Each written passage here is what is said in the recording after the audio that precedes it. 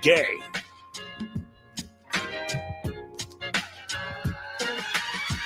Hey, welcome back. We roll into the 10 o'clock hour today. No BS. Billy is off this week. He's back doing Badger football on Saturday. Him and Lance Allen will have the postgame show. So Tim Scott here for a while. You fellas, you know what it feels like today? Everybody had driver's ed, right? Oh, yes. Nick, do you have driver's ed? Yeah, it might have been a little different than what you had to do. I'd be interested in hearing how yours was. No, listen, we didn't. It wasn't a situation where he let me hold the reins. Well, Nick's driver's ed was last. Dave got that joke. Yeah, okay. I got it. That was good. No, I get it. Horse and carriage. That was good. 5-day summer school type class, and then driving lessons through a different non-affiliated company that came to Ripon. So you don't do it through school. You did it through like the old. You could do it at Sears back in the day. It's called Reese Driving School. I believe they're based out of Fond du Lac, but we didn't have like a driver's so my ed sons were my sons are about the same age as you guys, and that's what we had to do. They had a driving school. Now mine was my science teacher, Stan Stranis. He was our driver's ed instructor. It was in the summertime, right? Same thing. We went to a class, and then we would drive with Stan afterwards. Two things I remember from that. First of all, we're all waiting to drive the first day. And there is a girl that's driving up with her sister. And this is one of the driver's ed instructors or driver's ed students. She drives up on the curb in front of us. And she drives for about 10 feet and then parks the car with the car. Not a great idea. On the curb. Not a great idea. And I'm like, I get to ride with her. Not a great start. No, that was not a good start. You got to remember, Tim, Nick's driver's ed class was probably like last week. Like, you know That's what I mean? right. Because Yeah. Nick just turned 16. Okay. So there's a little bit of a difference, But when I had it was through school. So it was one of our gym teachers who also was a coach. He was a great driver's ed teacher, Mr. Fleischer. Great driver's ed teacher. He scared the living daylights out of us every day. That was his strategy to being that's why I drive so careful. That's why Billy always makes fun of me for driving, only 5 over the speed limit. Because Mr. Fleischer would scare the living daylights out of us and then would go to behind the wheel and he had the brake. He could do it. His brake was on the side. But this is why I bring this up. This is why I started with driver's ed, because this is the way the show feels today. I'm Mr. Fleischer. I'm Mr. Stranis. You are, and we're all taking turns driving. And here's the thing. I've got the wheel and I've got the brake for 2 hours, and then I'm gonna let you guys go solo. Yes. Okay? Yes. All right. We finally get to go behind the wheel without the teacher. And here's the thing. I highly suggest we don't let Nick behind the wheel, because he's probably in mourning or he's pissed from what happened yesterday in Chicago. Well, I'm okay, guys. I mean, no matter what I got here. October Legends 2016. Let's be real. Until you got one, you don't have one. Nick's running out of cup shirts, though. That's the problem. Nick's had a different cup shirt. Just do each this day. sign, Nick. Anytime they get sassy with you, just do one of these, okay? That's right. I got a ring here, boys. You don't. You don't, right? Well, we'll see. That's right. See. It depends if Jamison Tyon can pitch well today. If he does, you might have to make sure you have all that all free and clear ready, all that Tide, your laundry detergent to rewash your cup shirts and get ready for the series. I have more, okay? I bet you have more. If not, Sean Killebrew down the hall will walk in and give you. He's got a closet full of them. Gasper, you were impressive in the back parking lot when we set up for the baseball situation. Thank you. Yeah. Right?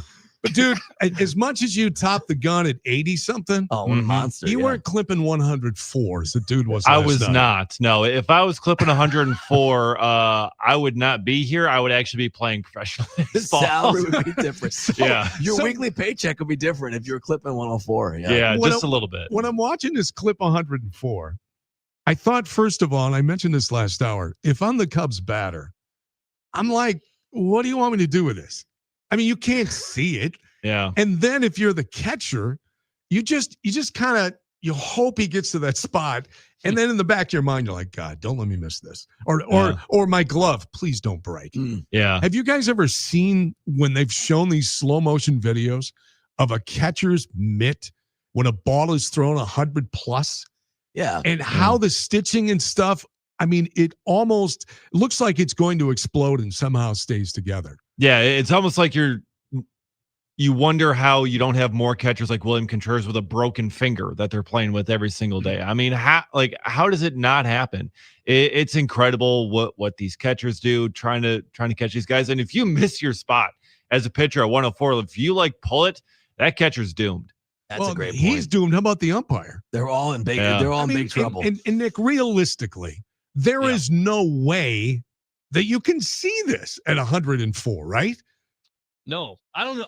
To be fair, I don't know if you see a traditional fastball in the sense of seeing it. You see it come out of the hand in the spin, and you pick it up and you swing. I mean, to hit a baseball has always been this age-old debate if it's the hardest thing that you can do in pro sports. And I have always endorsed that idea. To hit a baseball, it's a 3-inch bat in width in a very small baseball, 2 1/4.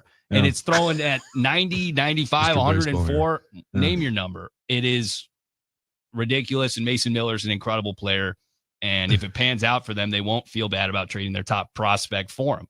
I understand that, the eyesight that they have is unbelievable. It has to, to be able to excel in the hand-eye coordination and all this stuff. I get that. But it's still 104 miles an hour. Yeah. I mean, and here's the thing too, and this is why these teams are in the postseason. I get that. Does anybody throw under 95 anymore for success? It seems purpose. like everybody is clipping triple digits now on a somewhat regular basis. You can't have a guy come in. I mean, the Brett Suters of the world, man, they're like dinosaurs now, right? Yeah. That are getting guys out with crafty sauce Jamie and Moyer. stuff. Yeah. 95 this year is now the average fastball velocity for a right-hander. That's just average. 95 miles an hour. It used to be, as you were mentioning, Tim, like barely anyone threw 95. And now that's just average. That's nothing special, 95 miles an hour. Yeah. You got Jared Koenig throwing 98, 99. It's like, wait, where's Jared Koenig getting this velocity from? Well, and you talked to Wags about that. I mean, Wags threw 96, 97 in the big leagues before his arm blew up. Yeah. And he said, I'd be average today, with the ability to do that. So, it's almost like you become less effective because you can throw that gas. Like it's almost like the baseline, like you said, but it makes you wonder if guys that can really change up the pace more are going to be more effective. It's sort of like the more teams that play umbrella defenses in the NFL, now the running game's back. Things do get cyclical, but you're right, Tim. How do you hit 104? But then again, Mizorowski throws 102 at his peaks, right? 101, 102. Yeah. And guys eventually catch up with that. So they always say good major league hitters can eventually catch up with a fastball. That's how you can keep them off balance. It is crazy to think about that number, though. It's funny when you just said that about Miz. All I thought about was Bryce Harper taking Miz deep. Yeah. Remember that? Yeah. I mean, and Bryce Harper is one of the best hitters in baseball, one of the best fastball hitters, you could argue, of all time. But it was like, yeah, kid, don't throw that. Yeah. That don't mean nothing to me. Yeah, maybe don't mess around there. And Pat Murphy tells us all the time, these guys can time up a jet plane if they know it's coming. Yeah. 104, 102, whatever it is. If they know it's coming, they can eventually time it up and get there. But it's also kind of a lot of it almost feels like just close your eyes and swing. It's like, it should be right around here. Well, I'd like it to work for Mason Miller for one more day. I'd like it to work for him for one more day, and then to help them win again today, so the Cubs are eliminated. And then I'd like the Brewers to start timing him up when the Brewers versus the Padres series starts on Saturday. That's what I'm manifesting, because There we go. the more I think about it, and it's like, embrace the moment, embrace the energy, embrace the pro season with the rivalry. I don't want that at all. I don't want any of that. I don't want the Cubs to advance. I want the Cubs to lose today, Tim. So that's what I'm hoping for here. We're going to be heavy on Brewer talk today because we're getting you geared up for the playoffs. And I know we find out later on tonight whether the Yankees win or the Red Sox win that series. Then we'll find out what time the team plays on Saturday. But Jeff Levering is going to join us in about 10 minutes, 11:40 today. The senior vice president of player operations and baseball administration, one of the big kahunas, is Gasper. You scheduled Tom Flanagan, didn't you? Because this is a minor league guy. Yeah, me and him are boys. Yeah. So here's the thing. Okay, time. that's when we'll have a lunch break, and we'll just step back and we'll let Gasper go. Perfect. With Tom Flanagan. Exactly. At 11:40. Our buddy Rick Schlesinger, the president of business operations, the big kahuna, he's going to join us at 12:20 today. And then Lane Grindel's going to stop by too at about 1:30. So I led last hour with this. And Armin, you responded to this on X. I'm sure you guys have seen this too. Matt LePay, his tweet this morning. Yeah. Y'all have two choices. One, embrace the fear / agony of the postseason, or two, stop watching sports. I'll choose option number 1. Give me every moment of hanging on every freaking pitch of every freaking game. As a fan, it's what you live for. Last night, as the Yankees closed out the Red Sox, I shot a quick text to Matt Schneidman. And I think, is he still there? He was there for game 1. I don't know if he was there for game 2. He stuck around, I believe. Did he? Game two. Yeah. Okay. I don't know if he was in attendance, but he was in town. There's a lot going on at LaGuardia these days, so he might have had to. That's true. You know what I mean? He texted me back and he said, stressful.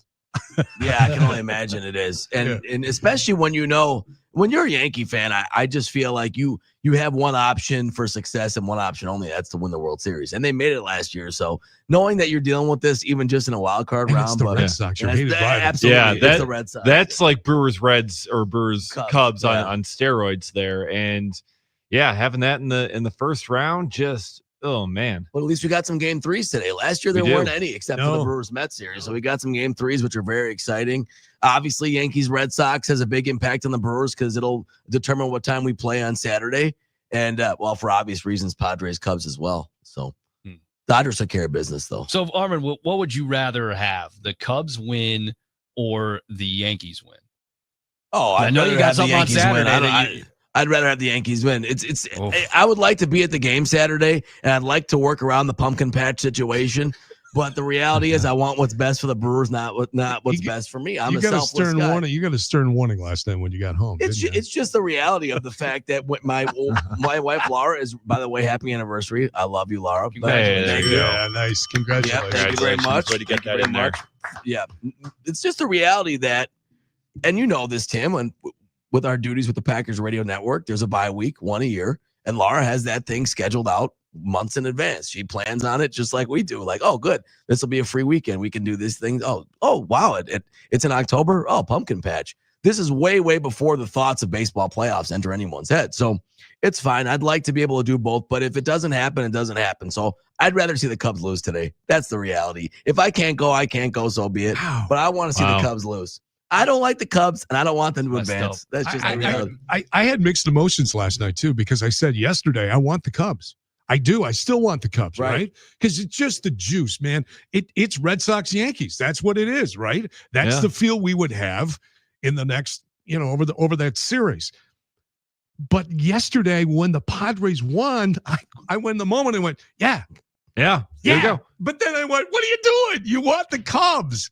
You want the Cubs here. But also you want to see them lose. And I think lose to us. There's not also to the Padres, lose to us. But also you can hold it over them. It's like, hey man, we were waiting for you. Where were you? Why didn't you make it here? You fell short in the first round again, the Craig Counsell experience. And then you can just hold it over them that way too. Exactly. It's like you guys didn't even make it this far. I just heard somebody's experience. Let's be real. It's not the Craig Counsell experience. Well, Craig Counsell was a big part of that experience, was he not? But I mean, who knows if he gets through the first round with the Cubs, then it becomes the Brewers experience, not the Craig Counsell experience. So we'll see. I think it was Leroy Butler when he was on with Drew and KB in that show on this past Sunday, talked about when they went to the Super Bowl in '96. What's the word that Zabe uses? Their El Guapo was the Dallas Cowboys. Yeah. Yes. Okay, because during that period, there was 3 teams that were really good. It was the 49ers, it was the Cowboys, and it was the Packers. Mm-hmm. And everybody wanted Dallas to be in Green Bay for that NFC Championship game. Yeah, that was kind of like the final boss. Right. Everyone's like, we want to finally. Remember, we couldn't beat Dallas, Tim, but in Dallas. Yeah. Bring Dallas to Lambeau. The cold, everything else. The idea was we're going to vanquish you at Lambeau. Yes. And people, if you remember after the Niner game, we won Dallas. We won Dallas. And it was the Carolina Panthers that upset them, right? So the reason I went there is because it's kind of the same thing. Mm-hmm. Where we want the Cubs, right? From a fan standpoint, from the drama standpoint, from the Counsell storyline in this. But yet, the Padres may be the Carolina Panthers. But here's what I hope. The end result better be the same as it was in '96. We beat the Panthers, and we better beat the Padres if they show up in Milwaukee on Saturday. That's a great point. And I remember that, Tim, very clearly, because people wanted it's very similar to what we were talking about in this season. People wanted that season to be the special season, the championship season, but it wanted to have every mark of success for a memorable season. Best team in the league, number 1 seed. We finally beat the Cowboys and we win the Super Bowl. They wanted all those things to culminate in all the great conquests, so to speak. And I understand why people think that way about this season as well, because it would be great to make the Cubs another conquest on the road to a title. The funny thing is, I remember sitting there as an 11-year-old in 1996, looking around saying, what's wrong with these people? Why do they want the Cowboys? Because in my mind, we can't beat the Cowboys. We've never beaten the Cowboys, and we will not beat the Cowboys. They are our kryptonite. So I was perfectly happy getting the Panthers, just like I'm perfectly happy if the Padres win today. All right, let's do this. I know we got to get Lev in here. So let's take a break a little bit early. Let's do that so we can get Lev in here. And we're talking a lot of Brewers today. Feel free, NicoletLaw.com talk and text line at 877-794-1973. Hey, the Packers are on a bye week and the Badgers are at Michigan. Okay. There you go. I don't have It's to say Brewers weekend. I don't have to say anything more, right? Tim left it there. Tim left it right there. You know? Yeah. Come on, Tim. This is going to be a legendary weekend. The Brewers are going to win it game one. That's the dilemma. Well, we'll talk to Lev Okay. about this too. Okay. So now think about this. Badgers are in it. Fourth quarter. That defense has been as tough as Nick says they have to be, right? They're right there. They're within, I don't know, touchdown, 3 points as we go midway through the fourth quarter. Brewers are set to throw the first pitch at 108. What do you do? Well, you know where I am. I'm at the ballpark, so Well, I know you're at the ballpark. That's a fan, though, isn't it? That's when you have multiple devices. That's what Yeah, you're pulled up on my devices laptop, for. Yeah, yeah. we'll do that as we continue. Stay with us. Tim Scott, the fellas, in for Bill Schmid today. It is no BS statewide on the game. Beep, beep, beep, beep, yeah.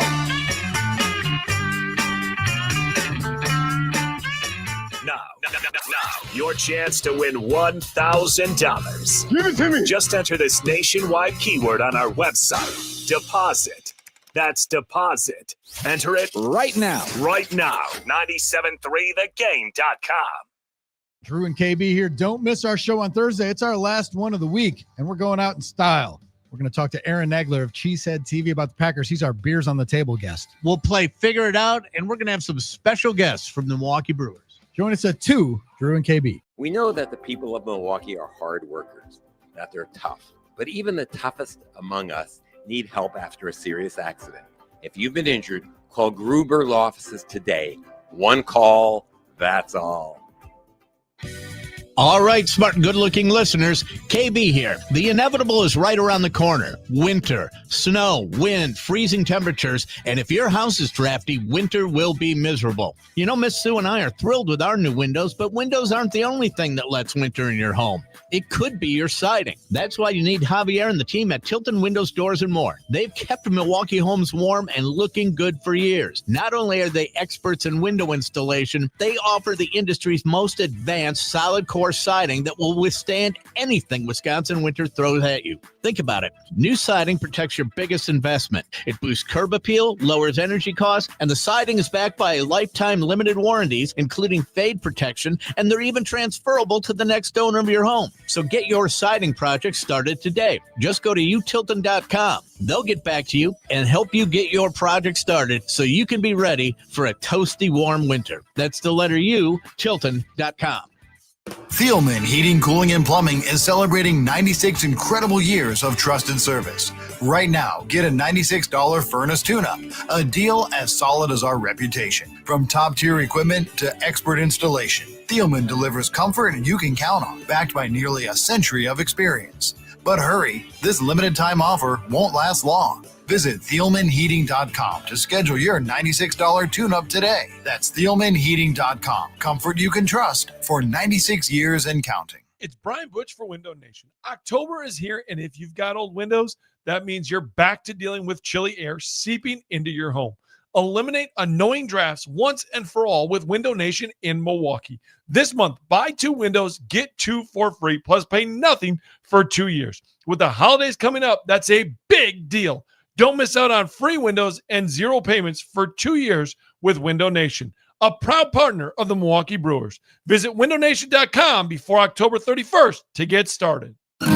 You ever hear a deal so good you think, what's the catch? Yes, when I got a free gym membership, and the catch was I still had to go. Well, right now, Capital is offering great financing, no catch. No selling a kidney? Nope, just easy financing and honest service during Capital Credit Days. Now through October 31st, air conditioners start as low as $65 a month, furnaces only $59 a month, or a complete system only $117 a month. Capital, where you choose cool or cozy with no catch financing. Call CapitalCares.com. Hey, if you're like me, you're always looking to protect the value of your home. Hi, it's Mike Heller for Wisconsin Concrete Coatings. Worried about flooding? Their polyurea coatings designed for your basement are waterproof, mold resistant, and built to last, so your basement stays dry and livable. No more worrying about mildew or ruined flooring. Boost your home's air quality and protect your foundation today. Don't wait until it's too late. Visit wiconcretecoatings.com for a free estimate. Wisconsin Concrete Coatings, peace of mind starts from the ground up. Does your business need new garage doors? At Geis, we partner with CHI Overhead Doors to install top quality materials engineered by industry leaders to ensure that each of our commercial door installs are long-lasting and hassle-free. Call us to get a quote and schedule your new CHI Overhead Doors commercial installation. 262-784-4250 or online at geisdoors.com. Don't think twice.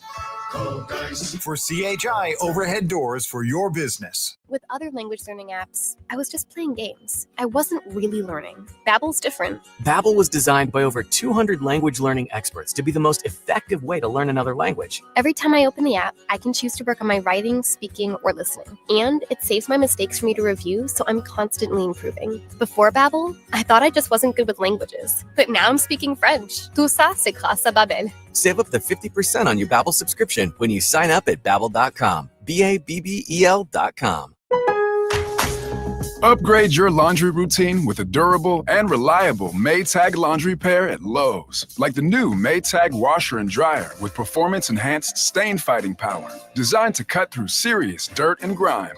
And what's great is this laundry pair is in stock and ready for delivery when you need it the most. Don't miss out. Shop Maytag in-store or online today at Lowe's.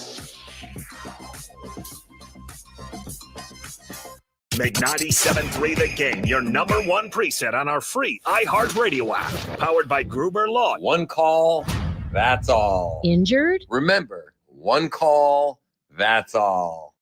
Live from the all-new Iron Jock Studios. Built by Rima Remodel. This is No BS with Billy and Sardia. I've waited for this. I'm so excited. On The Game.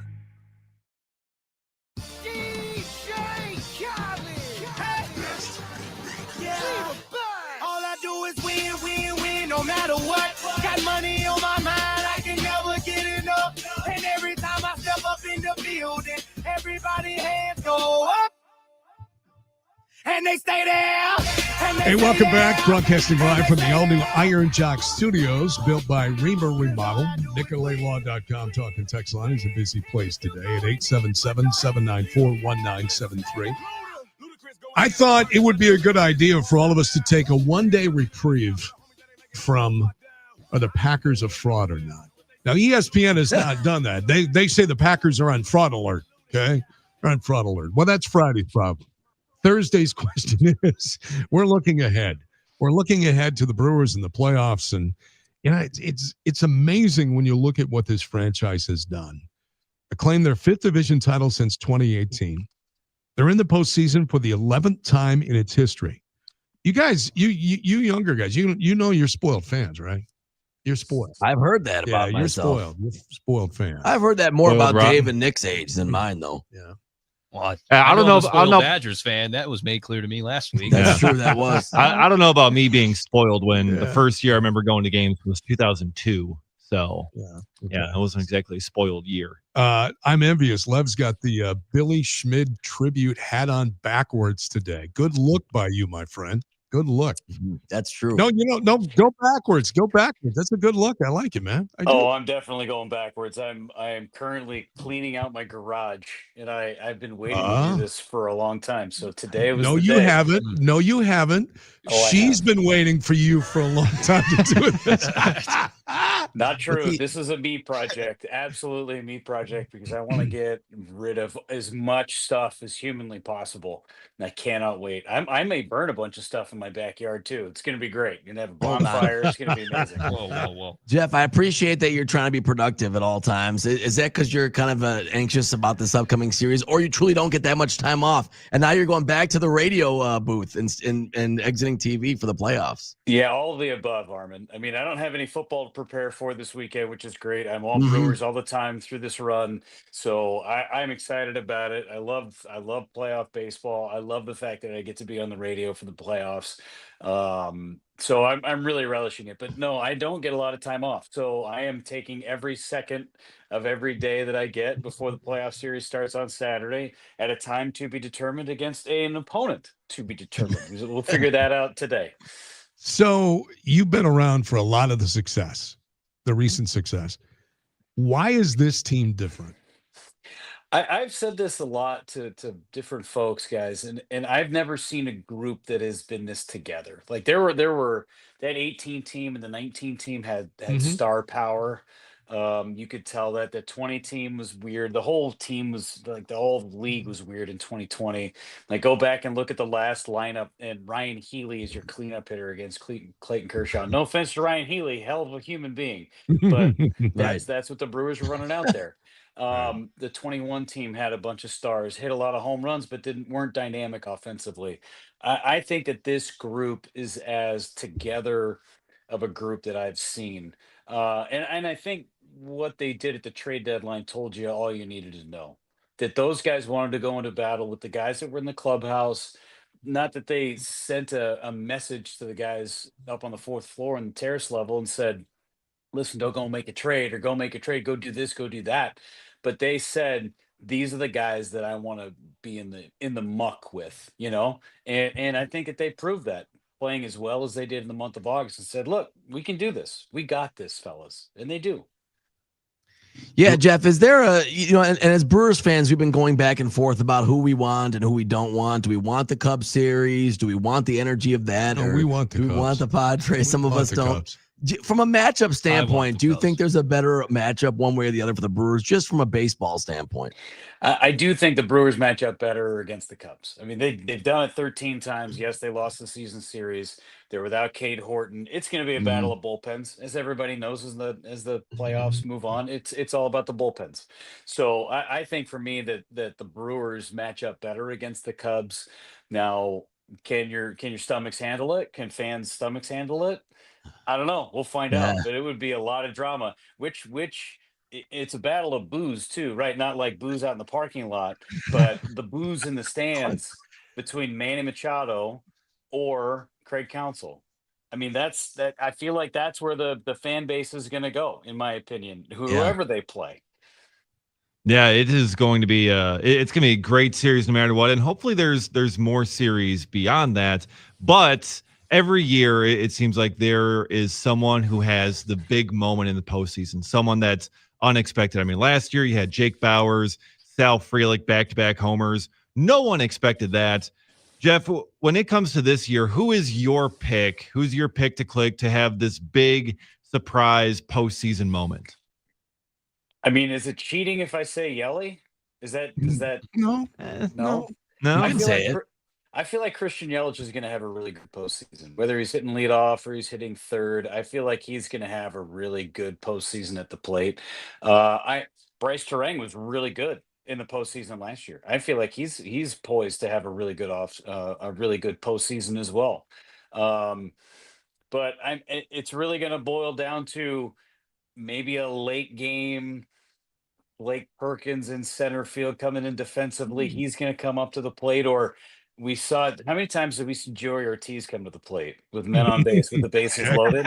Yep. That might be your moment that defines this team at some point in the postseason. Is a bases loaded at bat for Joey Ortiz late in a game. And to your point, Jeff, Yelich in his postseason career hasn't necessarily hit a stride yet. So, I mean, there's reason to believe a pretty damn good hitter is going to do a little bit better than the 235 clip he has posted to this point, right? So Yelich is a fair pick in my opinion. But when you look at this Brewers group, we've made a lot about how seemingly there is no scenario at which you can count them out in a given game. I mean, they could be down 5 runs in the first inning and come back the next frame by getting 10 singles in a row.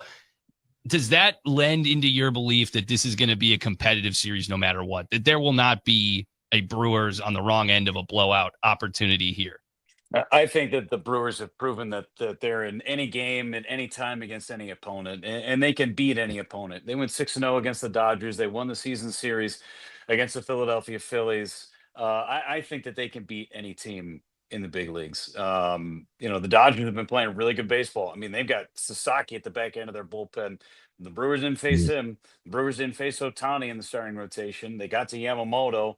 They didn't face Blake Snell. It's a totally different Dodger team than the one the Brewers faced in that 2-week stretch. It's not a matter of, and you hear the phrase all the time, it's not who, but when you play somebody, and the Brewers got the Dodgers at the right time. But I do think that the Brewers can beat anybody with this group, what they have proven. I think they can go anywhere and play. They have the best road record in Major League Baseball. The Brewers have an outstanding fan base at home. I think they're going to be loud come Saturday, whatever time they're playing. I think the Brewers can beat anybody. Can I just make one comment? I know I'm on the radio right now, but we're also seeing each other. What's with the Cubs shirt? Nick, it's Nick. Great question, You Lev. don't have to. Great question. Nick, I'm a Cubs fan. Diversity in the workplace. Not. That's right. I'm a DEI. I Nick just wanted to make my point because I was asked. I was going to do this phone call over the phone, but I was asked to join on the StreamYard, and now I get to see that BS shirt. So, Exactly. It's just trying to get you. You know what? I'm getting you fired up for a great series, hopefully. On the other side. I mean, so here's the thing, Lev. Maybe you can answer this question. I know when you go into the parking lots, they have that sign that says, "Hey, it's going to cost more for Cubs games." So my question is that when you enter that plate information, can they tell it's out of state? Oh yeah. Okay, so that if you have an Illinois plate, you probably are going to pay a little bit more. Or is You that might. just, yeah, you might. Okay. Yeah, but what if You you're a just Brewer? might. What if you're a Wisconsin native like Nick, cosplaying as a Brewers fan? But you have a Cubs fan, Wisconsin, yeah. you have a You can borrow Wisconsin my plate, so you're license good. Yeah, he's any good. of you guys want to borrow my plate? Borrow it. There's so much going on in your screen right now because you have the Cubs shirt on, you got a Brewer flag behind you. right. I don't know what's going on right now. I'm all about respect, man. I know what I represent on a daily basis. I respect the hell out of the Brewers, and we've hashed this out a million times. Man. Okay, I I have know. to state my case saying, quote, I want the Brewers to do well as long as it's not at the detriment of the Cubs. So, Cubs are in the postseason this year. It changes things a little bit. Last year, I was like, okay, Cubs didn't make it. Who cares? Let me ask you this, Lev. Who closes for this team in this playoff run? I think Abner Uribe gets the closing situations, but here's the deal: you've got two closers, and we saw it with the Cubs. Nick, your boys of the Cubs, put in Palencia in the 5th inning the other day. Mm-hmm. So I wouldn't be shocked if there's a quote unquote save situation that happens before the 9th inning that you could see an Abner Uribe, or you could see a Trevor McGill. Postseason baseball, guys, all bets are off. Anybody is available at any time. So just because it's not the 9th inning doesn't mean you won't see Trevor McGill or Abner Uribe in a save situation that comes before the 9th. Kind of piggyback on that idea. Were there any trends in the wild card series or that are going on right now that have kind of confirmed what you thought or surprised you with the rest of MLB? Starters going long or anything like that? I don't think anything has surprised me. I was shocked last night as I was listening to the Red Sox and Yankees, watching my daughter play soccer, and I was listening to the broadcast, and Brian Bayo got taken out after 29 pitches. But that's what this thing is all about. Alex Cora was going for it. Listen, this is our opportunity to say goodnight to the New York Yankees, and they had a shot. Now they got to play a game 3 tonight. Nothing has surprised me with Padres and Cubs either. I think that series, I wish that was a 7-game series to where both of their pitching staffs out. I wish it was. But it's a great, fascinating series. I thought the Guardians and the Tigers was going to be a great series. Division rivals, right? And they played against each other 6 times in the month of September. I knew that was going to be a good series. Nothing has shocked me there. And all 3 are game 3s today. I love it. We haven't seen a lot of game 3s in the iteration of this wild card series. So really cool to see a bunch of game 3s. Now, Lev, I'm going to give you credit. I know you downplay your playing career, but you spent some time behind the dish. How in the hell do you catch a 104-mile-an-hour pitch? You just have to beat it to the spot. I mean, really, these guys are so good. what shocks me is the way the guys are receiving these days, right? They're dropping their glove and then they're bringing it up to try and catch it at the bottom of the Yeah. zone and present the pitch the way that it is. That is extremely difficult when it's coming in at 104 miles an hour. But these pitchers know exactly where they're throwing the baseball at all times. It makes it a little easier to catch. I am surprised that there is so much glove movement with guys throwing this hard. But it just goes to show that catching is still an extremely difficult thing to do, and give credit to where credit is due. And a guy like Fermin, who's an outstanding defensive catcher. Speaking of 104-mile-an-hour pitches, Lev, Jacob Mizorowski, who has been throwing gas all season, but it's been a little shaky lately. What role do you see him playing? It seems like he's not going to be in the rotation, but what role do you see him playing on this bullpen? I mean, you could see him in the first inning. I mean, that's not a Wow. shock. You could see him go out there and be an opener for an inning. I don't see that happening per se. I think he's going to have a role. I think that stuff plays. How he handles it is going to be a big question. And do Brewers fans have the intestinal fortitude to hang with it? Because we saw how Mhm. electric he was in June and how electric he was in the All-Star game. He has pitched in an All-Star game. You can't take that away. He has faced the game's best. That is a big, big, big stage. The playoffs are a little bigger. So we'll see how he responds in that situation. He gave up a couple of hard hit balls in that All-Star game. There were some nukes that some dudes hit against him. Randy Arozarena put a charge into a couple of baseballs. But I think that Miz is going to play a factor in this series in some way, shape, or form. How is his command? The leash is going to be short, but I certainly think that he is going to make a difference one way or the other in this series. So interesting. We're only 2 days away. Yeah, let's close with this real quick. I know how important veteran leadership can be, guys that have been there before, especially when you have a core group of guys that are so young as the Brewers have. Does Rhys Hoskins have a role? I think so. I think he's definitely got a role. I Yeah. think late in the ball game, the Cubs have a ton of left-handed pitchers coming out of their bullpen. The Padres have a handful of lefties that they could go to at the back end of their bullpen. Morejon and Peralta, to name just a couple. I do think that he has a role on this team, even though you have a Vaughn, even though you have Jake Bauers, who's a left-handed batter. The Brewers might need some pop at the back end of this thing. Not a bad guy to have available for you, who's done it before in the postseason. He's hit some big home runs. So I think he does have a role on this team. Good stuff, Lev. We'll let you get out and Back to the clean up garage. the garage, all right? I know you wanted us to string this out as long as we possibly could.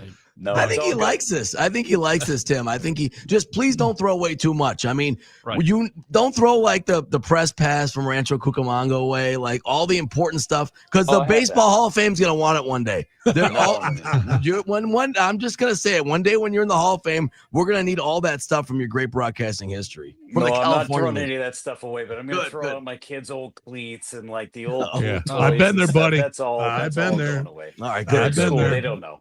No historical pieces. There you go. No, All right. no. Hey, good stuff. We're going to be listening throughout the playoffs. I know we're going to talk to you a lot during the run, too. Let's just hope it's going to be a deep run, my friend. Looking forward to it. I know you are, too. Hope so too. Thanks, guys. Appreciate you. All right, there you go. Jeff Levering, one of the best in the business. Absolutely. On top of If he it, just has, a great guy. Wonder if those floors in the garage are, epoxy or polyurethane. I mean, I might have to get him in contact with Wisconsin Concrete Coatings. So, yes. Yeah, there we go. Yeah. Chips and dip. Chips All and right. dip. Shane Killebrew. WIConcretecoatings.com. There you go. Lev would love to talk to you about that. All right.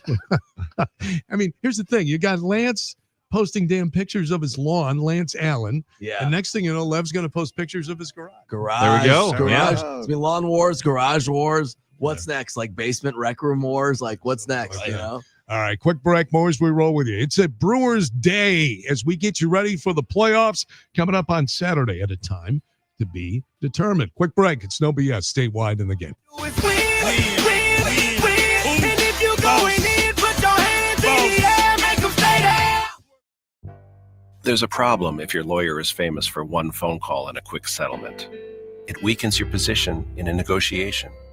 Another problem is due diligence. That's what trial lawyers conduct when preparing a case. Things like lost wages, lifetime medical costs, and other variables that can't be considered in a quick settlement. In fact, One call and a quick settlement is exactly what the other side wants. Instead, call Havish, Havish & Rotier. National reputation, hometown service. Visit Havish.com to find out more. Hey, what's up? It's Russell Nicolay with Nicolay Law. If you get injured, it's Nicolay time. Do Crohn's disease or ulcerative colitis symptoms keep coming back? Tremfya, guselkumab, may help, with rapid remission achieved at 12 weeks and lasting clinical remission at 1 year. Some even saw visible improvement of their intestinal lining at 12 weeks and 1 year. Tremfya is a prescription medicine used to treat adults with moderately to severely active Crohn's disease and adults with moderately to severely active ulcerative colitis. Serious allergic reactions and increased risk of infections and liver problems may occur. Before treatment, your doctor should check you for infections and tuberculosis. Tell your doctor if you have an infection, flu-like symptoms, or if you need a vaccine. Healing is possible with Tremfya.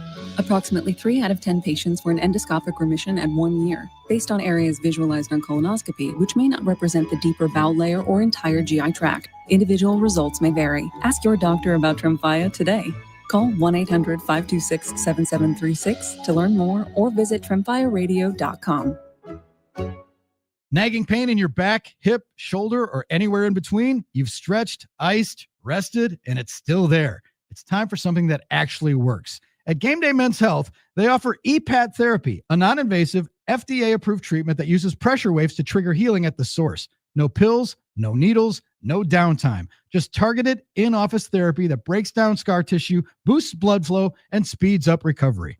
Drew Wilson from 97 through the game. I tried EPAT for the first time for pain in my elbow, and honestly, it made a difference fast. No recovery time. I was back doing what I love. Well, I don't really love working out, but I was back doing it pain-free thanks to the EPAT therapy at Game Day Men's Health. EPAT has proven to treat pain in the neck, back, heel, elbow, hip, shoulder, ankle, you name it. No risk of infection, no side effects, and most guys see improvement in just a few sessions.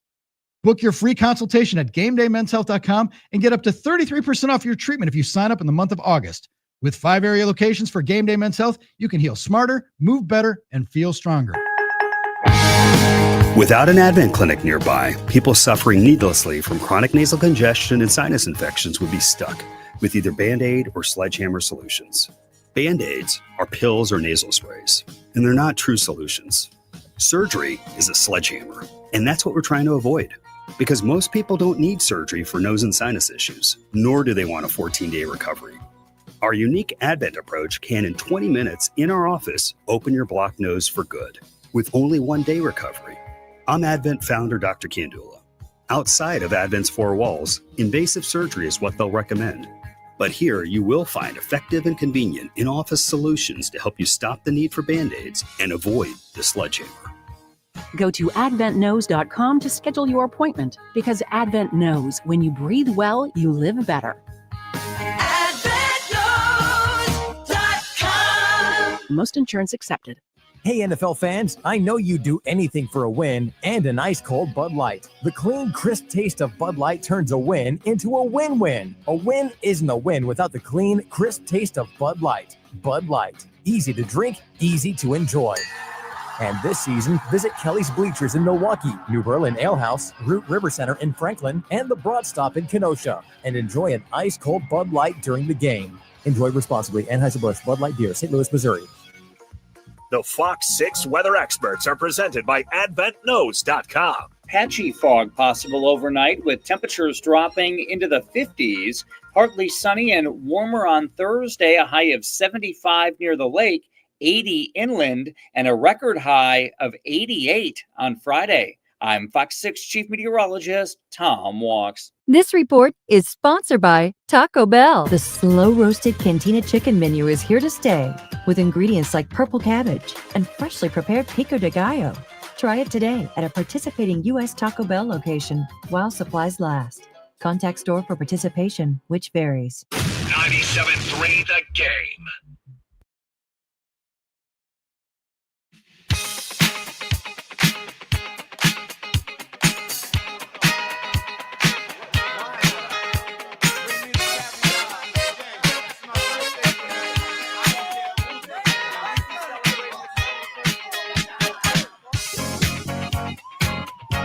No BS rolling on. Tim Scott here today. Bill Schmidt on a much-needed vacation, as is Doug Russell. A few of us going to be gone the next couple of days. It's our bye week of sorts. NicoletteLaw.com, talk and text line at 877-794-1973. So around the table real quick, bucket list place you'd love to go. An event you'd love to attend. If you could pick one, what is your bucket list? I think it's the Olympics. Money is no option, so it's the Olympics. Olympics at some point. I don't care where necessarily. It's going to be in LA, so that's kind of where I'd like to be at the Olympics. Dave Gasper. Game 7 of the World Series. Okay. Nick Brusewitz. Man. Don't say the Cubs in Wrigley Field, okay? I know where you'd like to be. What? It's not Heinz Field anymore. What is it? It's Acrisure Stadium. Whatever it is. I'd like you to would get out love there. to tag along with Zabe and Butch for the Steelers, Packers. Oh, yes. Rodgers love, wouldn't you? Come on now. You can I admit would love that. to be there. Do I have to tag along with those? I'm just kidding. Yeah, it'd be Wow. It's a bucket list. The budget Yeah, is. it'd be a cool place to be. Okay. For me, and I say this, the reason I went this way is because what popped up in the talk and text line. I would love to go to Cabo San Lucas, Mexico for Sammy Hagar's birthday bash. Let's go. Oh, yeah. I would love to go. That's my bucket list. That's the thing. Get the sleeveless t-shirts ready, Tim. Come on, let's go. So on the talk and yes. text line, it says, "Hey Armin, show Tim Scott my prized possession. Yeah. My custom-made Sammy Hagar Packers jersey signed by Sammy 5 times and Michael Anthony twice from Van Halen. I wear it every year in Cabo for birthday bash representing the Packers. The dedication's amazing. Sir, you need a wingman Yes. that looks to be my size, and I would Yep. love to tag along with you." And you can tell he wears it too. I mean, it's Well, a you little can- worn at the You bottom. can see the beer so it's stains huge. on it, man. Right. Well, he Or wears tequila it for stains. he wears it for every Yeah. concert clearly because he got it signed 5 times. I mean, that is amazing as well. What a flex to say I can not. You think you can get an autograph one time? I can get it 5 times. And he thought ahead and he got the white jersey. So it'd be easier to get signed. He didn't get the green one, right? He got the white one. So wow, that's if I didn't know, Tim, that was your burner, I would have thought that was your burner. The Sammy Hagar fan that you are. And you guys probably know this, but one of the things when you're interviewing a big celeb, right?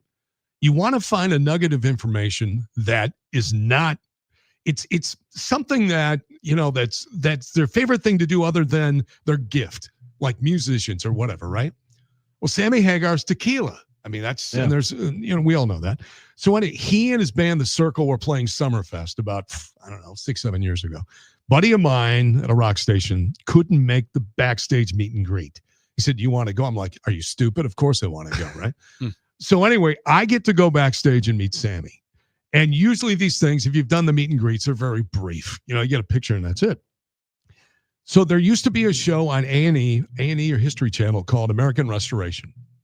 And oddly enough, I saw an episode right before I met Sammy where Sammy was unveiling this new bottle of rum, and they took a Coke or a Pepsi machine and they turned it into what they call the Rummerator, meaning that when you opened it up, it was all Sammy's rum, right? The Beach Bar rum. Right. Didn't he have his own rum line at Beach I think Bar so, rum? yeah. So anyway, we're there, and I'm about five or six people back. I get up to meet Sammy, and I'm like, "Hey man, I love your music, Van Halen, going all the way back prior to that, and Triumph and all the stuff that he did, his solo stuff." I looked at him, but Sammy, I gotta tell me about the Rummerator. And he looked at me like, "How did you know that?" Nice. And he goes, "Man," I go, "Sammy, that was the coolest thing I've ever seen." He goes, "Man, they charged me $10,000 for that thing." I go, "Really? You, Sammy Hagar, had to pay for it?" He goes, "Yeah, can you believe that?" So it spun into about an 8, 9, 10-minute conversation about a damn refrigerator and his rum. Pretty awesome. And there's about 50 people behind me, right? And my oldest son is with me, and he's just frozen because Dad's talking to Sammy Hagar. I'm like, it got to a point where his manager came up and said, guys, Sammy, there's other people you have to meet. Yeah, got to move along. Right, Move along. right. So when I saw that, I'm like, and not that Sammy would ever remember me, but in that moment, I'm like, and I'm walking on, my son is like, "Dad, I can't believe." I go, "Well, son, he's just like you and I, except he's got a lot more money, he's got more booze, and he can sing." Good at singing. Yeah, He's but good at singing. in that moment, Tim, you made a connection with Sammy Hagar. Like, he saw you as a peer. Like, he's like, this guy knows he's a real one. Yeah. And he wanted to actually take, he wanted the time with you. I mean, that's one of the greatest compliments you could ever get. People can get autographs. They can get a selfie with their favorite artist or someone famous.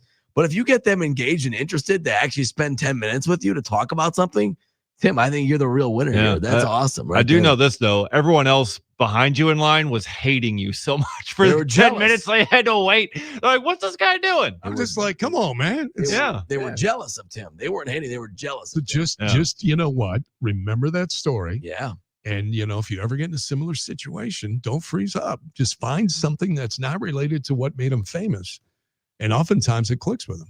Yeah, it clicks. That's a great piece of But advice. God, I'd love to go to Cabo for Sammy's birthday bash. All right, everybody, let's get the GoFundMe ready. No, I'm just, Send me there. Send me there. It's like that or Sunburn Bowl, right, Tim? What are Sunburn Bowl's your number one, right? And then that would be number two, I think. Cabo. Over hanging out with Zabe. Hanging out with Armin and Wayne. Sunburn Bowl 7. Sunburn Bowl is at the birthday bash. That would there you go. That would be the one to go to. That would be the walk-off. That would be the last Sunburn Bowl. That's what we would do.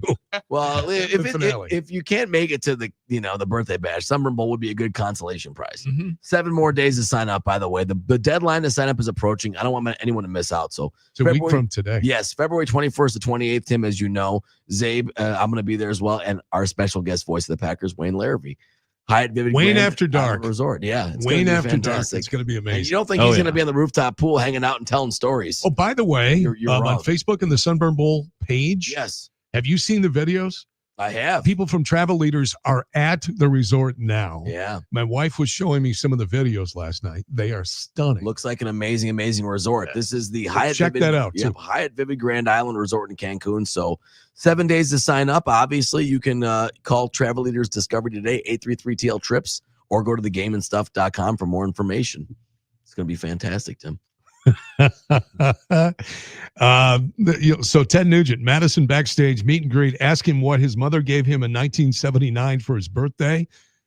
He said it was a Browning shotgun. How do you know that? I was listening to the interview. I was Yeah. listening to an interview on a radio station. He says conversation just went on for 10 minutes. Yeah, so you have to pick out. You're absolutely right, Tim. If you're a big fan of somebody or something, a band, whatever team, and you pick out that one chance, you pick out that one thing that's going to make them go, huh, interesting. How do you remember that? Yeah. Another one said, I ran into Bob Euchre and said, hi. His PR sidekick guy wanted to keep moving. Bob said, oh, no, I always have a minute. That's Talk for Bob. a minute. And that meant the world to me. That's Bob. He That's always Bob. would do that. Yeah. Yeah. Mm-hmm. There was nothing more exciting than that 30 seconds you got to ride the media elevator with Bob. Sean in Oconomowoc, you know me well. He says, Red Hot, if you go to Cabo, you're going to sit and drink gin the whole time. You're probably That's right. Called out. Yeah, I am called Hey, out. gin's not bad. Come on. I like But it. you know what, though? When you're in gin Cabo, you're in cocktails. Sammy's bar, you have to do like Sammy does. So I would adapt to my surroundings. And you would go, I would go deep in the on the tequila. I have some Cabo Wobble tequila. Then there whatever you it go. is. Bottle. Whatever it is. There's no Tell the bad, bartender, Mas Tequila. Mas tequila. there's There no you go. bad decisions at that point. Well done, Dave. Yeah. Mhm. Well done. There you go. There you go. All right.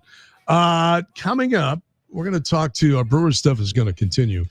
We have Tom Flanagan at Tom 11:40. Flanagan, the senior VP of player operations. I ordered lunch for that segment because we're just going to back up. And we're going to let Let Gasper Dave. go All right. because it's all about minor league stuff. But we have Matt LePay first. I know we have Matt Yeah. LePay Yeah. Well, I just want to remind everybody. coming up at 11 o'clock. Yeah. Yeah. We'll talk to Matt about his passion for sports and his feeling for it. Maybe we can discuss Sammy Hagar. Think Why of one not? thing about Matt that's not related to the Badgers, and then you can start there with him. Okay. Yeah. See that? Maybe. Great idea. I like that. Yeah, Just think okay. about that. All right. Quick break, boys. We continue. Tim Scott filling in for Bill Schmidt today. It is no BS statewide on the game. Well, you can drink the water, but don't you eat the ice. Make the vitamin T with some lemon slice. I say,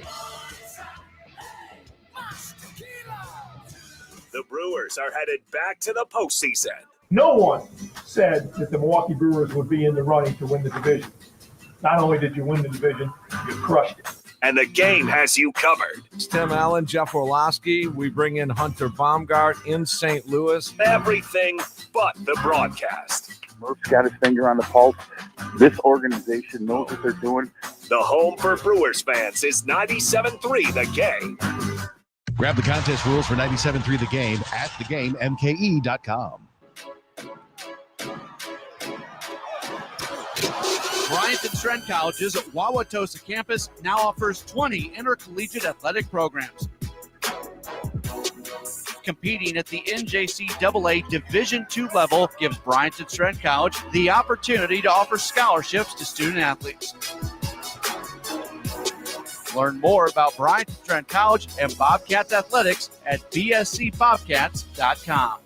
The people have spoken, and the results are undeniable. Ridgetop Exteriors has added to our dozens of awards by sweeping a recent People's Choice Awards, taking home Best Roofing, Best Siding, Best Windows, and Best Overall Home Improvement Company. That's not just winning, that's setting the standard. Bo here with Ridgetop Exteriors. At Ridgetop Exteriors, we deliver with expert craftsmanship, top quality materials, and customer service that keeps area homeowners coming back project after project. Oh, the guys from Ridgetop Exteriors are here. The message is loud and clear. You want the best, you call Ridgetop. 4 categories, 4 wins, 1 name. Ridgetop Exteriors, the undisputed champion and your only choice for home exteriors. Visit ridgetopexteriors.com to experience the difference today. That's ridgetopexteriors.com, your People's Choice Award winners. Ridgetop Exteriors is the place for you. Do Crohn's disease or ulcerative colitis symptoms keep coming back? Tremfya, guselkumab, may help, with rapid remission achieved at 12 weeks and lasting clinical remission at 1 year. Some even saw visible improvement of their intestinal lining at 12 weeks and 1 year. Tremfya is a prescription medicine used to treat adults with moderately to severely active Crohn's disease and adults with moderately to severely active ulcerative colitis. Serious allergic reactions and increased risk of infections and liver problems may occur. Before treatment, your doctor should check you for infections and tuberculosis. Tell your doctor if you have an infection, flu-like symptoms, or if you need a vaccine. Healing is possible with Tremfya.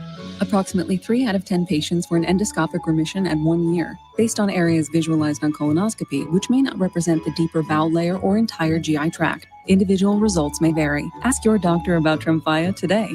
Call 1-800-526-7736 to learn more or visit tremfyaradio.com. Playing Milwaukee's #1 sports station. This is WRNW-FM Milwaukee, 97.3 The Game. Now streaming. Heard worldwide on the iHeartRadio app. With other language learning apps, I was just playing games. I wasn't really learning. Babbel's different. Babbel was designed by over 200 language learning experts to be the most effective way to learn another language. Every time I open the app, I can choose to work on my writing, speaking, or listening. And it saves my mistakes for me to review, so I'm constantly improving. Before Babbel, I thought I just wasn't good with languages. But now I'm speaking French. Tout ça, c'est grâce à Babbel. Save up to 50% on your Babbel subscription when you sign up at Babbel.com. BABBEL.com. Drivers who switch and save with Progressive could save hundreds. With that kind of money, you could go big time and skip the regular line at the airport and pay for speedy security. Imagine not having to quickly unpack and pack at the place you already came packed to. And wearing your shoes the whole time you're there? You can't put a price on that kind of luxury. Well, actually you can, and you paid for it. Switch to Progressive and you could save big time for speedy security. Progressive Casualty Insurance Company and affiliates, not available in all states. Potential savings will vary. Let's go! You still got it, but your immune system weakens as you age, making it harder to fight flu, pneumococcal pneumonia, RSV, and COVID-19. Ask your doctor or pharmacist which vaccines you need. Sponsored by Pfizer. Huge savings on Dell AI PCs with Intel Core Ultra processors are here, and they're newly designed to help you do more faster. They can generate code, edit images, multitask without lag, draft emails, summarize documents, create live translations, and even extend your battery life. That's the power of Dell AI with Intel Inside. Upgrade today by visiting Dell.com/deals. That's Dell.com/deals.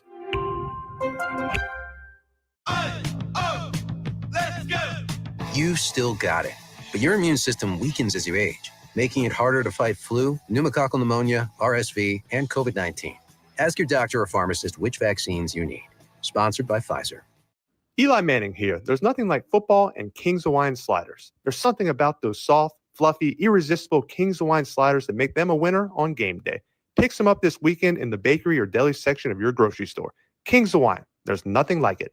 Make 97.3 The Game your number one preset on our free iHeartRadio app. Powered by Gruber Law. One call, that's all. Injured? Remember, one call, that's all. There is no BS with Screamin' Sicilian Premium Crab Frozen Pizza. Find it in your local grocer's freezer and taste what all the screaming is about. He's very knowledgeable, very intelligent guy, very personable guy. Here's Dave Gasper. Well, the Brewers are continuing their preparations for the NLDS with another private workout and uncomfortable practice today, as Pat Murphy would put it. They're also awaiting to see who they will face between the Cubs and Padres, and we're going to have to wait one more day to find out. On the ground, shortstop. Bogart stumbles, flips to second. Double play, and the Padres win it. Wow. San Diego shuts out the Cubs with a dominant performance from 4 pitchers, and this Padres smoke show sends the series to a decisive Game 3. ESPN with the call. Game 3 first pitch today is at 4:08 p.m.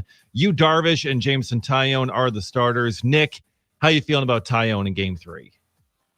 I'm feeling good. I mean, he's a well-experienced pitcher. It's an awkward scenario to have Yu Darvish, a guy who pitched really well for the Cubs on the other side. But, I mean, he's the best we got left. We were a little banged up, but no one's shedding any tears for the Cubs, knowing injuries are a problem everywhere. You got to feel good about you facing you in deciding playoff games, because he didn't do that great in Game 7. No, that's a totally different situation. True, right. But, yeah, I don't know. I mean, the smoke show, though. You have to worry about the smoke show. Yeah, I don't know. That was an interesting call. Our fellow was attracted to on the Padres. There's apparently at least one smoke show on that team.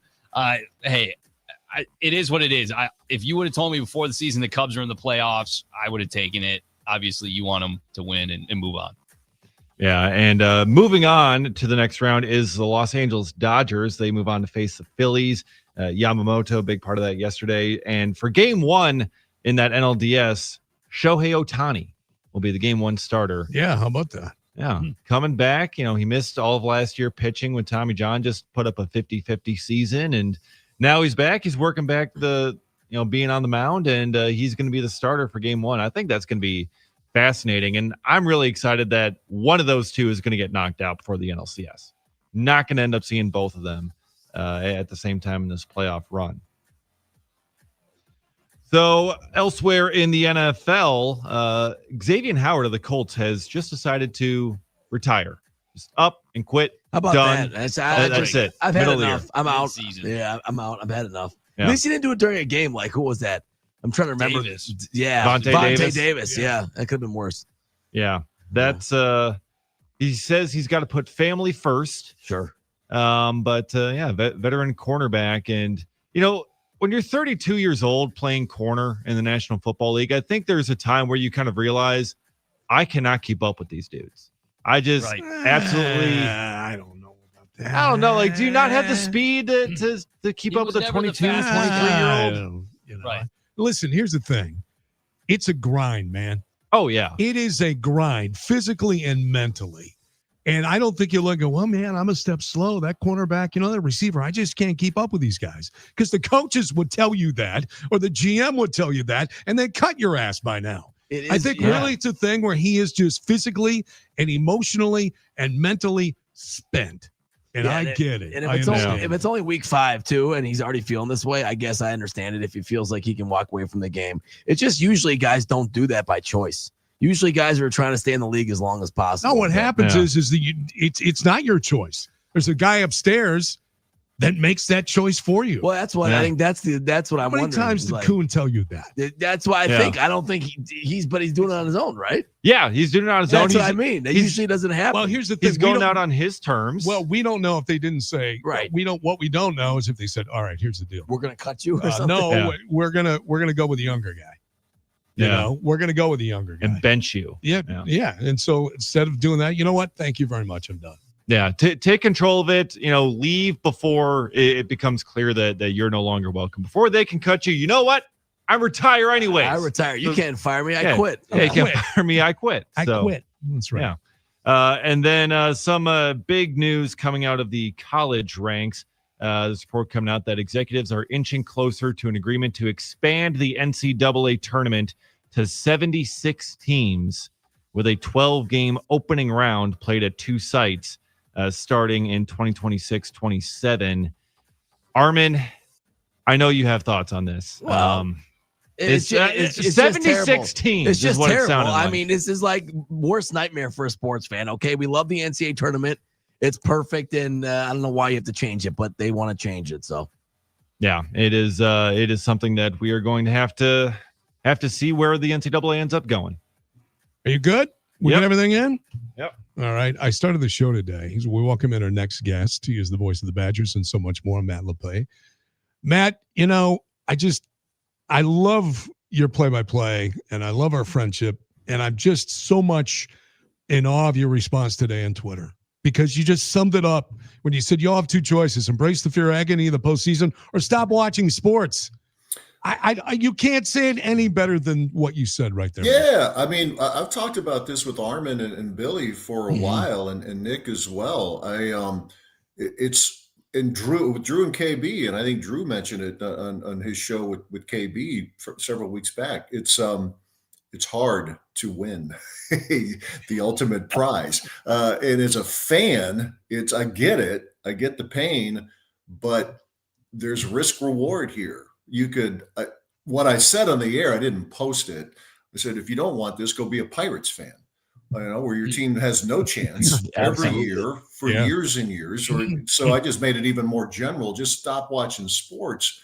And look, I grew up that way with the teams who I pulled for as a kid, and you would live and die with every pitch. But isn't that better than being around a team that has no chance every year? And the response has been interesting. I don't know if it's a surprise to me, but I'm a little disappointed. I mean, I was like, we got a lot of soft fans out here. Like, you know what? I'm not going to watch. I don't care.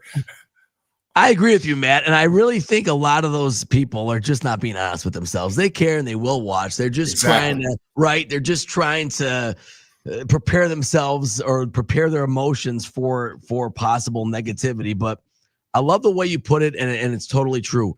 We just have to embrace the reality that anything could happen, that there's going to be highs and there's going to be lows, and we have to feel it all. And that's what's part of doing what we do, which is being a sports fan, living life and enjoying those things. And is that part of being a broadcaster too, or are you always focused on the craft? Because I tend to think that's part of being a broadcaster too, Matt. It is when you're a team broadcaster, and I think that's always the dilemma for BA.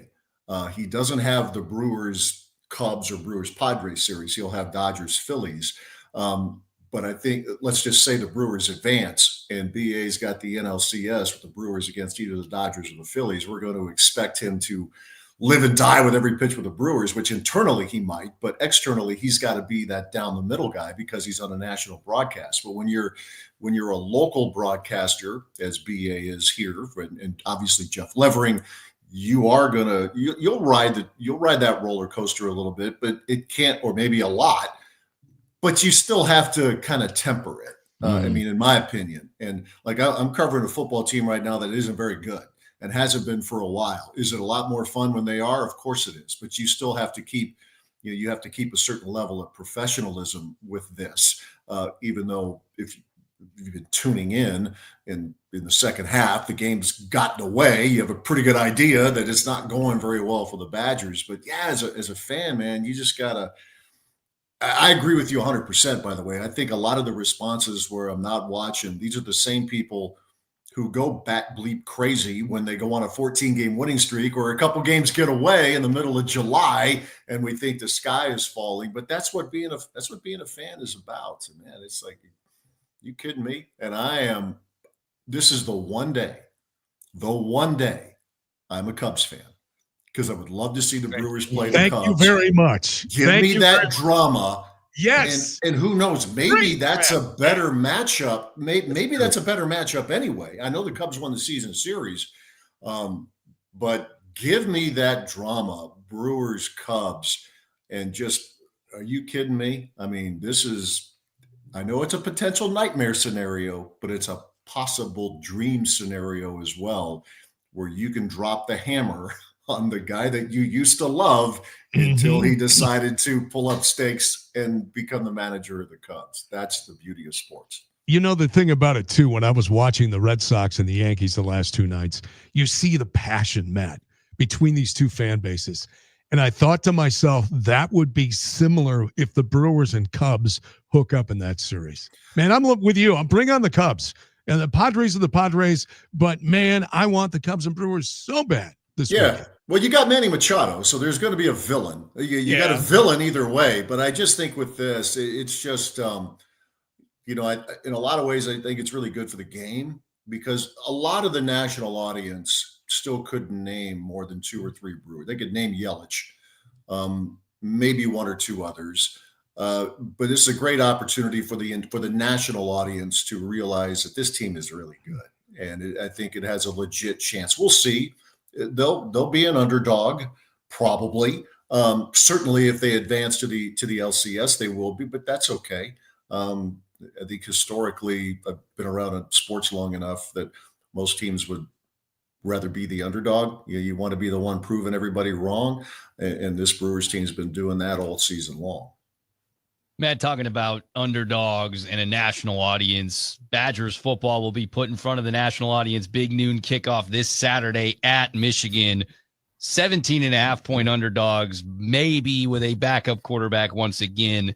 What can be proved from this matchup for the Badgers moving forward? What can they show coming out of a bye week that would be able to inspire confidence moving forward for a fan base that right now, talking about teams that people aren't trying to watch, Wisconsin football is up there for folks here in the state? Yeah, I mean it's a big noon game because it's Michigan. I mean that's what I mean. I know how TV works. You want to get your biggest brand on there, and that's the matchup they have. And talking with Luke Fickell when we did our radio show for last night, and we've mentioned this on this segment too. I think if you're Wisconsin, you want to prove to yourself that you can stop with the self-inflicted stuff, the bad interceptions, the penalties that end drives for you, or defensively, the penalties that extend the possession for the opposing offense. I mean, the blocked kicks, I mean, they were gift wrapping the first 2 touchdowns for Maryland a couple of weeks ago. When you're scoring drives or 4 yards and 28,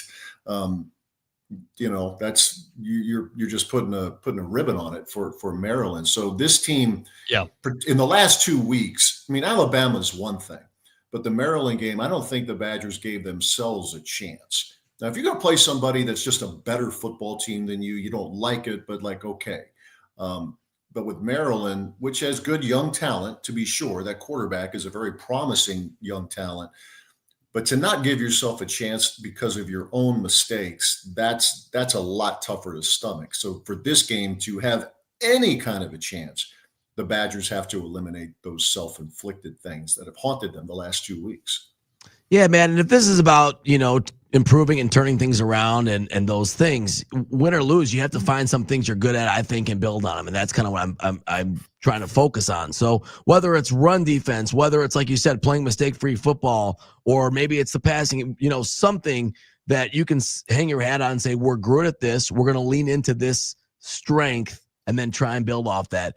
What part of the field do you think the Badgers are closest to being at there? Does that make sense? Yeah, no, it's a good question, and I'm digging for an answer, right? The run defense has been good, but there's a qualifier there because the highest ranked run offense that Wisconsin has faced so far is Miami, and it ranks 96th in rush yards per game out of 136 Division I teams. That's a weakness of Alabama that kind of watches they move forward. Now, Ty Simpson, their quarterback, has been on fire. They got great receivers. They won at Georgia. So okay. Michigan is a top 10 team in rush offense. So this is going to be a big time test for what has statistically, Armin, been a strength for Wisconsin. I think offensively, you're just trying, I've been saying this for a few years now. Unfortunately, they're trying to find out what they can hang their hat on. And a lot of this is the youth, the inexperience in the offensive line that's made, no matter what you're trying to run, it's made it really difficult. But defensively, it's like I said, it's going to get tested unlike it has been tested all season against a really good rush offense. But I would also like to see Armin. They've shown flashes of it defensively, but not as much in the last couple of weeks. Can they get pressure on the quarterback? Michigan has a very young, talented, wealthy. He's making a king's ransom, just like Bryce Underwood. But if they could get him off schedule a little bit, maybe force some mistakes from him, that could be a plus for Wisconsin. Hey, I want to shift to the hardwood real quick. Changes on Greg Gard's staff. Kirk Penny goes home. Brad Davidson steps in. Kirk did a lot from the overseas talent coming in. How do they fill that void, do you think? Well, he did a lot with that, and he did a lot with changing up some of the offensive concepts too, with some things that they have done, and they've been able to recruit to that, and they have put together some of the best offensive teams that we've seen in a long, long time, especially this past season. So that is a hit. I mean, for him to go back home, that's something really important for him and his family. So good for Kirk. You hate to see him go, but at the same time, Brad Davison coming back. I know Marquette fans have certain feelings about Brad. He's not in uniform. All right. That's true. That's right. He's so good. I mean, he's so good at doing what he does, and he's such a great defender, and he takes charges. And I don't know if you can do that in the quarter zip. I mean, you can try. You can try. And the problem now is, Armin, as you well know, following college basketball the way you do, they don't call charges as much as the game's changed in that regard. But I mean, he's a dude. I mean, I love him. We were exchanging messages on Monday, the day that this thing was announced. And, this is something he's always wanted to do. In fact, I thought for a time, and he and I talked about it when he was playing, I wasn't even sure he was going to play professionally overseas. He was going to get right into coaching. And then the more you thought about it, it's like, I've got to at least do this for a few years. So he and Tyra, his wife, and their young child, I know they're thrilled to be back here in Wisconsin. And Brad will do it his way. But I think, too, just with the international experience that he has a sky-high basketball IQ. This is the pursuit of a passion that he's had for a long, long time getting into coaching. So, I'm sorry to see Kirk move on, but I'm really thrilled for Brad because I think coaching is something, I know it's something that he has wanted to do for the longest time. And I just have the feeling he's going to be really good at it, and he'll be really good for Greg Gard and the Wisconsin basketball program. Not to try and inflate his ego even more, but I think Brian Butch does a hell of a job as your analyst alongside you, and you're entering year 3 with him. What's that process like with you? You did it for so long with Mike Lucas. Now you got year 3 with Butchie. Is that chemistry now where it needs to be? And also, I do have to apologize to any of the popcorn vendors out there that you know, they're going to have to double their amount of quantity when he's in town. Yeah, he's one of the prolific popcorn consumers college basketball has ever known. Now, Butchie, the thing about with Butchie and with Tausch, for that matter, as you transition, I mean, Luke and I worked with each other for 29 years, and we've known each other ever since I got here in the late 80s. But the thing with Tausch and Butchie, they're both broadcasters who played. It's not just the ex-jock who's sliding in with a bunch of jock lingo. They've both, Butchie specifically to your question, he's been doing this broadcasting thing for a while. So, and I think in these kind of gigs too, especially as a team broadcaster, and I would think BA and Jeff and all those guys would tell you that with the Brewers, how you are off the air is as important as on the air, and being able to mix it up with fans. And Butchie really shines with that type of thing. You guys know he's really approachable. Even if people who don't know him, he doesn't know them, he can make you feel like you've been lifelong friends. And that's a gift that Butchie really has. He also has a gift to eat a lot of popcorn and somehow not choke when he's on the air. So if you want to talk about a hidden talent, that's a hidden talent for my boy Butchie. He always has snacks ready. That's probably his best thing, The thing that I tell, the thing seriously that I told him early on, because he'll do X number of television games, and certainly television is more of an analyst forum than radio. But I've told him, I said, hey man, I don't have to describe every dribble here.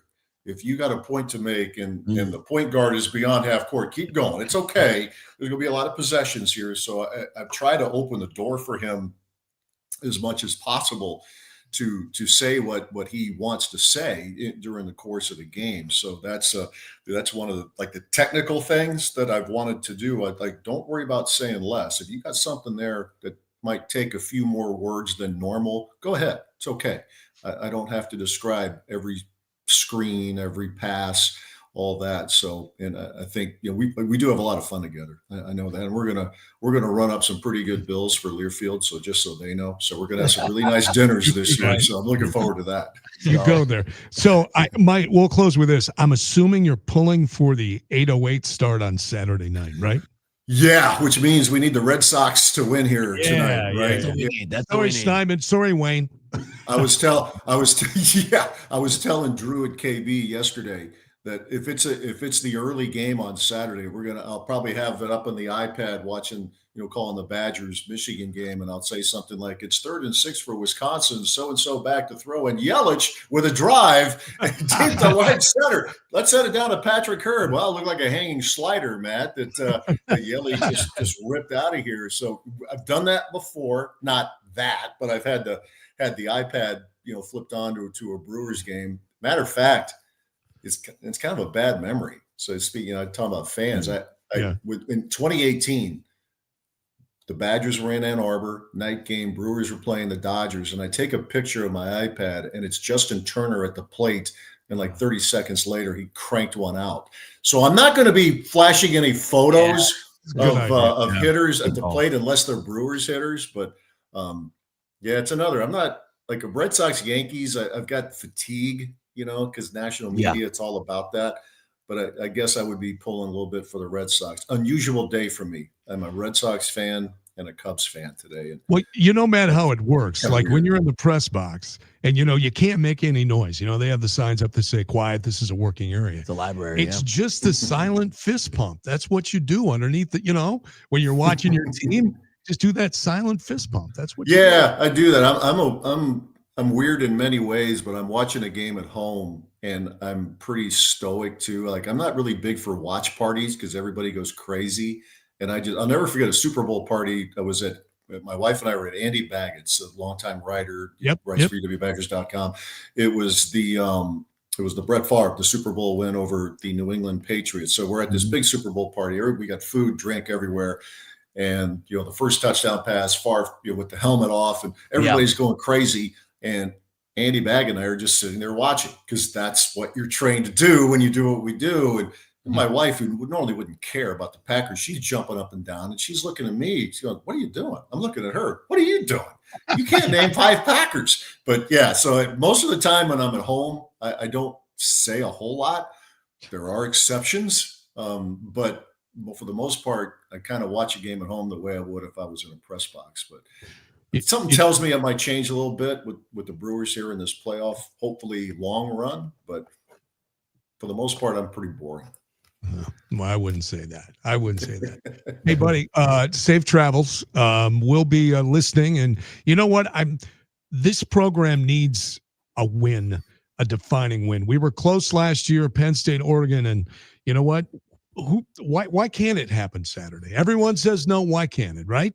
Well, they'll need help. I mean, to be realistic, Michigan will probably have to be less than its best, and we'll have to see Wisconsin play at a level we haven't seen certainly this season. But I said it before the Alabama game. I guess I'll keep trying to speak it into existence. One really special day can change the perception of a program. I've been saying that for a while. I get it, but you don't. It's kind of like with the Brewers now. You don't know until you get out there. And this Badger team is going to have a lot of opportunities to win games that people think they have no chance to win. So let's see what they can do about it. All right, good stuff, my friend. Hey, we'll talk to you soon, okay? All right, guys, have a good one. Take care. Right. Thanks, man. Matt LePay, the Hall of Famer, joining us for a few minutes. And I'm just, you know what? Yeah, Nick, you're probably right. They're not going to win. Talking text line, they're not going to win. All I'm saying is this is what I want.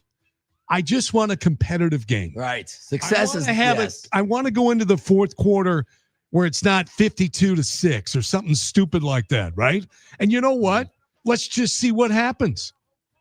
Let's just see how Michigan can handle that pressure, right? Let's see. Yeah, success is not measured necessarily in points and wins and losses. all the time. For the No, Badgers, for I think- many it is. Yeah, listen, it is, but I'm saying that you have to look at it that way, I think, right now. Because, like, you make this a great game. You build on something. You play well. You play hard. There's going to be excitement coming out. It's like, I never said I'm picking Wisconsin to lose. I never made that declaration yet. Stay tuned for tomorrow on Wisconsin. I will make my pick, but I don't think they'll win. No, so we have to wait another day. Okay. That's I got right. it. All right. Mhm. Quick break. We'll come back on the other side. We're going to dive back into the Brewers organization. Tom Flanagan, the senior VP of player operations and baseball administration. That's a big title. Huge. Fits on a business card or not. Yeah. Yeah. Well, they'll make it fit. Quick break. More as we continue. Tim Scott filling in for Bill Schmidt today. It is no BS statewide in the game. Got Derek, but you ain't got none. If you come to battle with a shotgun, but if you do, you're a fool, 'cause I do to the death. Now, Right now, it's your chance to win $1,000. Just enter this nationwide keyword on our website. Money. That's money. Enter it now. Win cash at thegameandstuff.com. Thegameandstuff.com.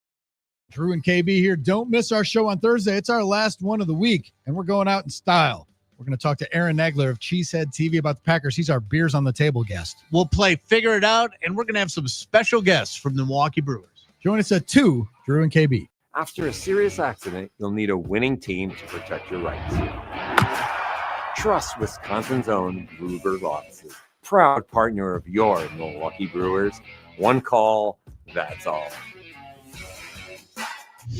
Your adventure awaits you at International BMW, where you can drive home a new BMW X3 xDrive for just $599 a month, or a new 228 xDrive for just $399 a month, and 1.99% financing is available. International BMW in Milwaukee, a member of the International Autos Group, where our ordinary needs to be extraordinary. With approved credit, 39-month leases. Due at signing equals $42.49 on 228 and $55.89 due on X3. Tax, title, license, and doc fee extra. Hey guys, Billy Schmidt with Tap In Golf Bar. 2 locations in Waukesha and in Sussex for you to keep your swing fresh all year long. As the weather changes, time to move it indoors. Their leagues begin in October, run through December, and culminate with a championship tournament with cash prizes for the top teams in each division. Tap In Golf Bar is a great place to watch all the games, and the best part, the Bev Cart's never too far from your tee box. Keep your swing fresh all year long with the best simulators in the state and technology and courses from around the world. Sign up for leagues and reserve your simulator time now at tapingolfbar.com.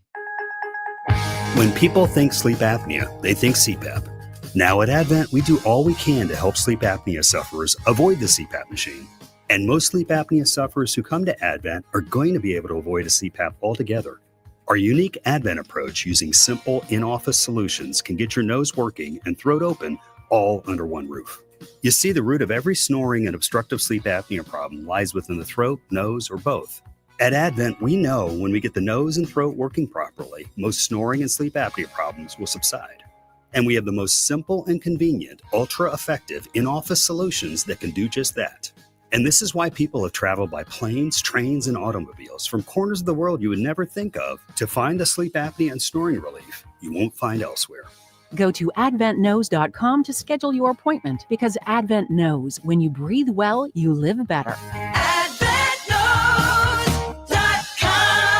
Most insurance accepted. Coming around the right side, going for the pylon, in for the Feel the touchdown. energy as My24 brings you primetime preps game day action from the gridiron. It's a greater Metro City melee as the Brookfield Central Lancers lock up with the Brookfield East Spartans.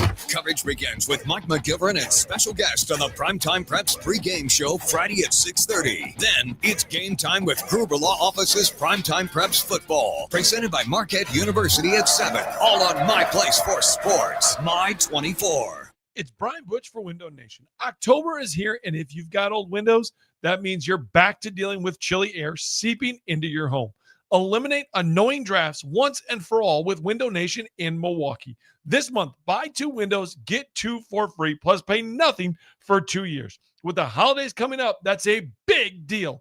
Don't miss out on free windows and 0 payments for 2 years with Window Nation, a proud partner of the Milwaukee Brewers. Visit windownation.com before October 31st to get started. Think Verizon, the best 5G network, is expensive? Think again. Bring in your AT&T or T-Mobile bill to a Verizon store and we'll give you a better deal. Now, what to do with your unwanted bills? Maybe turn them into paper airplanes headed to See Ya Never AT&T and T-Mobile. Jokes aside, the best 5G network has you covered with the most ways to save on plans, streaming, and phone deals. So bring in your bill to your local Verizon store and we'll give you a better deal. Rankings based on Root Metric True Score report dated 1H 2025. Your results may vary and must provide a postpaid consumer mobile bill dated within the past 45 days. Bill must be in the same name as the person redeeming the deal. Additional terms apply. Actual price will depend on product and subscription plan. Featured products are compounded drug products, which the FDA does not approve or verify for safety, effectiveness, or quality. Prescription products require an online consultation with a healthcare provider who will determine if appropriate. See website for details, restrictions, and important safety information. Want a boost in and out of the bedroom? Hims has you covered. Introducing a new 2-in-1 approach to level up your game. Tadalafil for better bedroom performance and zinc for testosterone support. Put it all together and you've got what you need to turn things all the way up. Getting started is simple. Just go to hims.com/joy to start your free online visit. Through Hims, you can access ED treatments, including pills, chews, and more, 100% online. No office visits, no pharmacy lines. Just fill out a simple intake form and a licensed medical provider will determine if treatment's right for you. If prescribed, it ships free and discreetly to your door. Find affordable treatment options at up to 95% less than brand names at hims.com/joy. That's hims.com/joy, HIMS.com/JOY. Make 97.3 The Game your number one preset on our free iHeartRadio app. Powered by Gruber Law. One call, that's all. Injured? Remember, one call, that's all.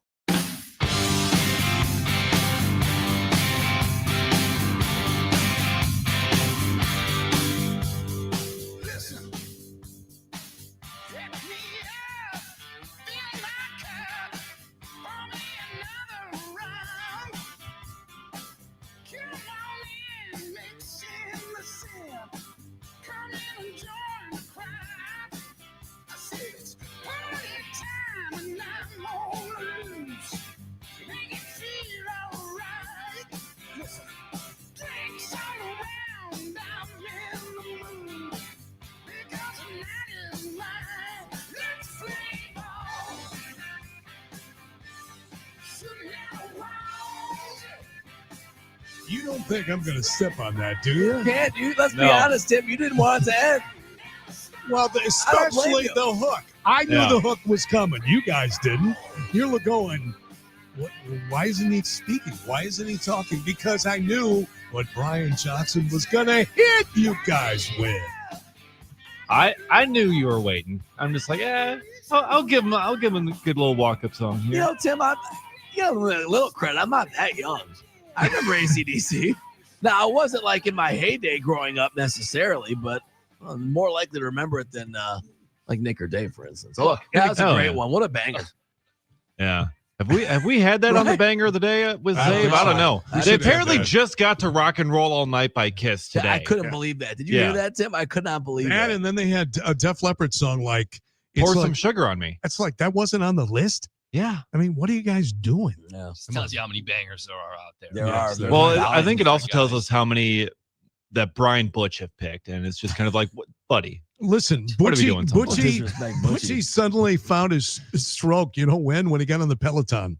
That's why. right. Yeah. Everything changed for Butch when he got the Peloton. He's become a new man, I think. He's become a new man. We had talked about this earlier today in the show, and we're nearing lunchtime. And so one of the new items, the postseason grub, if you will, that's going to be new this year. Oh, yeah. The Battle Box 2-foot nachos. That's what I'm talking about.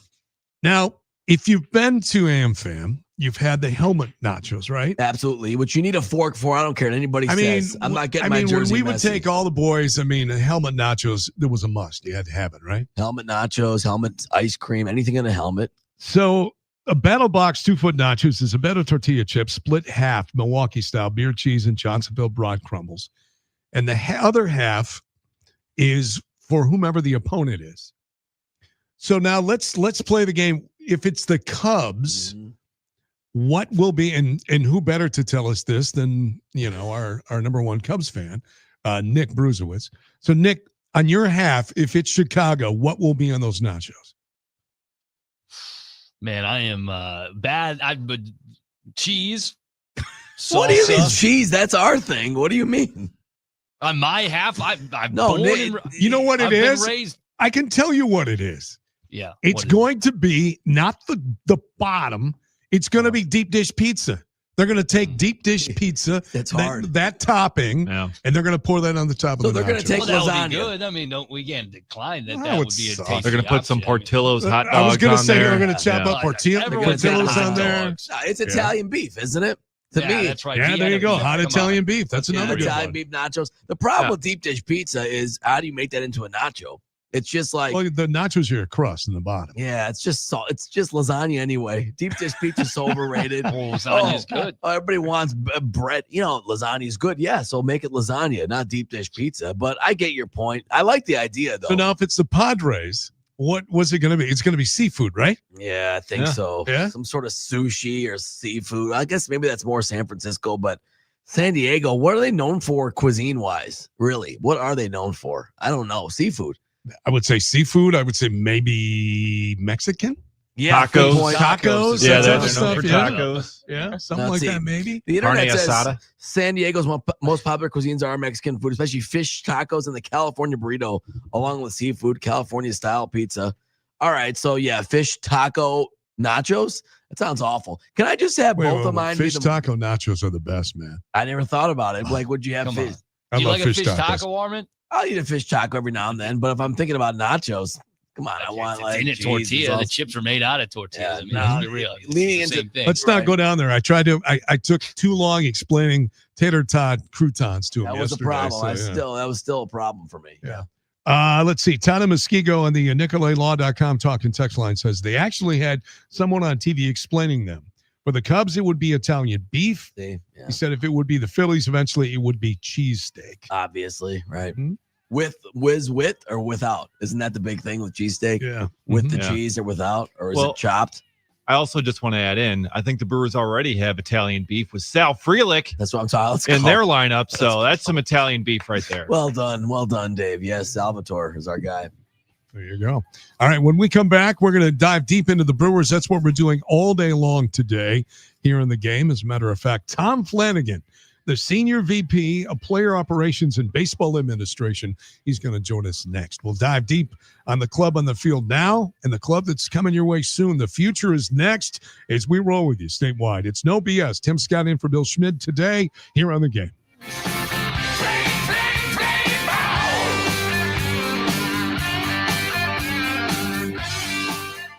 KB, it's an Iron Jock base layer 3-piece. Talk to me, Drew. 1T, long or short sleeve, plus boxers and performance socks. Perfect for active guys who want to stay comfortable and stink-free. Great for yard work, hiking, or Viking weekends. And for hunters, your smell won't give up your location. Talk about an unfair advantage. How much are we talking about? The short sleeve bundle is $45. Long sleeves, $50. That's about $15-16 per item for quality and performance that lasts. Now through this Sunday, October 5th only. That's ironjock.com, ironjoc.com. Goldsmiths are essential to running a jewelry store, but they're extremely hard to find. Goldsmiths can repair jewelry, set diamonds, resize rings, and create beautiful, one-of-a-kind pieces of custom jewelry. Most jewelry stores do not have an in-house goldsmith. But Kessler's has 18 wonderful goldsmiths working in our 9 Kessler stores. The average Kessler's goldsmith has more than 15 years of full-time experience. And that's not counting all the apprentice goldsmiths and jewelry designers. Our goldsmiths repair a lot of jewelry that we did not sell. Bring us your broken jewelry and we'll bring it back to life. When you see a woman with an extremely attractive, very distinctive engagement ring, You can safely assume that it's a custom-designed, one-of-a-kind ring made by the goldsmiths at Kessler's. When your relationship is special, you need a special engagement ring. if you want something that's breathtakingly one-of-a-kind, come to Kessler's. For the location of the Kessler's nearest you, visit KesslersDiamonds.com. Catholic Memorial High School honors Student Athlete of the Month Gabe Talla with a 3.99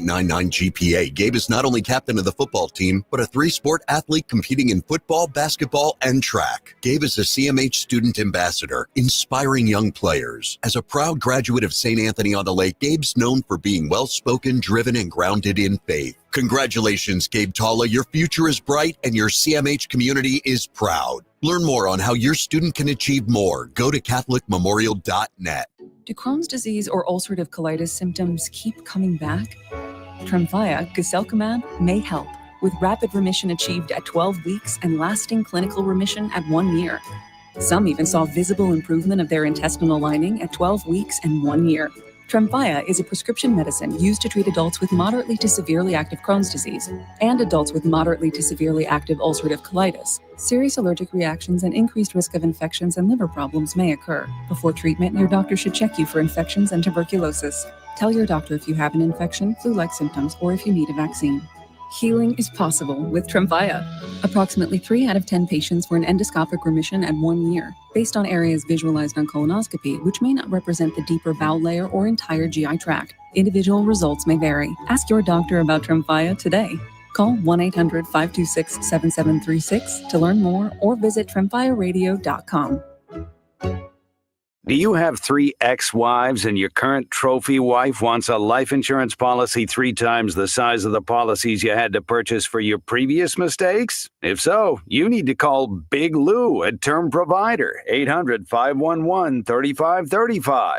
Big Lou is intimately familiar with your problems, and if you're 50 or 60 years old and in reasonably good health, a $1 million policy should only cost about $100 to $200 per month. Big Lou may have a solution for your previous policies as well. You may even save enough money to lighten the load on your new $1 million policy. Remember, call Big Lou. He's like you, except he's only on number 2. Call Term Provider, 800-511-3535. That's 800-511-3535. For $1 million in term life insurance that you can live with, call Big Lou at 800-511-3535. Hey, if you're like me, you're always looking to protect the value of your home. Hi, it's Mike Heller for Wisconsin Concrete Coatings. Worried about flooding? Their polyurea coatings designed for your basement are waterproof, mold-resistant, and built to last, so your basement stays dry and livable. No more worrying about mildew or ruined flooring. Boost your home's air quality and protect your foundation today. Don't wait until it's too late. Visit wiconcretecoatings.com for a free estimate. Wisconsin Concrete Coatings, peace of mind starts from the ground up. The Fox 6 weather experts are presented by AdventKnows.com. Patchy fog possible overnight with temperatures dropping into the 50s. Partly sunny and warmer on Thursday, a high of 75 near the lake, 80 inland, and a record high of 88 on Friday. I'm Fox 6 Chief Meteorologist Tom Walks. This report is sponsored by LubeTech, your local mobile lubricants distributor in Wisconsin. You need a partner you can count on. LubeTech delivers top-tier fluids for heavy-duty automotive and manufacturing applications. Backed by mobile technology, they help you drive performance every day. Get 20% off your first order at LubeTech.com or call them today to get started. Attention, please. Milwaukee's most listened to sports station and the home of your Wisconsin Badgers. Break the tackle. He scored. Touchdown, Wisconsin. 97.3 The Game. Just country boys and girls getting down on the farm. It's been on the tractor, ain't seen Becky all week. Somebody said they seen them headed down to the creek. Hey, welcome back. It is no BS across the state of Wisconsin and beyond. Tim Scott filling in for Bill Smith today. Each and every day, this show and all the shows here in the game. Broadcast live from the all-new Iron Jock Studios built by Rima Remodel.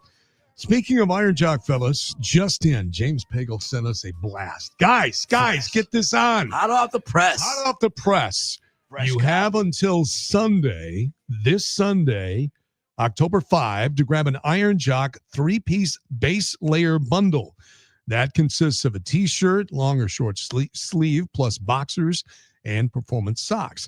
Great for your yard work, cleaning out the garage like Lev today, maybe. Hiking and hunters. Here you go, Wags. Your smell won't give up your location. There you go, buddy. Talk about an unfair advantage, huh? The short sleeve bundle is $45. Long sleeves are $50. Only now through Sunday, October 5. Go to ironjock.com. That's ironjoc.com. Of course, Dave on it down on the farm. Great segue. Great bump coming back in. As we continue with our Brewers love today here on the game, Tom Flanagan is the Senior VP of Player Operations and Baseball Administration. Tom, big smile on your face, brother, as you get ready for everything to start going on Saturday. I'm sure you can't wait. You'd rather be today than 2 more days, but it is what it is. But, man, you've got to be happy the way the season has played out. No question, Tim. It's been a great ride. I think the fans have jumped on board and it continues to grow. And obviously, like you said, waiting on Saturday is tough, but we know it's coming. So that's the pot of gold at the end of the rainbow, so to speak. So we're all pumped up, ready to get after it on Saturday. And Tom, you guys have had a lot of, rookies, a lot of guys come up from the farm system this year and contribute to this team.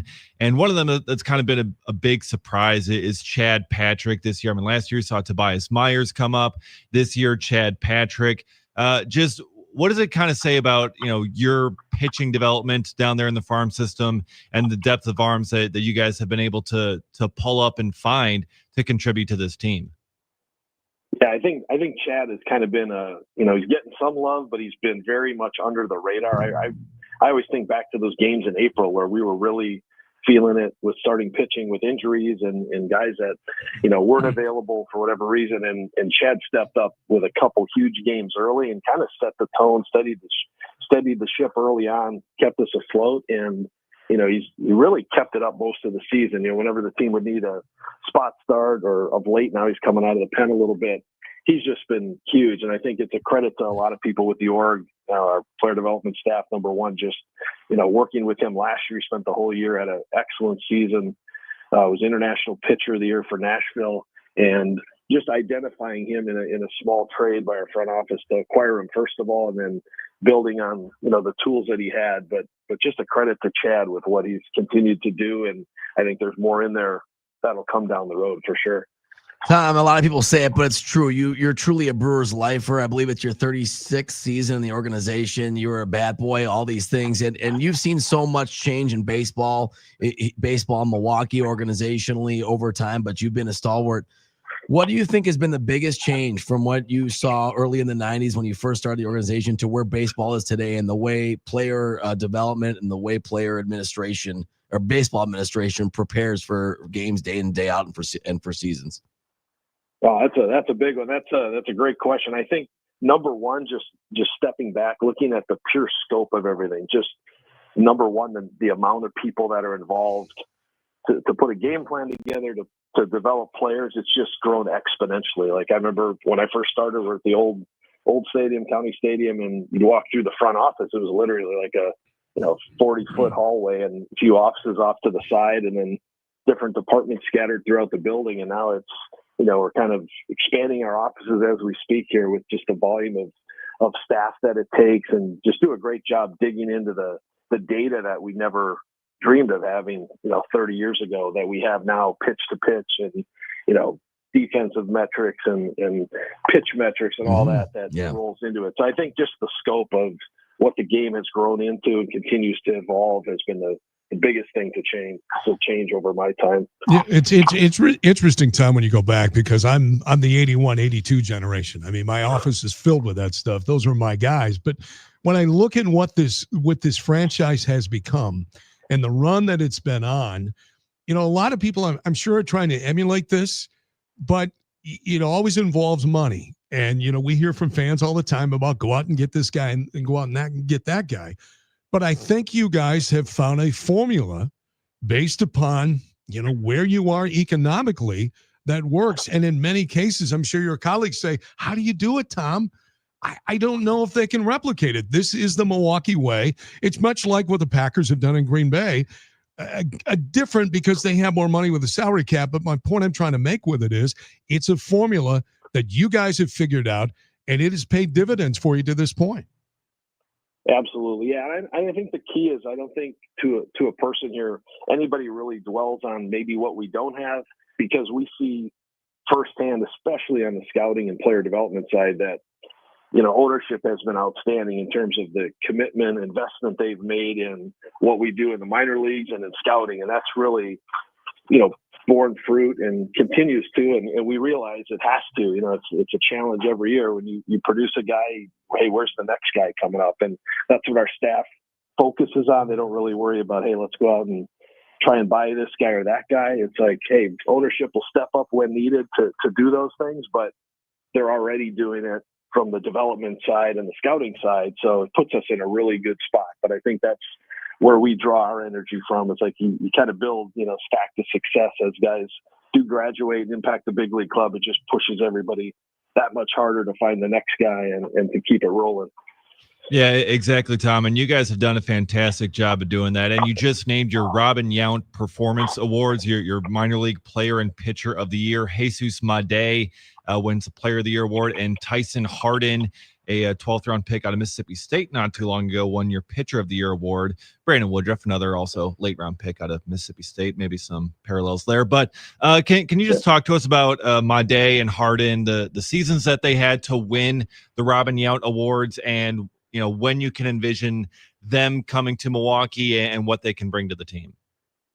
Yeah, two great seasons. We had a number of people in the running this year. Luis Lara, center fielder at Biloxi, kind of just narrowly missed out, kind of an under the radar performer. But those two guys, Jesus was our co-winner last year, along with Cooper Pratt, who had another good year. But Jesus, to do what he did at 18 years old, basically jumped 3 levels, finished the year touching Biloxi, and kind of held his own, had a really good finish to the season there. He impacts the game in so many ways. Plays a good shortstop, hits from both sides of the plate, has power, can hit for average. Just it's amazing when you step back and you think this kid's 18 doing what he's done. And we've heard the Churio comparisons, and obviously Jackson's charted his own course, but definitely some parallel optimism with Jesus there, although doing it from shortstop, kind of even more intriguing. And then on the pitching side, Tyson Hardin, as you mentioned, another Mississippi State product. He was only drafted last June 2024 out of Mississippi State, and kind of the same way, kind of steamrolled through the system here, reaching Double-A in his first full professional season. And just with pitching, you never know. I mean, guys are all on their own clock, so to speak. But he could be a guy that in the not too distant future, tough to say next year, but not too far after, could be impacting the big leagues at some point, because he brings a lot to the table. He can start and can run up some impressive strikeout totals on occasion, and just has a lot of different weapons in his arsenal. And the way he's kind of jumped from what he did in college to where he is now, it's just been a major jump for him. So I can see him, more of that coming in the future for Tyson. Tom, final question for you. How does your role, your staff, the minor league group, does it change at all, from advanced scouting, whatever, for this team as they go deep in the playoffs? What role do you guys play in that at all? Not a huge role in the day-to-day. Certain members of our team, we have a huge team on the PD side, first of all. I'm just one of many that are kind of working on this. But I think that for the most part, they keep their head on straight in terms of what they're working on. We have an instructional league program going on in Phoenix right now with the young players. We have the Arizona Fall League around the corner. It's going to start here in a week or so. So I think everybody kind of focuses on doing what they can, certainly supports the major league team. We do have some of our roving instructors coming into Milwaukee to impact the team down the stretch during this bye week and into the postseason. But for the most part, I think our staff is, you share in the excitement, but you still stick to your job, stick to your role, and hopefully focus on that next wave so that we have the future Brewers ready to come in here soon enough. Tom, we appreciate it from a fan standpoint. Man, what you guys have done and seeing these guys flourish at the major league level, we can't thank you enough. We're loving it, and we'll get ready for Saturday. It'll be here soon enough. But today, we lock in Cubs and Padres, don't we? Here we go. Yeah, absolutely. Sounds good, guys. Appreciate you having me on. All right, thank you. Tom Flanagan, Senior VP of Player Operations and Baseball Administration. Dave Gasper, he's a fanboy when it comes to this is Tom like Flanagan. Dave's one of That's your idol. That's your guy. Him and I talk quite a bit in the dugout. He sees me coming. It's like, oh, hey, it's Dave, and we'll have like a 10-minute conversation on the farm. Well, great. he knows you love chopping it up. So when you find someone that shares your interest, it's like, hey, it's like Tim, what you were talking about. We'll meet Sammy Hagar about the rum. How does he know this guy on the Carolina Mudcat? Well, now the Wilson Warbirds. But how does he know this guy? And I would imagine, for him as well. Sorry, Dave. I would imagine for him as well, to what you were saying earlier, Tim. It's like your kids, and you feel so proud. You watch them when they were teenagers, first time developing, and you finally see them come up, make contributions for a playoff team, and maybe win a World Series one day. You got to be immensely proud. Okay, I'm doing this for the camera. You see what this is? Keys. Yeah, you got keys. These are the keys to the car. Okay. Nick, I'm not going to give you the keys to the car. Are you ready, Nick, for this? Are you ready for this? Kidding me? Reese Driving School taught me everything I need to know. We had war vets teaching me how to drive. I'm hardened and I'm ready for this. So here's how I see this. Only a couple of tickets. So Nick, so Armin's the oldest brother. He's like 18, right? Nick's 16. I trust Armin. He's gonna chaperone here as Nick takes the wheel. Oh boy. And Dave is gonna be the buddy down Bonus the bucks. Your shot at $1,000. Listen weekdays for the keyword, then enter it on the website, thegameandstuff.com. Did you know that according to research, a majority of people gain the weight back after stopping those expensive weight loss shots you're seeing on television? Don't become another statistic. Hey, it's Billy Schmidt. The doctor-developed easy-to-follow weight loss program at Milwaukee Weight Loss doesn't just help you lose weight fast and easily. They've helped thousands of people lose up to 10 to 20% of their body fat in just 8 weeks while maintaining those results long-term. Go to MilwaukeeWeightLoss.com today if you're ready to finally make a lasting change. The consultation's absolutely free, and it's what I did over 18 months ago. One of the best things I ever did. There's no prepackaged meal program, no bars or shakes. And the best part, there's no drugs or injections with the risks of serious side effects. This program helps you reset your metabolism so you can keep the weight off for good and learn about making better, healthier decisions day in and day out. Many patients lose 20 to 30 pounds in a month or two. That's up to a pound a day. So schedule your free consultation today by giving them a call at 262-433-4008 or visit them online at MilwaukeeWeightLoss.com. That's MilwaukeeWeightLoss.com. And when you sign up, make sure you tell them they heard about it on the game and that Billy Schmidt sent you. Results may vary. Mark your calendar, October 3rd through 5th. McMiller Sports Center kicks off our favorite season with the open house. The hunt is on. For just $45, enjoy unlimited sporting clays, rifle and pistol ranges, 3D archery trails, free firearm rentals, targets, concealed carry classes, suppressor demos, even lunch, dinner, and free beer.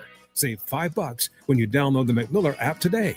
Don't miss The Hunt is On, October 3rd through 5th at McMiller Sports Center. Right now at the Home Depot, shop fall savings and get up to 40% off select appliances like Samsung.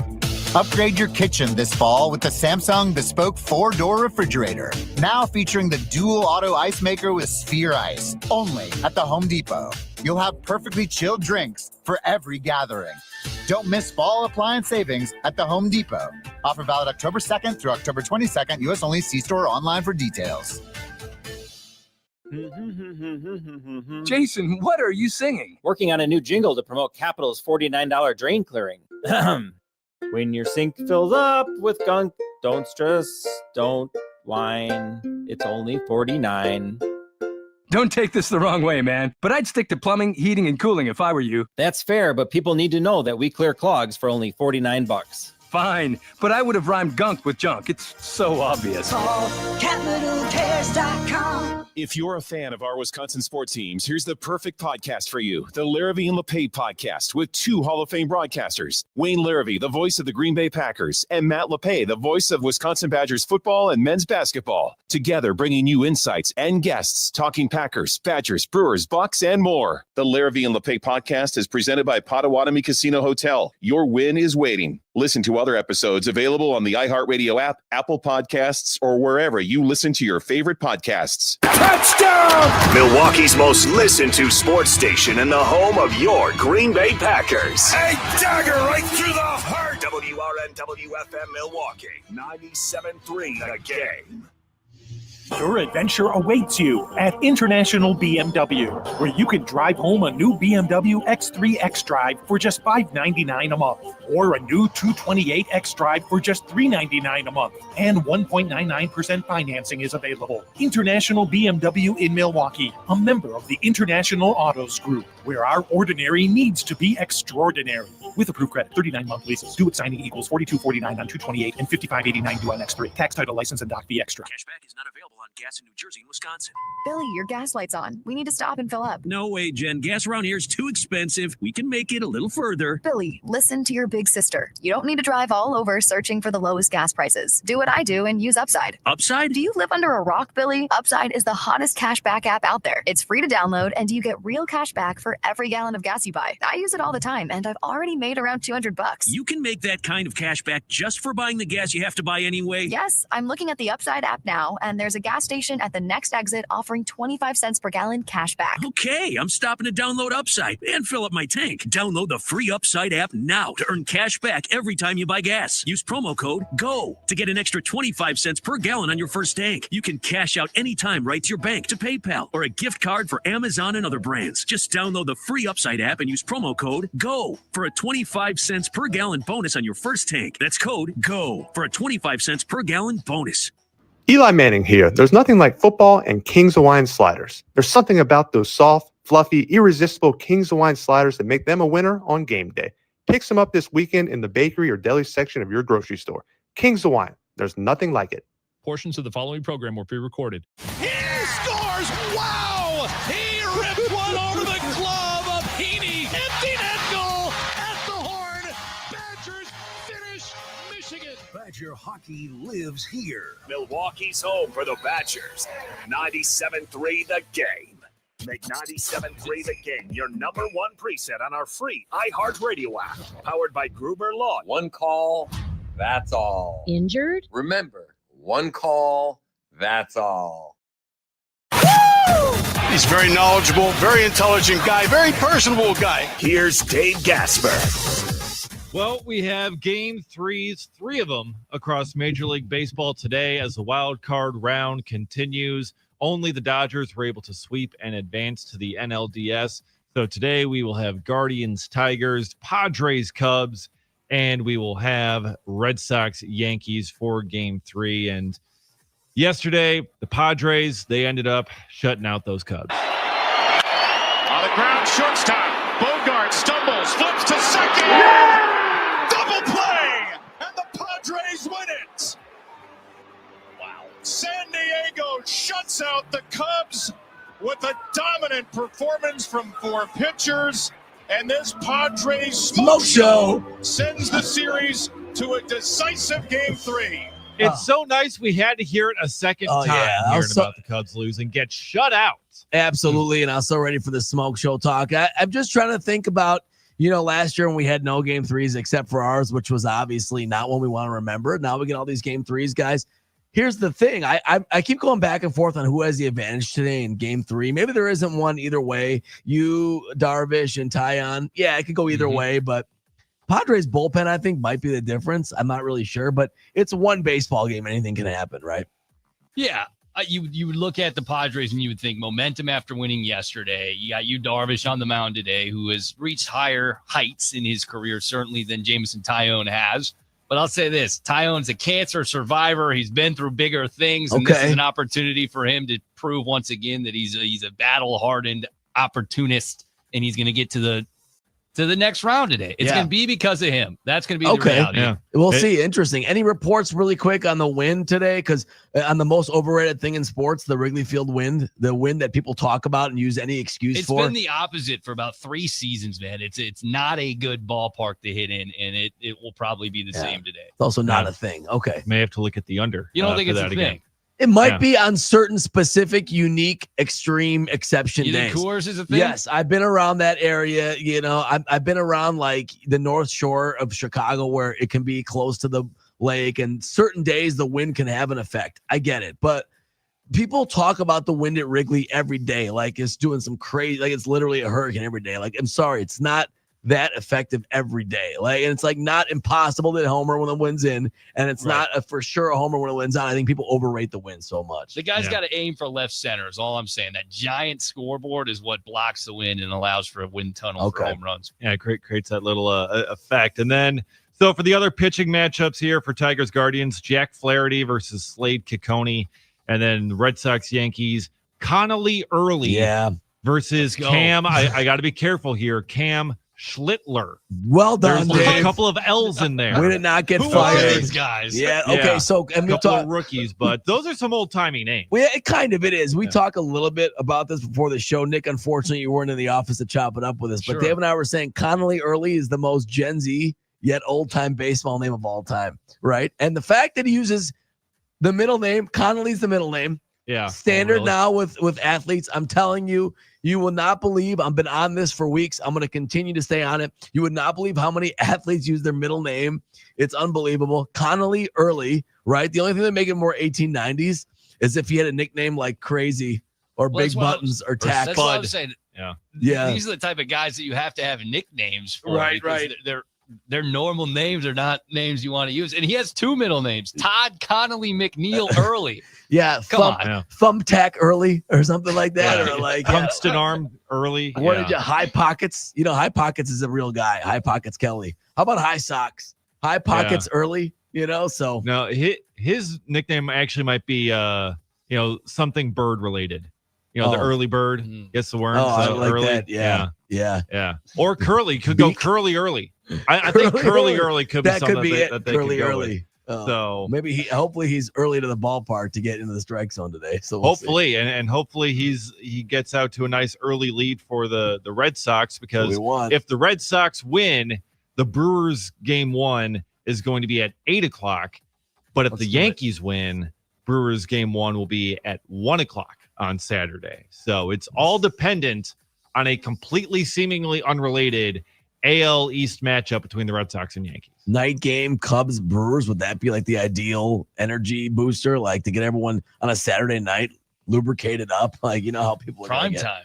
Prime You want it, time. no doubt. There's going to be many fights in the stands, I would imagine, in that moment, if there is. Oh, man. I'm just saying, at 8:00 Come on. game on Saturday night, Cubs, Brewers for the playoffs. And you can go then, right? I mean, that's the Well, biggest yeah. aspect here. Now, I'm not going to get any fights, if that's what you're wondering. I'd never gotten any fights, especially at a game.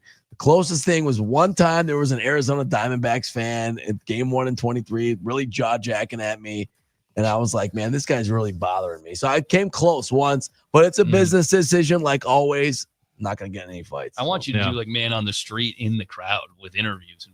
Yeah, see, it'd probably be decent content, but I'm too busy actually watching the game for that stuff. Like, you know what I mean? I'm too busy actually watching the game and trying to troll somebody for content to find the next Hawk Tua girl, you know? So. Oh boy, that's what you're looking for. Well, he said what it was. Isn't that what you said, Nick? I mean, said you should be like a man on the street, like interviews live in action. That's what Hawk Tua was. Yeah, I'm just saying. I guess so. You're right. All I right. mean, Yeah, I don't know. I don't know if we'll find her at Brewer games. I mean, I think she's taking. I'm nap not saying still, her but- specifically. I'm right. saying that type of interview. Okay, I Right. don't I mean know. her. I don't I mean know. that. Okay. I know. All right. I'm just okay. Elsewhere in the world of sports, Duke has signed John Shire to a 6-year extension as head coach. So yeah, big shocker I there. guess you got to. John Shire, of course, high school legend at Glenbrook North in Chicago. You know, Yeah. legend. This guy was one of the great high school players of all time, but right now he's just a dude coaching Duke, I guess. But also, I mean, he is the dude that followed a legend. True. At he Duke. did. And that is not an easy position to be in, but he has actually held it up fairly well for Duke and kept the success going after Coach K.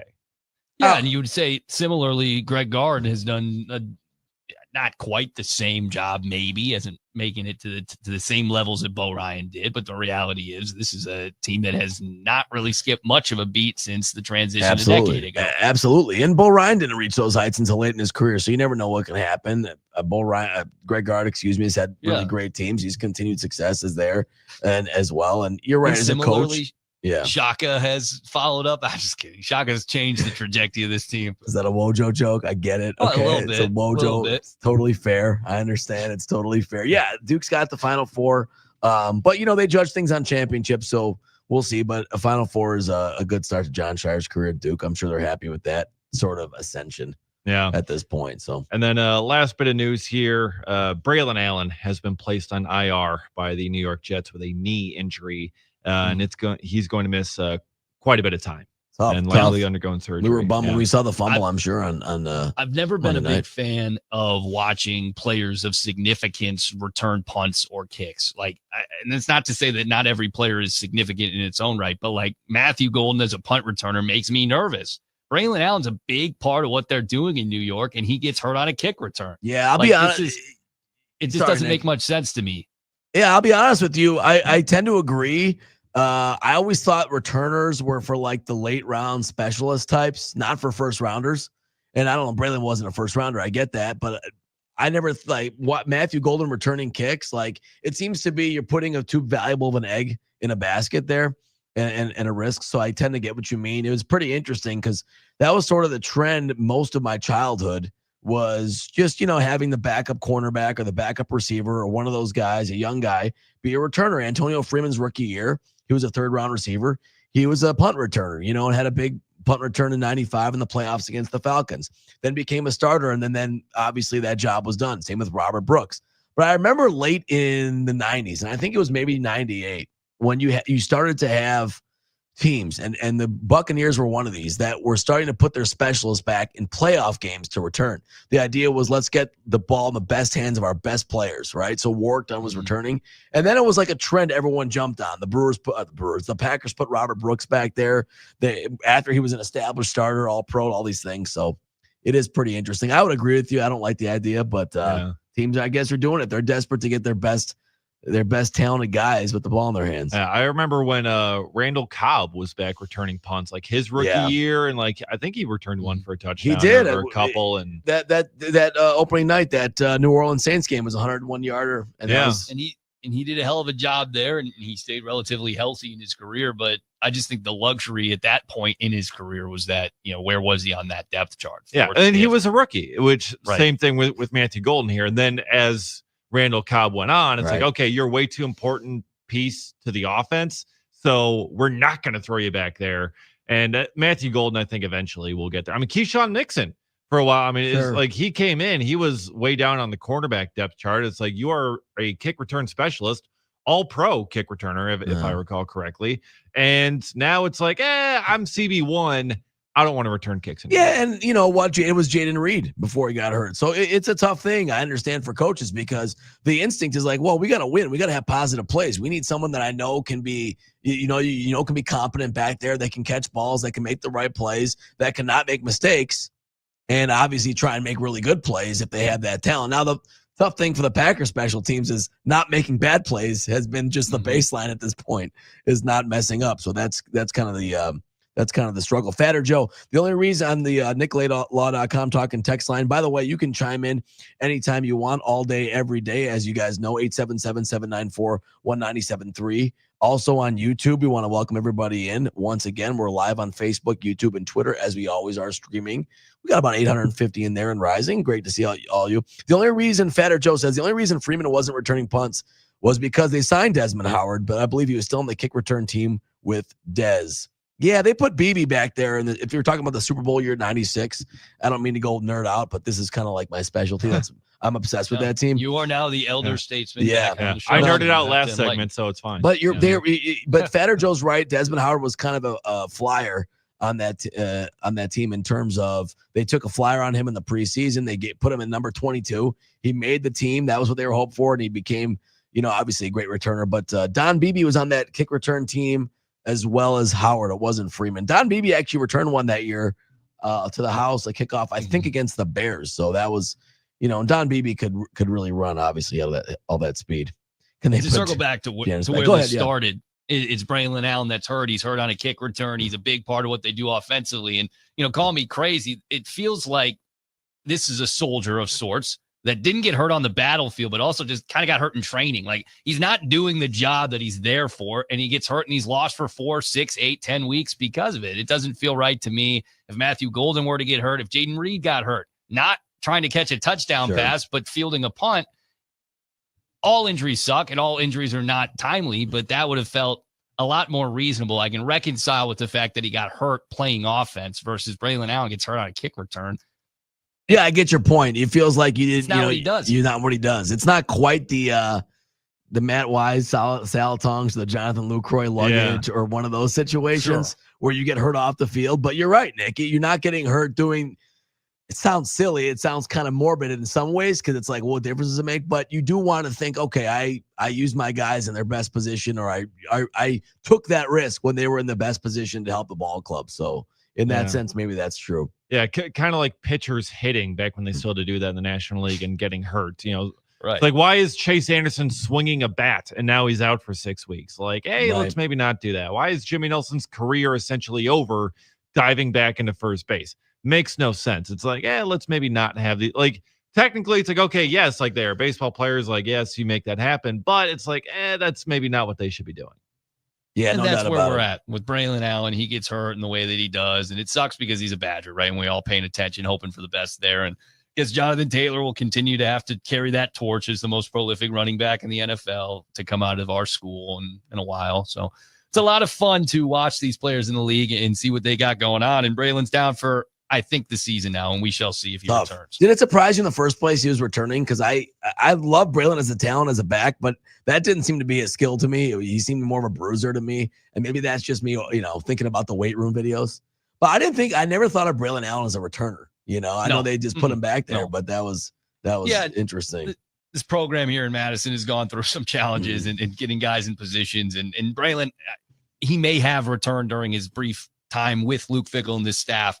But I mean, Hunter Wohler was a returner last year. I mean, that's a safety. It's just been a cluster blank for a while here at Wisconsin. And Braylon might have been a part of that. He's a talented player, but I mean, Derrick Henry doesn't return kicks, and that's the player he's trying to comp himself to. He's a big, bruising running back. Why is he back there in kick return coverage? But it seemed to be out of it did seem to be out of place at first. Just one more thing on this, Ziggy. Why don't teams bother with drafting for a great kick returner anymore? Is that not a strategy anymore? Well, it goes back to our Billy and Nags had this debate, not really a debate, but it goes back to the quote, I think, from LaFleur that, I don't know about guys that made the team just on special teams.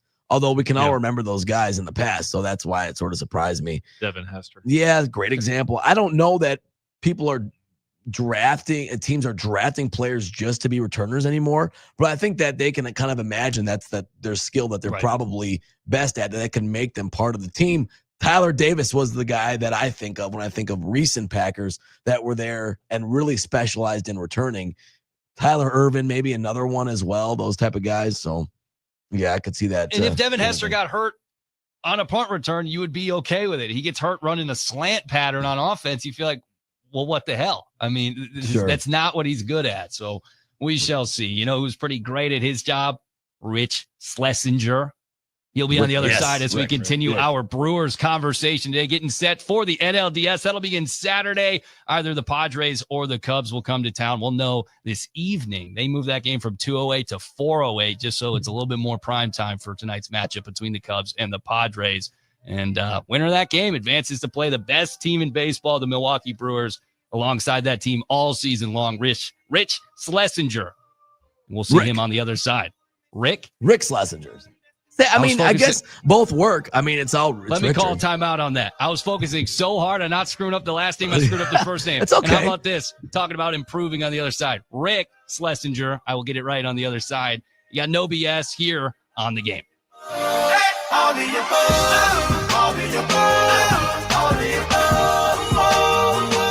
Sunburn Bowl 7 is coming this February, and our special guest this year, play-by-play legend and voice of the Packers, Wayne Larrabee. Zabe, I've got my flip-flops packed already and 6 hours of Jimmy Buffett on my phone. Don't miss out on the best Sunburn Bowl ever at the Hyatt Vivid Grand Island in Cancun. Go to 973thegame.com and book your championship vacation today.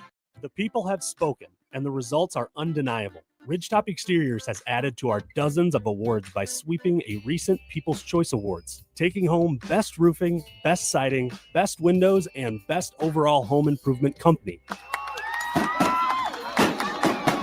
That's not just winning, that's setting the standard. Bo here with Ridgetop Exteriors. At Ridgetop Exteriors, we deliver with expert craftsmanship, top quality materials, and customer service that keeps area homeowners coming back project after project. Oh, the guys from Ridgetop Exteriors are here. The message is loud and clear. You want the best, you call Ridgetop. 4 categories, 4 wins, 1 name. Ridgetop Exteriors, the undisputed champion and your only choice for home exteriors. Visit ridgetopexteriors.com to experience the difference today. That's ridgetopexteriors.com, your People's Choice Award winners. Ridgetop Exteriors is the place for you. Saturday, October 4th, the doors are open to everyone for Mission 94's one-year anniversary celebration. From 11 to 7, explore their training bays, take a facility tour, and dive into mini history classes covering famous battles.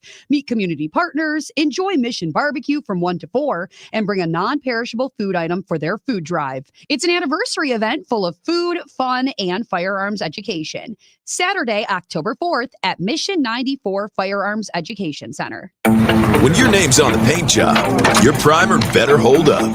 Painters trust Kills primers for serious adhesion, stain blocking, and a finish that lasts.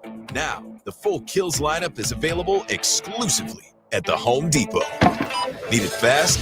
Get same-day or next-day delivery, or order online and pick it up in-store. Kills primers, pro results, faster. The Home Depot. If you're a pro, you know. Do Crohn's disease or ulcerative colitis symptoms keep coming back? Tremfya, guselkumab, may help, with rapid remission achieved at 12 weeks and lasting clinical remission at 1 year. Some even saw visible improvement of their intestinal lining at 12 weeks and 1 year. Tremfya is a prescription medicine used to treat adults with moderately to severely active Crohn's disease and adults with moderately to severely active ulcerative colitis. Serious allergic reactions and increased risk of infections and liver problems may occur. Before treatment, your doctor should check you for infections and tuberculosis. Tell your doctor if you have an infection, flu-like symptoms, or if you need a vaccine. Healing is possible with Tremfya. Approximately 3 out of 10 patients were in endoscopic remission at 1 year, based on areas visualized on colonoscopy, which may not represent the deeper bowel layer or entire GI tract. Individual results may vary. Ask your doctor about Tremfya today. Call 1-800-526-7736 to learn more or visit tremfyaradio.com. KB here. If you've got nagging aches and pains, you got to try Happy Place Hemp CBD and Delta 8 gummies. Just go to happyplacehemp.com, use the promo code DrewKB at checkout, get 25% off your order. Start feeling better right away. That's happyplacehemp.com. Do you have 3 ex-wives and your current trophy wife wants a life insurance policy 3 times the size of the policies you had to purchase for your previous mistakes? If so, you need to call Big Lou at Term Provider, 800-511-3535.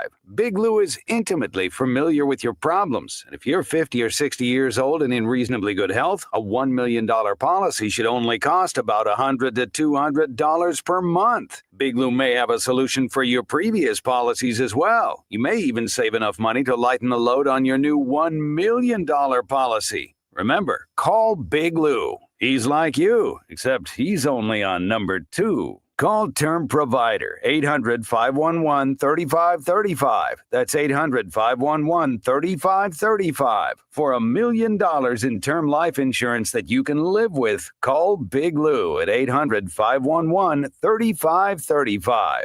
With other language learning apps, I was just playing games. I wasn't really learning. Babbel's different. Babbel was designed by over 200 language learning experts to be the most effective way to learn another language. Every time I open the app, I can choose to work on my writing, speaking, or listening. And it saves my mistakes for me to review, so I'm constantly improving. Before Babbel, I thought I just wasn't good with languages. But now I'm speaking French. Tout ça, c'est grâce à Babbel. Save up to 50% on your Babbel subscription when you sign up at Babbel.com. Babbel.com. Make 97.3 The Game your number 1 preset on our free iHeartRadio app. Powered by Gruber Law. One call, that's all. Injured? Remember, one call, that's all.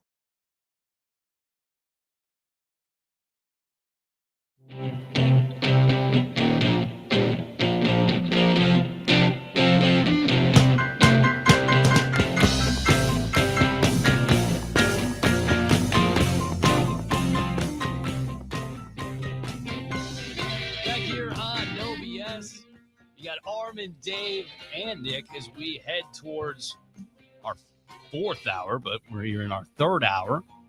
And we've got another great Brewers guest right here, Rick Schlesinger, president of business operations. Been alongside this Brewers team for many, many years. A lot of great regular season runs, but none will match this one in wins. 97 wins this year for the Milwaukee Brewers. And the fans, I think they got spoiled this year. Countless giveaways that we were fired up about. And I want to look back before we look forward to the postseason. Rick, as you consider some of the ways that you guys were able to give back to the fans this year, whether it was in giveaways in shirts, in sweatshirts, or the countless other things that fans were fired up to get.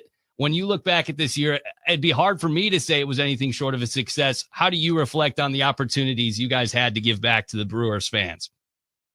Yeah, I think the fan support has been tremendous for many, many years, and this year has been tremendous in terms of just how they've embraced the team, and whether it's these winning streaks or Andrew Vaughn's emergence or Mizorowski's emergence, and just the development of Frelick and Terang into incredibly talented, high high quality guys who are making a difference on the field. So we just, try to give back. We did the postseason rally with all the pancakes, and we had over 10,000 people show up. We've done a lot of great giveaways. Andrew Vaughn T-shirt, 2 Mizorowski T-shirt days, a lot of promotions. The cribbage board, which was really popular earlier this year. So yeah, we're always trying to get the fans here, get them excited, and also making sure they know how much we appreciate them. Rick, I know it's got to be a great challenge to try and always think of those new wrinkles, those new things to keep fans engaged, to keep them coming and get them excited. But it's got to be fun to be able to lean into being creative and thinking of new ways and new direction to get fans excited with giveaways. You talked about the pocket pancakes, but not only that, being able to do it with a team like this that kind of gives you so much material, and a manager like this that is so affable and has a great personality. It's got to be an enjoyable creative process. Yeah, I mean, things are a lot easier when you have a successful team and you have, quality and engaging and charismatic, leaders like Pat Murphy and the players are great. They get off on the community, and they really play well with the large crowds, and they really get excited when the crowds are here. And they get it. They understand that it's a special market. It's not the most populated market, but it's the most, supportive market. And the fans have been great. And I think, there's no substitute for winning. That's what our mission statement is. So it's great to have the best regular season record in baseball. And again, there's no trophies for doing that, but it helps propel us to hopefully a very deep October run. Yeah, and as the Brewers go on this October run, Rick, they can enjoy some watch parties for when the Brewers are on the road. Looks like for Game 3 at Davidson Park on the Harley-Davidson campus. Just kind of talk about the process of getting these watch parties put together and what maybe you have in store for some future watch parties should the Brewers advance in the playoffs. Yeah, I think we're going to have some fun with this one. We're going to have it's free, it's open to the public, so giant TV screens for live viewing, food trucks, games. We'll have a DJ on site. The mascots will be there in full force, and we'll just have a lot of fun. It's a great way for fans to get together and hopefully celebrate a successful outcome on the road, whether that's in Chicago or San Diego. And, if we are fortunate enough to continue advancing, we'll be doing more of these. And baseball has to sign off on all these things, which is fine because it's MLB's. These are MLB sanctioned events. So we're hoping to do more of these as we keep advancing. And the energy level is going to be high, and the excitement's going to be high, and the stress will be high because these are really important games. And, there's every series has its twists and turns, and every opponent we're going to play is going to be really talented and equally motivated. So there's no easy games coming up. Rick, when you consider what this regular season was, there were plenty of regular season sellouts, which many ballparks can't claim. And now you head into the postseason, there'll be sellouts. But in your time with the Brewers, how has the playoff atmosphere maybe evolved? Because they weren't a playoff team for a very long time. And now it's 7 of 8 years, and you're looking at this group, and the fans just have to be ecstatic that they get to have at minimum 2 home games, and then they'll go on to the next round and potentially get as high as 4. Yeah, I mean, I think there's certainly something to be said about, where this is not really new. We're fortunate to have, as you said, 7 postseason appearances in the last 8 years. And so I think it's not novel for us to be in this position. I think the fans are extremely excited this year just because the team has, really taken off after a very, sort of tough start to the season. A lot of question marks with the loss of Willy Adames and the trade of Devin Williams. And so, the sort of the surprise by how well the team has played for how long it's played this well has energized the fans. And yeah, we don't take it for granted. I mean, we know what the mission is. And again, it's exciting to have the fans on the journey with us, but we know what we need to do. And so it's nice to be in the dance, as you will, but the goal is to get all the way. Always is. And speaking of tickets and where are we at right now, I know I saw there was some standing room only remaining here for the first 2 games in the NLDS. Is that where we're at, Rick? Yeah, depending on who we play, on Saturday, there may be an opportunity for some of the visiting team holds to be released, and then we'll make those available to the public. We'll frankly know at the end of the Cubs-Padres game which starts at 4:08 p.m. So this evening we'll get some return tickets back from the visiting teams, and then we'll make those available. So those will be available, but right now it's standing room only, and the holds, we're talking a few hundred. So it's going to be packed here.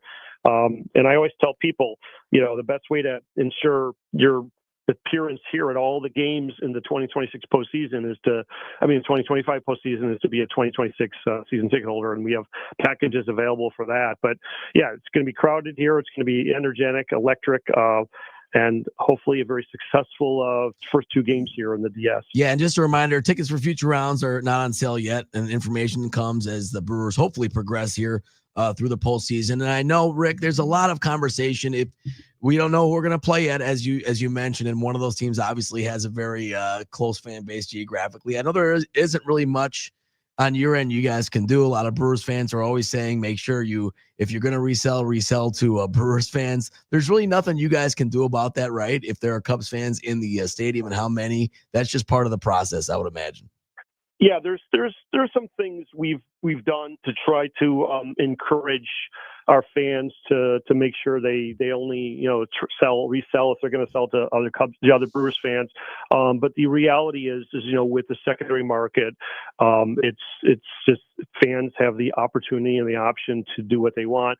We know from the initial ticket sales to date that the vast majority, overwhelming majority of tickets have been purchased by people with Wisconsin zip codes. So even higher than a normal regular season Cubs Brewers game. So that's a reflection that our fans in Wisconsin are pumped up and excited. Now, I always tell people they're for better or worse, there happen to be Cubs fans who live in Wisconsin and they live in Milwaukee. So, just because you have an area code in 5 doesn't necessarily mean you're a Brewers fan, even though, we prefer that you do it. So, but at least for now, we think that it's going to be a large Brewers crowd. But the Cubs fans come, and we also go to Wrigley. People forget, but in 2018, there were more Brewers fans for game 163 than Cubs fans at Wrigley when the Brewers won the Central Division title by winning game 163. So yeah, it's a spirited rivalry, as you guys know. So I expect that there will be Cubs fans, and our goal is to drown them out with cheers, and the Brewers players drown them out with better performances than the Cubs players in these games. Are you personally rooting, Rick, to have that rivalry matchup in the playoffs, or are you thinking, maybe the Padres wouldn't be too bad to have in town?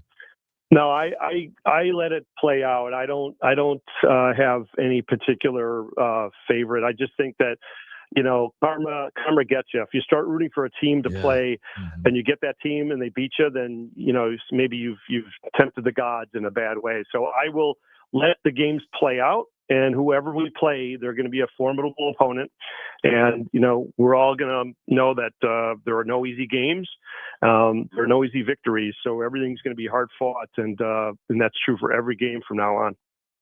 Brewers President of Business Operations, Rick Schlesinger, joining us here on No BS. Rick, as this season comes to a close and you get into the postseason, is there a moment of an ability for you to kind of reap the benefit of your hard work for 6 straight months, and certainly in the offseason? Do you kind of get an opportunity to relish in the fact that this is a group in the postseason playing in a ballpark that you were a part of helping extend the lease for 25 years?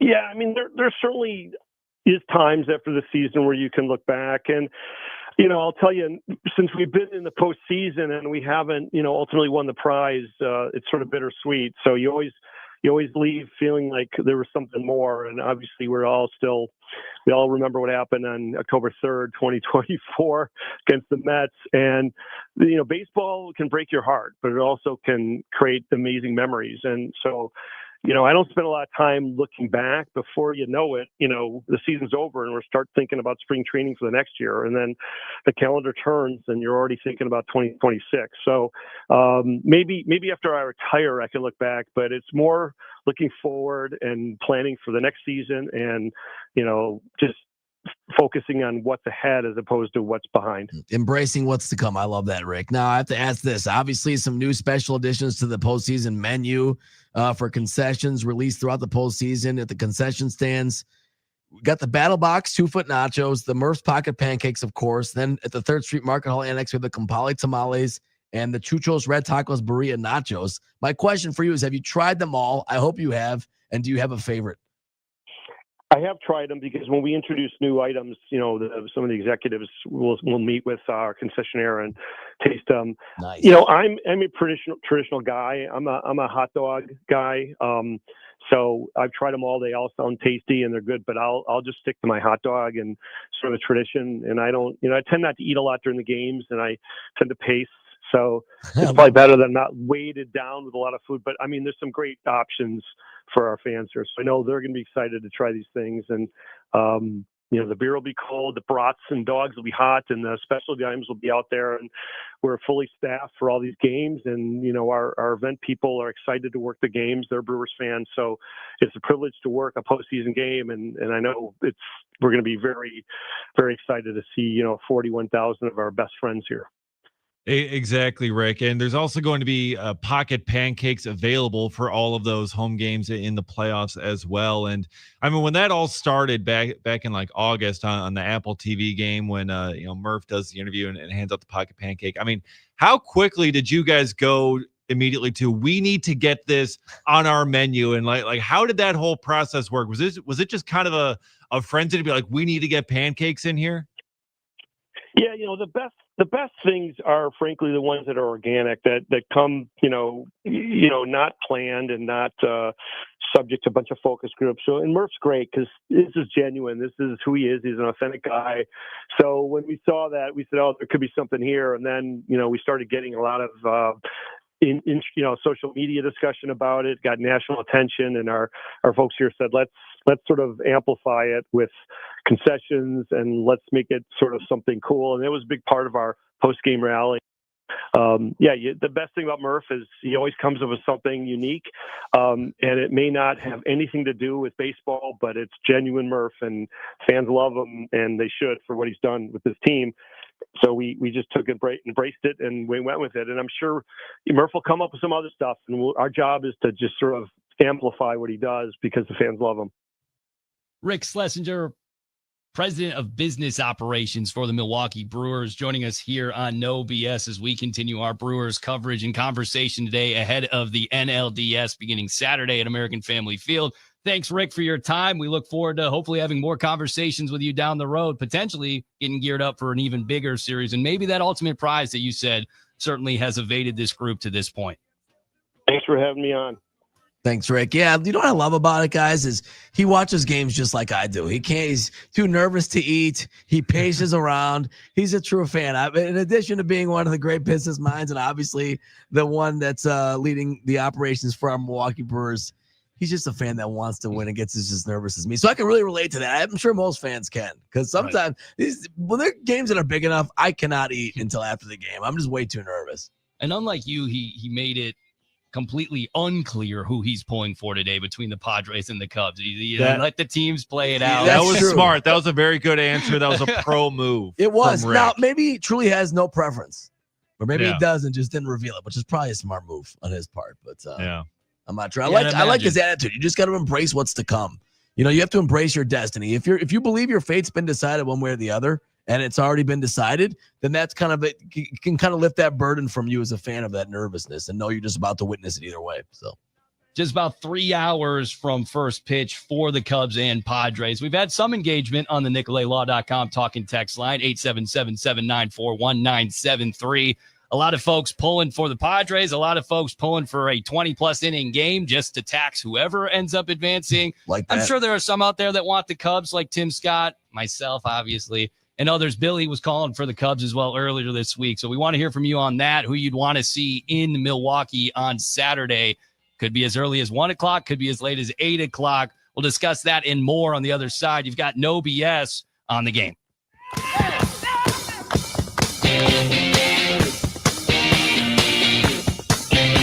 Right now, it's your chance to win $1,000. Just enter this nationwide keyword on our website, BANG. That's BANG. Enter it now. TheGameandStuff.com. TheGameandStuff.com. It's Brian Butch for Window Nation. October is here, and if you've got old windows, that means you're back to dealing with chilly air seeping into your home. Eliminate annoying drafts once and for all with Window Nation in Milwaukee. This month, buy 2 windows, get 2 for free, plus pay nothing for 2 years. With the holidays coming up, that's a big deal. Don't miss out on free windows and 0 payments for 2 years with Window Nation, a proud partner of the Milwaukee Brewers. Visit windownation.com before October 31st to get started.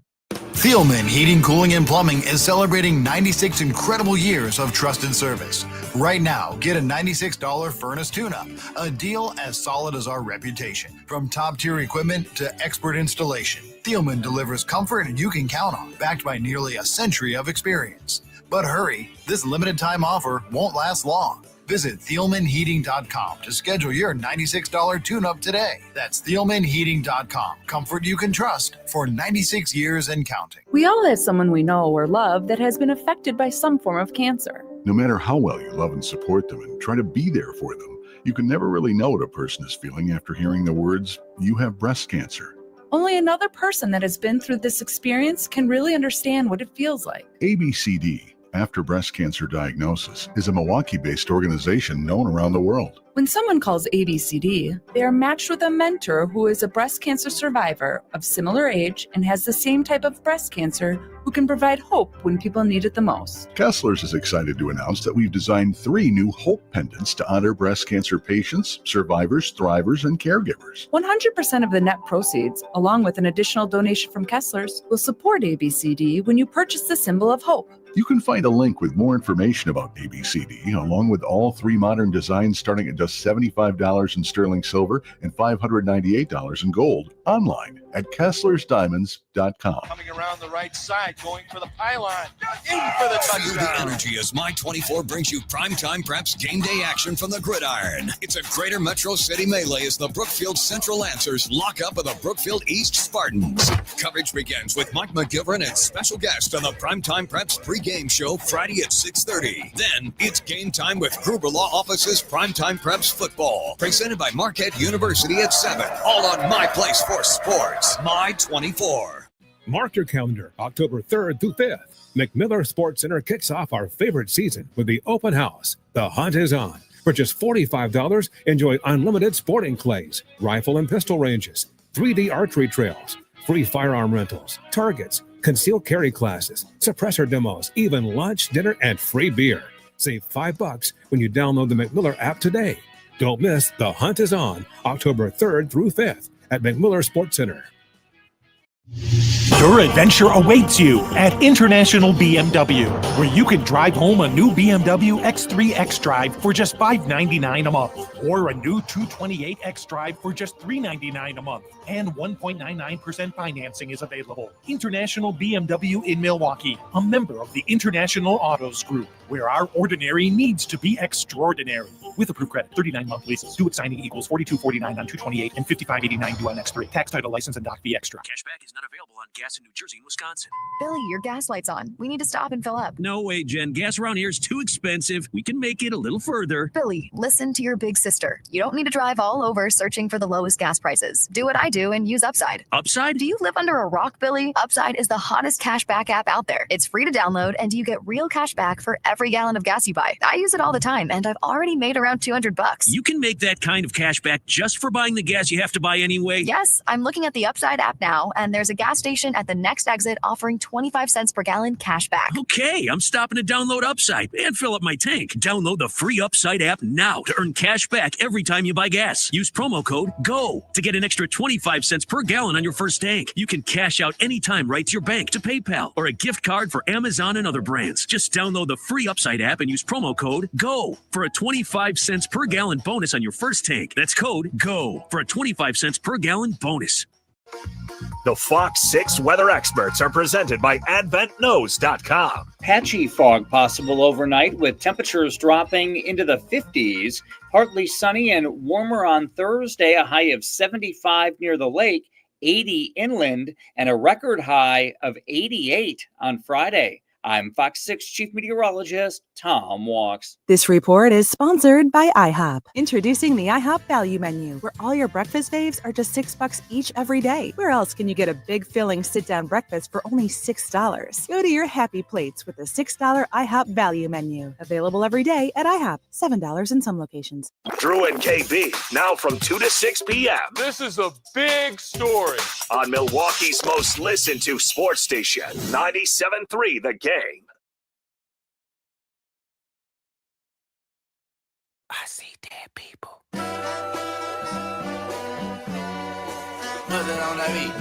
Hey, Monster on the beat. Debo, any rap nigga, he a free throw. Man down, call like Amber Lambs. Tell him free, bro. Nella to the cross, he walk around like Tizo. What's up with these jabroni ass? Back here on No BS, you're listening to The Game. It's Armin Sarian. It's Dave Gasper. It's me, Nick Brusewitz, as we gear up for our fourth and final hour. We started this conversation, though, on the other side with President of Business Operations for the Milwaukee Brewers, Rick Schlesinger. We asked him directly, hey, are you pulling for a specific team to come to Milwaukee starting Saturday as the NLDS gets underway? He wouldn't answer. He said, let the teams play it out, not necessarily leaning one way or the other. I think there's an emotional reaction for most. One way or the other, they want to see the Cubs.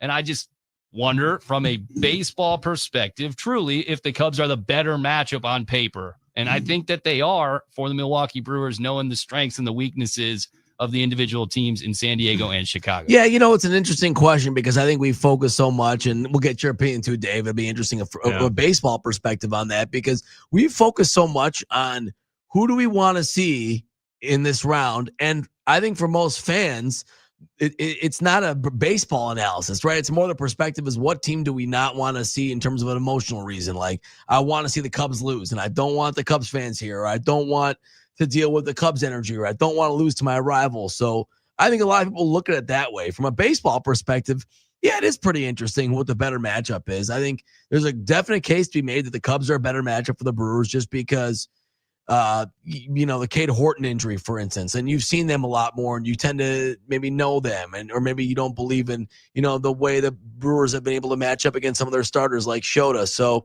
I think that part's interesting. The one thing I would say too is the Padres have a great bullpen. They might have the best bullpen left in the playoffs of all the teams. Right. And that's what sometimes will carry you over in a playoff series. In the playoffs is a great bullpen. And they do have Nick Pivetta. They have their starter, but I think the flip side of that is, what do they have in terms of power now? They don't hit a lot of home runs, but they do have stars that hit home runs, right? You talk about Tatis and Machado. So you kind of worry about home runs in the postseason because that's usually what carries you through. Slugging is so big this time of the year, and that's why I think a lot of people are worried about the Phillies, what the Dodgers can do once they get hot. It looks like Mookie might have woken up a little bit, and obviously Shohei. So I think there's a case to be made either way. I think the Cubs are somewhat a slightly better matchup, maybe because of the Cade Horton injury. Yeah, the Cade Horton injury certainly plays a factor, but the Brewers have also lost one of their top starters, Brandon Woodruff. We still haven't gotten a full update as to what his injury is, what they're thinking with it, but the fact that we haven't heard anything yet means at the very least he's not going to be pitching in this NLDS. So that does concern me. Another thing that concerns me, though, is how recently you played the Padres. You just played them in this last week of the regular season. They were the last road trip, the last road series that you played. You just saw them. And I think that recent familiarity, I don't know if that necessarily helps the Brewers. I don't know if that's necessarily the right spot. The Brewers haven't seen the Cubs since mid-August. I mean, it's been a while. And yes, the Cubs did win the season series. They did have the tiebreaker in that season series, but the way that things went last year and just kind of with how much time has been in between the Brewers playing the Cubs, I think that does maybe lean towards a better matchup for Milwaukee in this series, not having seen them so recently. NickLaylaw.com talking. Oh, sorry, Nick, go ahead. I was just going to get it in. 877-794-1973 is the NickLaylaw.com talking text line if you wanted to hop in. Yeah, we want you to weigh in there and let us know what you think, who you'd rather see. Obviously, there's an emotional aspect to the Chicago Cubs. That's a good point by Dave, of course, though, that it's been a while. I mean, the Padres just saw you and played really well against you, albeit in San Diego. So there's an opportunity there for them to have a level of familiarity. Their bullpen is elite. And it is really hard to get to a team if their bullpen can execute, certainly at the level they did yesterday, which was nearly perfect against the Cubs. I would just look at the lineups and compare them and say, truly, who are you afraid of? Who do you think could break your heart? There are just too many for me with the Padres. And you look at Jackson Merrill's a guy who hasn't been as hot this year as he was last year. Manny Machado hits the 2-run home run yesterday. He has 8 postseason home runs in his short career with the Padres. And all of them against us, it seems like, And Tatis, right? And so those are 3 guys you're looking at. Luis Arias will not strike out. And he may not get on base, but he's not going to strike out. He's going to have a great at-bat against you. So the Padres are not woodpeckers, but they're similar in a sense. They don't hit a home run. The Brewers hit more home runs than them this year. So there are aspects to it. On the other side, there's the emotional edge potentially for a road team that would be the Chicago Cubs coming off of winning a series to come into a ballpark in Milwaukee where they've had good success this year. First series this year was against the Brewers, and there were 2 dominant showings by Chicago in that series. And Craig Counsell, familiarity obviously with his surroundings. It's going to be a far better series from a television and entertainment standpoint if it's Chicago. Yeah. But if we're talking about what's best for the Milwaukee Brewers and their best path forward to the next round, it does become a lot more nuanced and there's more of a conversation there because the Padres, that bullpen is incredible. Yeah, it's really good. You just need 3-4 innings out of Pivetta, Dylan Cease, or Yu Darvish. And then you can hand it off to a pen that has been as good as any in baseball and then supplemented at the deadline. You know, it's kind of funny that they've had a tormented playoff history, sort of like the Brewers do in some ways. And I think for them, they have their Bowser, and that's the Dodgers. All right, they might be looking at it the same way that the Brewers do. So it's pretty interesting. It could be their year, like you said, because of the bullpen. But a lot of people bringing up a great point. I'm going to get Schwartz Center a pop here as well. He said, actually, Hunter brought up a great point as well. 920 is the travel. Maybe playing the Cubs is better, so you don't have to travel to the West Coast. I agree with that. It's kind of interesting, though, because then the Padres don't have to travel either. So I asked you, Dave, we were talking about it a little bit earlier. You know, I think if the Padres win today, they're probably not going to go home and fly back again. So they're just going to stay in town. So you're talking about a team that wouldn't be home for a full week before and a full round before they go back to San Diego. So that might be part of it. The travel to the West Coast, I could see being a factor. You know, you're more comfortable. You might be able to, get your body right because you don't have the travel issues you do going down to Chicago. That could be one thing, but it also would go both ways. So to say that logic will work both ways, because to say it's an advantage, you do not have to travel. Well, it's an advantage for your opponent as well. Yeah, it is. So they're going to be able to, stick in town. They'll just drive right up but yeah, it's extended time on the road before they can get back, before it would be a game 3 in the NLDS. So yeah, another time away. It is going to be tough. I mean, having that time in between, it's not easy for these teams, even though these guys have done it, but you didn't originally plan for it necessarily. You didn't know how long you'd be gone. So maybe that can wear on them as well. But either way, it's going to be a tough, hard-fought series. It's not going to be easy. No matter which direction it goes. Jeff and Fitchburg, don't overthink it. They're both very good teams. It's true. We hate the Cubs, though, so we root for them to lose every time they play, no matter what, and we rejoice when they do, so fly the L. Yeah, I think that's a good point. That's kind of why a lot of people were cheering against the Cubs this round, not just because they're scared of them, but just because it's standard operating procedure. You always cheer against the Cubs, right? Timothy Shaw, I worry about Manny playing an American Family Field. That's going to be like a Little League field for him. There is something to be said for that because it seems like Manny Machado, every time he comes to play in Milwaukee or plays Milwaukee in a big moment, tends to kill us. And he's one of those guys that seems to feed off the booze. So that's an issue. Kavika and Maui wants to know how a small market team like the Padres has a payroll like that. Actually, Kavika, San Diego's not as small market as you think. They have a big TV deal. They have a lot of money to pull from, and that's sort of a misnomer. It's always been about the Padres. And their late owner, Peter Seidler, he invested a ton into this team. Like he had plenty of money, but he invested a ton because he wanted to get them a World Series before he unfortunately passed recently. But that's kind of where they ran up the payroll. They're just like, we're going for it because don't know how many years we got. Ryan Cameron, go ahead, Nick. Sorry, we got Justin in Kansasville waiting on the phone to talk about this topic, and we don't have much time before we got to head to the top of the hour. So I just want to get what Justin has to say on this on the air real quick and give him his chance. Hey, boys, love the show, love the topic. I'm so excited for the Brewers to get going again this weekend. I want the Cubs. And the reason I want the Cubs is because I want to feel the joy that's similar to the joy that Red Sox fans felt in 2004 when they finally beat their rival, the Yankees. I like that. Great point, Justin. That's what I want. Try to embrace that euphoria. Try to embrace the positive that what could be, the highest of highs is beating your rival. I love that. I know if given the opportunity to handpick, and I could guarantee you a championship, Armin, I'm going to guess how you'd want this path to go. You'd beat the Cubs, you'd beat the Dodgers, beat the Yankees. That would probably be the 3 in a row that you would be the most satisfied with if I could guarantee you a championship. Am I wrong? Yeah, if I could play God and handpick it, probably. I don't care as much about the AL, though. The Yankees thing doesn't bother me. It never has. I've never been an issue. So it'd be full circle, though. Yeah, it'd be some since ways. beginning. Yeah. It would be the smallest market, taking out the 3 largest markets: Chicago, LA, and New York.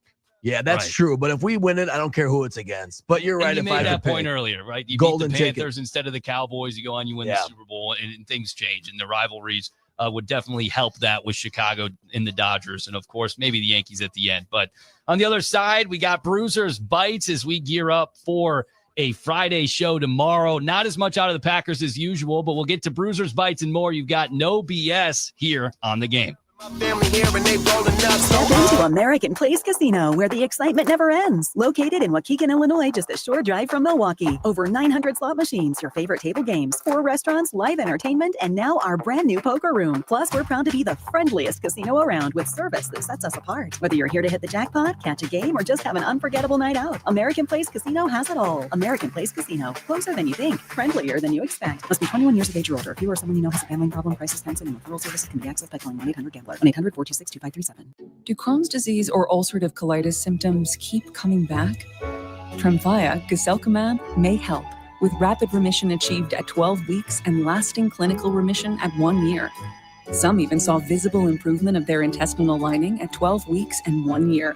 Tremfya is a prescription medicine used to treat adults with moderately to severely active Crohn's disease and adults with moderately to severely active ulcerative colitis. Serious allergic reactions and increased risk of infections and liver problems may occur. Before treatment, your doctor should check you for infections and tuberculosis. Tell your doctor if you have an infection, flu-like symptoms, or if you need a vaccine. Healing is possible with Tremfya. Approximately 3 out of 10 patients were in endoscopic remission at 1 year, based on areas visualized on colonoscopy, which may not represent the deeper bowel layer or entire GI tract. Individual results may vary. Ask your doctor about Tremfya today. Call 1-800-526-7736 to learn more or visit tremfyaradio.com. You ever hear a deal so good you think, what's the catch? Yes, when I got a free gym membership, and the catch was I still had to go. Well, right now, Capital is offering great financing, no catch. No selling a kidney? Nope, just easy financing and honest service during Capital Credit Days. Now through October 31st, air conditioners start as low as $65 a month, furnaces only $59 a month, or a complete system only $117 a month. Capital, where you choose cool or cozy with no catch financing. Call CapitalCares.com. Heavy is the head that wears the crown. Every day live from Milwaukee and heard on the iHeart app by fans everywhere. This is WRNW-FM Milwaukee, 97.3 The Game. Drew and KB here with our buddies, Rob and Chris from HappyPlaceHemp.com. You have a wide range of products, each of which has a different effect. How should I go about finding what's right for me? The easiest thing to do is just try stuff. And like try our sample pack, for example. You can try all 7 varieties of gummies that we currently have. And then you can see which one works best for you, because everyone's unique and everyone has different experiences. But what I tell people to look for THC and CBD ratios. Higher CBD, lower THC concentrations are more for daily use. And then the higher THC type stuff, Delta 9s, Delta 8s, those are going to be more for, the fun factor. If I drink a can of your seltzer, what will I experience? I would say the unique thing about the seltzer is you're going to start feeling the effects in maybe 20 minutes to a half an hour where you're not, on the couch, but you just have a really good feeling about it. Now get 25% off your entire order with the code Drew and KB in-store and online at HappyPlaceHemp.com. Do you have 3 ex-wives and your current trophy wife wants a life insurance policy 3 times the size of the policies you had to purchase for your previous mistakes? If so, you need to call Big Lou at Term Provider, 800-511-3535. Big Lou is intimately familiar with your problems, and if you're 50 or 60 years old and in reasonably good health, a $1 million policy should only cost about $100 to $200 per month. Big Lou may have a solution for your previous policies as well. You may even save enough money to lighten the load on your new $1 million policy. Remember, call Big Lou. He's like you, except he's only on number 2. Call Term Provider, 800-511-3535. That's 800-511-3535. For $1 million in term life insurance that you can live with, call Big Lou at 800-511-3535. Progressive's Auto Quote Explorer lets you easily compare direct rates from different insurance companies, so you can be confident you're getting the right one, even if it's not with Progressive. Way more confident than you were when you tried online gaming. Who knew 12-year-old boys could be so mean? And where did they learn to swear like that? 2 hours of losing to these underage trash talkers, and you're starting to question if maybe you really should stick to pickleball and other boomer stuff. So use Progressive's Auto Quote Explorer and be confident you're getting insurance that's right for you. Progressive Casualty Insurance Company and affiliates. Not available in all states or situations. Prices vary based on how you buy. Former CIA officer Jason Hansen here. As someone who's dedicated my life to protecting people, I know the importance of guarding what matters most. Right now, with global instability and the dollar's declining value, that means securing your financial assets with gold. For me, I trust Advantage Gold with my own investments. Give them a call at 800-900-8000 for a 100% free gold guide. Again, call Advantage Gold now at 800-900-8000 today. Paid for by Advantage Gold. Performance may vary. Past performance is not indicative of future results. Always consult your financial and tax professional. Audible's romance collection has something to satisfy every side of you. Fall for a brooding duke, dive into a steamy romantasy series from Sarah J. Maas, or find the perfect rom-com from Lily Chu. Start listening free when you sign up for a 30-day trial at audible.com. Make 97.3 The Game your #1 preset on our free iHeartRadio app, powered by Gruber Law. One call, that's all. Injured? Remember, one call, that's all.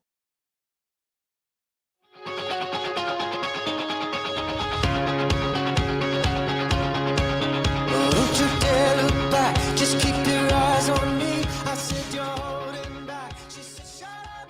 Back here on The Game, you've got no BS. It's Armin Zarian. It's Dave Gasper. It's myself, Nick Brusewitz, as we head into our number 4. We were thrown the keys by Dad, I guess. I mean, you can refer to him that way. Tim Scott. That's what Tim's going with that. Instructor. Yeah, more like his younger, I don't know what the age instruction thing. And yeah, we have the brake, but we don't. I don't know if you guys ever took behind the wheel with one of those cars where they had the automatic brake and all those things. Of course, one time our sign fell off on the freeway and I had to go grab it. So I don't think that was proper protocol for driving instructors, but that did happen for me. Yeah. Wait a minute. He made you get out and grab it? I was the one. I don't know why, but that seems to be how it goes. It's always Armin. Hey, that's cool. No problem, Mr. Fleischer. I'll go get it. So I got my chance to play Frogger for real in real life. Now, honestly, it was an empty You're empty small road. and nimble. Get out of the car, Armin. Go. Quick, get it back there and really floor it to get back. We were like on the shoulder on the side of the freeway. Probably not supposed to know that now, but I'm sure the statute of limitations is passed, and I'm sure no one's gonna get in trouble for that. So, but that thing, it was like Velcro to the top of the car. What kind of mechanism is that? Should be tied on. I'm just saying. Velcro. So I don't know. We'll get a couple more. Go ahead, Nick. What were you gonna mention? I'm not trying to be that guy. I learned in a Prius. And Dave's 6'8". I'm hoping that your driving instruction did not begin in a Prius or a small size sedan or something along those lines. Did you at least get like a van? It was not a Prius, but I went through Just Drive for my driving school, and they had a sedan. Hey man, I forget what it was. If it was a Camry, I think it might have been like a Camry. It's or always something. a Corolla. Yeah, Corolla. Nah. If you're not driving a Ford Taurus, like, come on, that is the ultimate all-time behind-the-wheel car that every place is using is the Ford Taurus. It's like the most standard family sedan that's been keeping America rolling for like 20, 30, 40,000 years. And ever since they came up with the Ford Taurus, it's always been that. Not like when you go get a rental car, when it's always an Altima or a Corolla, one or the other. You can always bank on it at that point, but it is what it is. We're all here. We're all trying to keep this thing on the road, and I think we're doing a pretty good job of it right now. And we'll let the NickLayLaw.com talk and text line help us out a little bit as well. Remember, you can always chime in 877-794-1973 on the talk side or the text side. And you can also chime in as we have our fans right here on the YouTube stream, Twitter, and Facebook. Got a big jump here in viewers. We're almost up to 1,100. So thanks to everybody that's chiming in, watching us here on the YouTube stream as well. Mark said, Armin, no, the travel advantage is for the next round. Brewers stay within 90 miles while the Dodgers, Phillies have to travel across country a couple times. Yeah, that's a good point. They do have that advantage, but it would be tough to go west a couple times. But listen, they're flying on those Airbus A321 Neos. They're pretty nice planes, so I'm not really sure. But that's a good point, I guess, Mark. And JR in the hub says, I'll take the Padres. We want home field advantage, and I don't want those donkeys coming up here for the series trying to take that advantage away. And let's be honest, for most fans, that's what it comes down to. They don't want anybody else's fans in the park.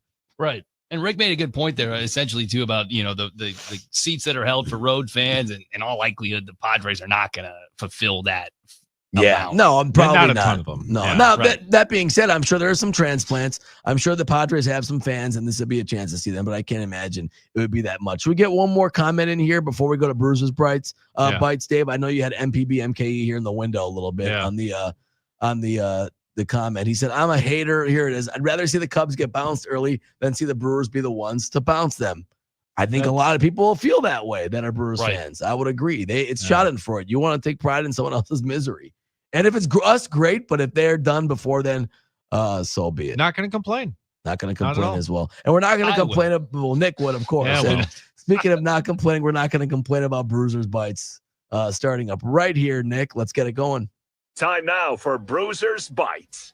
Right. It is time. It is 1:00, and it is your opportunity to catch these bites, these bruises, as Billy likes to say. You're going to leave this thing battered and bruised. I don't know if that's the most appealing image to try and convey to our audience, but you know what? It's the reality. And you know what's reality? Wisconsin Concrete Coatings. And you know what I mean by that? They're the #1 concrete coating company in the world. You know why? I know two very close people to me in my life that have their floors concrete coated by Wisconsin Concrete Coatings. Their polyurea coating is better than all the rest. Other places use your traditional epoxy. It's not as good. They can also do your garage cabinetry, which is something that people don't often think of. My garage, my whole childhood was just piled up with stuff, no organization to it at all. Well, if you get the cabinetry, you're going to have a much cleaner, much more feng shui space, and you can eat your chips and dips and enjoy yourself in your garage too. Jeff Levering, you saw him earlier here on the show. He's very interested in Wisconsin Concrete Coatings as he cleans his garage today, maybe in preparation of Andy Fisher and the guys over at wiconcretecoatings.com. Not to mention they can help you out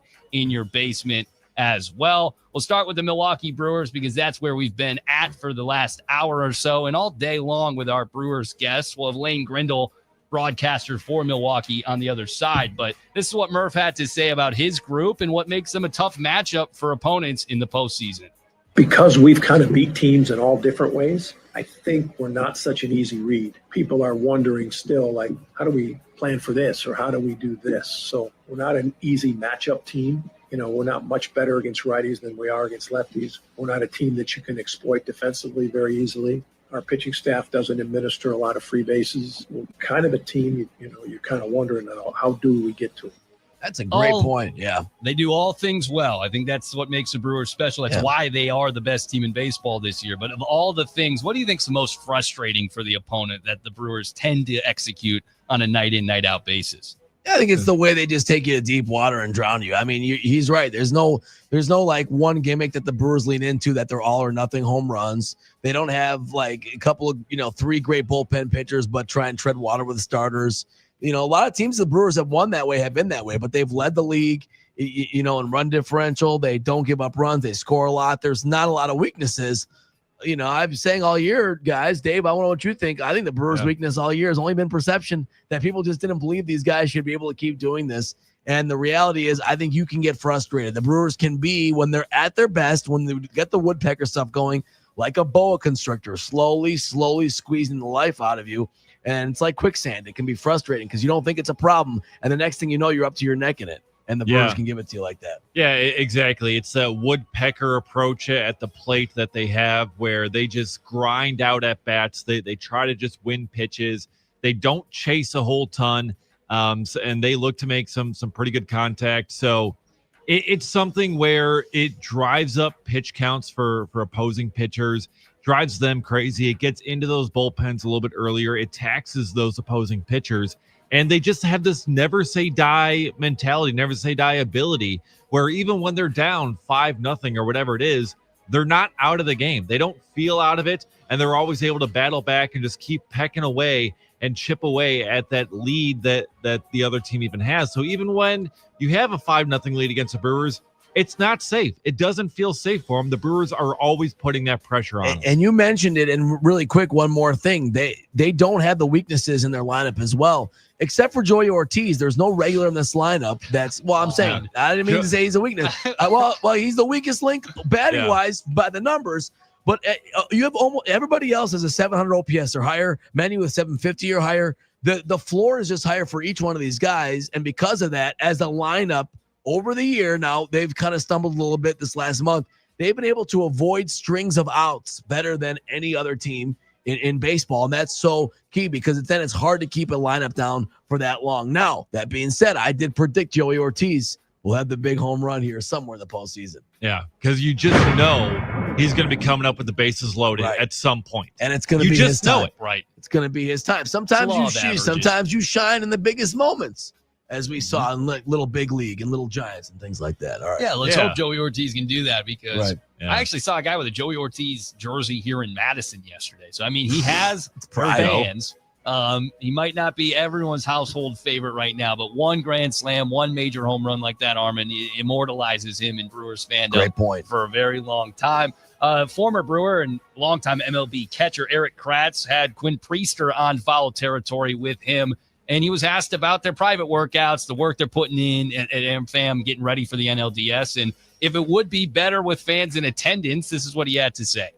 It'd be different. I think it'd be really fun. I know our fans, are the best. They would do something like that. However, our leadership thought that doing what we're doing right now, being together as a group, being a team with, and really, keeping each other, holding each other accountable was kind of the best way forward. And we're really enjoying this time to, like we've been saying, is to compete and get a little uncomfortable, put ourselves into situations that, are hard ones to navigate, whether it's, second and third, nobody out, bases loaded with one, first and third, all those things. And so we're able to control a lot more. And, but certainly having some fans there would be an interesting factor, even though it doesn't really, there's nothing on the line. Seeing what they start cheering for and whatnot, it'd be kind of fun. It's an interesting proposal from Kratz and Foul Territory TV asking about the potential of having fans in attendance. I think first to folks that aren't going to get postseason tickets that would love to see this group in the iteration that will head into the playoffs, maybe in action, albeit in practice form. Also completely not feasible. I just think that you just wouldn't do that. It just doesn't seem to make sense. And I can respect the Brewers for being all business right now. They have to be, obviously. Maybe one day we'll find different avenues to get people in the stands and things like that. But the Brewers are all business right now. They seem to be striking a good balance between getting the rest, the time off, the mental break, but also keeping themselves sharp and in competitive situations to, I think, the best of their ability. A lot of people ask about, hey, are you going to get cold because of the bye? Is your sweat going to dry? You're going to lose momentum.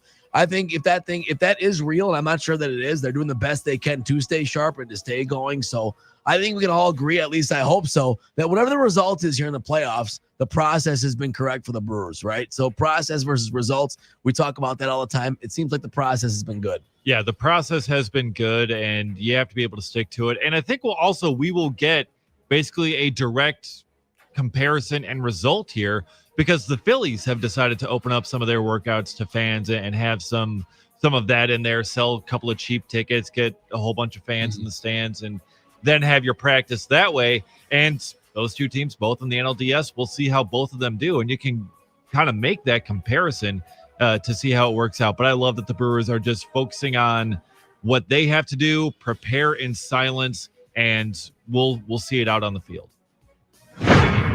Yeah, from one extreme to the other, truly in caliber of team based on record to this point. The Brewers set the franchise record for wins. The Badgers, on the other end, their football team starts 2-2, and people are worrying about the path ahead. October in particular, they'll have Michigan on the road this weekend, then back-to-back Iowa, Ohio State at home, and then they'll end the month at Eugene, taking on Oregon. This is what Badger safety Austin Brown had to tell me about the month ahead.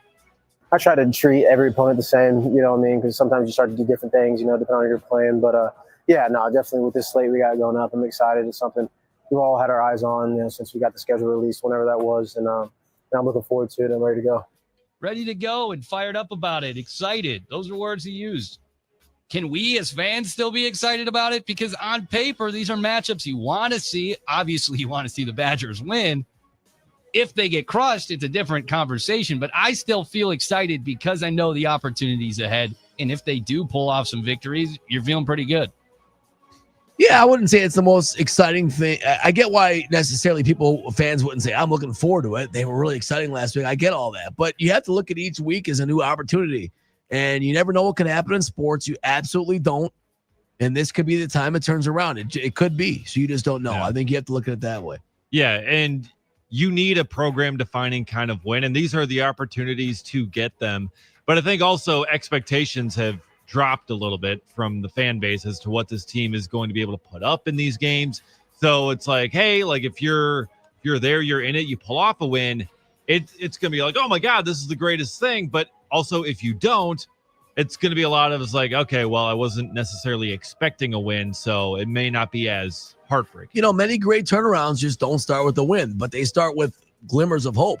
They start with games in which teams look more competitive. They look like they're coming together and building on something and figured something out. There's plenty of examples of that in sports. I think that's what you're looking for right now if you're a Badgers fan. If you can't realistically maybe see them coming in and beating Michigan, I mean, it could happen. Anything, could absolutely happen. It would be a big upset, but you see them playing well. You see them establishing something. Maybe it's a ground game. You see them looking feisty, looking salty on defense. Those are the things you're looking for. You're looking for the competitive spirit to come through from this team and then to build on that.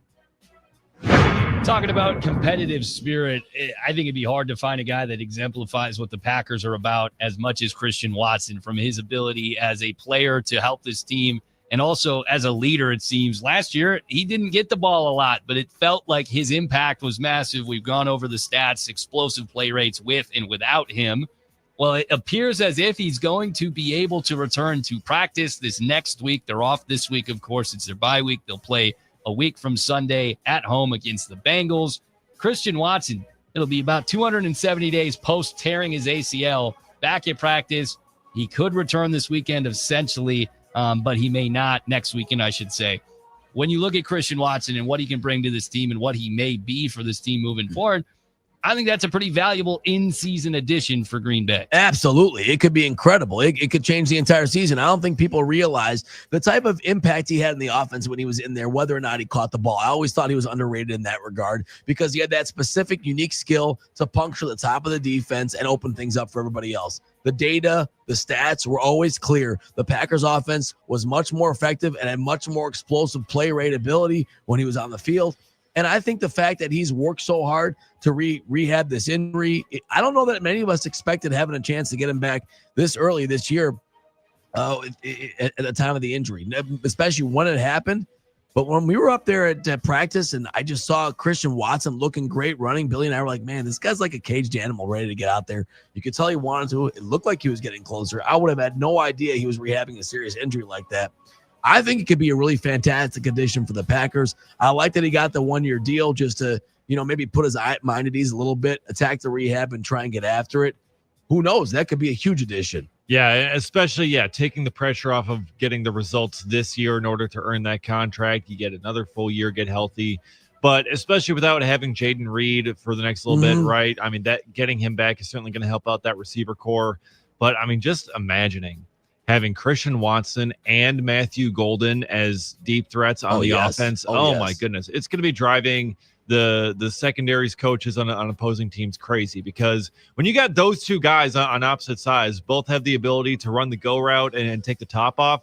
I mean, there's no way to cover them both. And just his presence, just to have his presence there could be amazing. Doesn't need to get targets, receptions, or counting stats, but could help the offense just by being there.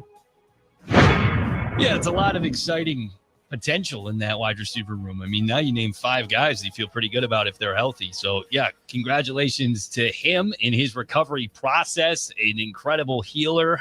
Some of these guys you hear, they're super healers. He might be one of those guys, healing from an ACL injury that he suffered in January, potentially returning to action as soon as next weekend in Cincinnati. We'll end here with a bite from Doc Rivers yesterday. He may have let it slip, but I think it was intentional. Kevin Porter Jr. geared up to be the team's starting point guard this year. This is a guy that didn't get to play much and then was traded for, built his role with Milwaukee, and he's going to have a chance here to potentially start again this season for Milwaukee.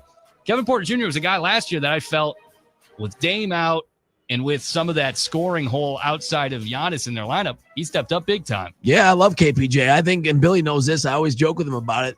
That was the one young, exciting piece the Bucks had. And in a year they need kind of a guy like that in the backcourt. Yeah, you have Gary Trent back. Yeah, you have all these other guys that should help that are good shooters. But you need a guy that has some playmaking ability. And, the Bucks have been missing that. Obviously Dame's gone now, and the Chris Middleton, Drew Holiday, all those days are gone now. So who's going to be the one of that young group to step up? The one that you had the most excitement about, because you had many other young guys, was KPJ. So I kind of expected this to happen. I'm excited to see it, and I'm hopeful for what he can bring. I'm not really sure if he'll be able to transcend into that future star, but I don't think it's out of the realm of possibility. Yeah, I mean, when you look at the moves that they made this offseason, it's not surprising that KPJ is going to be the guy to take it over. I mean, you bring in Miles Turner, you get a little bit, bigger there in the front court. So I mean, it's exciting. I'm excited to see where he goes. He did really well last year, and just kind of see how this whole team meshes together. I mean, now getting Miles Turner into the fold, so it should be a really good group.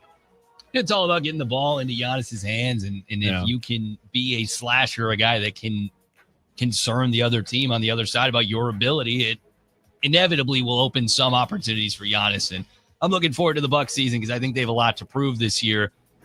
Though I have been on the record as kind of like a Miles Turner hater. I think when they made that move, I was like, it's not that big of a deal. He's good, not great. We'll see how well he plays. I forgot about We'll see how well he plays this year. But Giannis to the next level, maybe as an MVP once again this year. Heliocentric. Heliocentric is the key word. I know Billy's used it a lot. Big word. We like to look at Giannis as the heliocentric. You guys know what that's about. He has big astronomical guys. Sun, right? Everything revolves around him. Around him. Yeah, it's the center. He's the center. So everything revolves around him. Yeah, He's not the Helios, I center. believe, was a Greek power god. forward.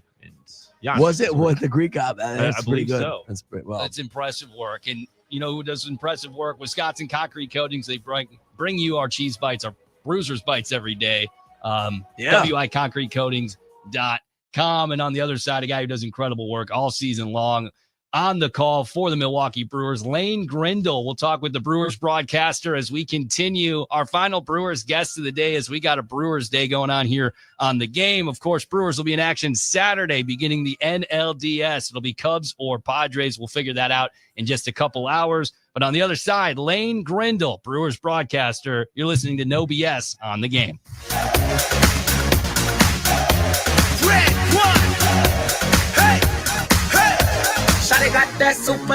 Drew and KB here. Don't miss our show on Thursday. It's our last one of the week, and we're going out in style. We're going to talk to Aaron Nagler of Cheesehead TV about the Packers. He's our Beers on the Table guest. We'll play Figure It Out, and we're going to have some special guests from the Milwaukee Brewers. Join us at 2, Drew and KB. It's Brian Butch for Window Nation. October is here, and if you've got old windows, that means you're back to dealing with chilly air seeping into your home.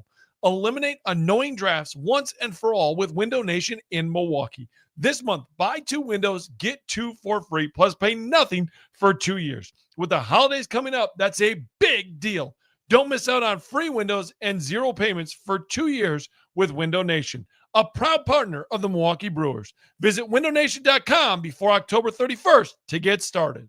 Mark your calendar, October 3rd through 5th. McMiller Sports Center kicks off our favorite season with the open house. The hunt is on. For just $45, enjoy unlimited sporting clays, rifle and pistol ranges, 3D archery trails, free firearm rentals, targets, concealed carry classes, suppressor demos, even lunch, dinner, and free beer. Save $5 when you download the McMiller app today. Don't miss The Hunt is On, October 3rd through 5th at McMiller Sports Center.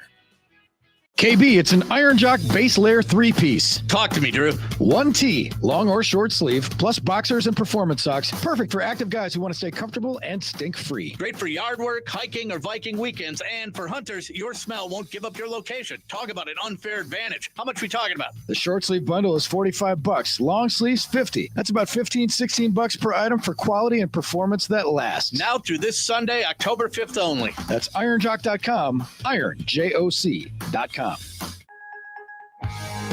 Without an Advent clinic nearby, people suffering needlessly from chronic nasal congestion and sinus infections would be stuck with either Band-Aid or Sledgehammer solutions.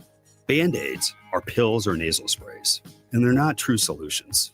Surgery is a sledgehammer, and that's what we're trying to avoid. Because most people don't need surgery for nose and sinus issues, nor do they want a 14-day recovery. Our unique Advent approach can, in 20 minutes in our office, open your blocked nose for good, with only 1 day recovery. I'm Advent founder Dr. Kandula. Outside of Advent's four walls, invasive surgery is what they'll recommend. But here you will find effective and convenient in-office solutions to help you stop the need for Band-Aids and avoid the sledgehammer. Go to adventknows.com to schedule your appointment, because Advent knows when you breathe well, you live better.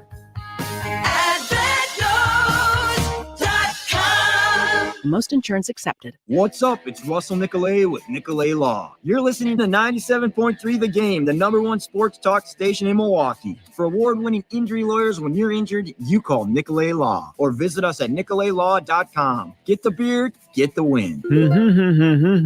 Jason, what are you singing? Working on a new jingle to promote Capital's $49 drain clearing. When your sink fills up with gunk, don't stress, don't whine. It's only $49. Don't take this the wrong way, man, but I'd stick to plumbing, heating, and cooling if I were you. That's fair, but people need to know that we clear clogs for only $49. Fine, but I would have rhymed gunk with junk. It's so obvious. Call CapitalCares.com. When your team's best players have all been traded and the latest pick is overrated, just raise a glass with a friend or two and tell them more, tell them more, tell them more too. May your team be great and your picks be true, and if it falls apart, you'll know what to do. Just raise a glass with a fan or two and tell them more, tell them more, tell them more too. It's a crazy world, so what do? You tell them more, tell them more, tell them more too. Hey! Tullamore Dew Irish Whiskey, imported by William Grant & Sons, Inc. Do you have 3 ex-wives and your current trophy wife wants a life insurance policy 3 times the size of the policies you had to purchase for your previous mistakes? If so, you need to call Big Lou at Term Provider, 800-511-3535.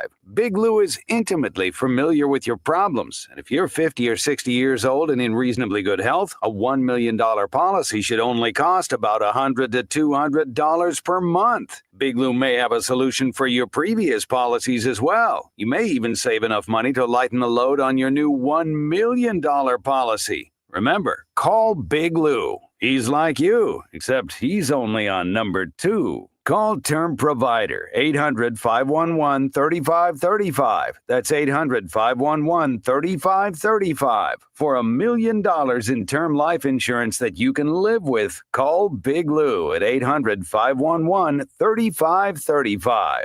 Make 97.3 The Game your #1 preset on our free iHeartRadio app. Powered by Gruber Law. One call, that's all. Injured? Remember, one call, that's all.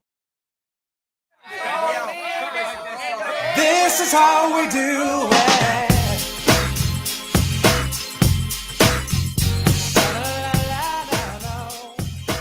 Back here on The Game, you've got No BS with Nick Brusewitz, Armin Sarian, and Dave Gasper. And this is how the Brewers have been doing it for a long time, making the postseason, 7 of 8 years. And our next guest, Lane Grindle, radio voice for the Brewers, joins us now. And Lane, since you got here, they've pretty much made the playoffs practically every year. So do you hold some responsibility for that? Are you a good luck charm? Are you willing to maybe embrace that idea? I am just somebody that's been blessed with the ability to deliver good news, but I have nothing to do with that news.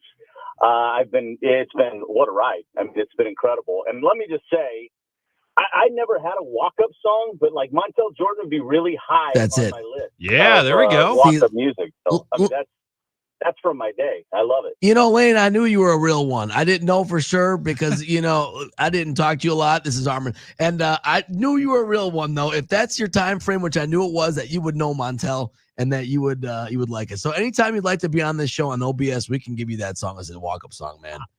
I love it. And I actually have a really quick Montel Jordan story. Let's roll with it, please. Yes. So my first year with the Brewers, we have our holiday party. And it's like right across the street from the Bradley Center.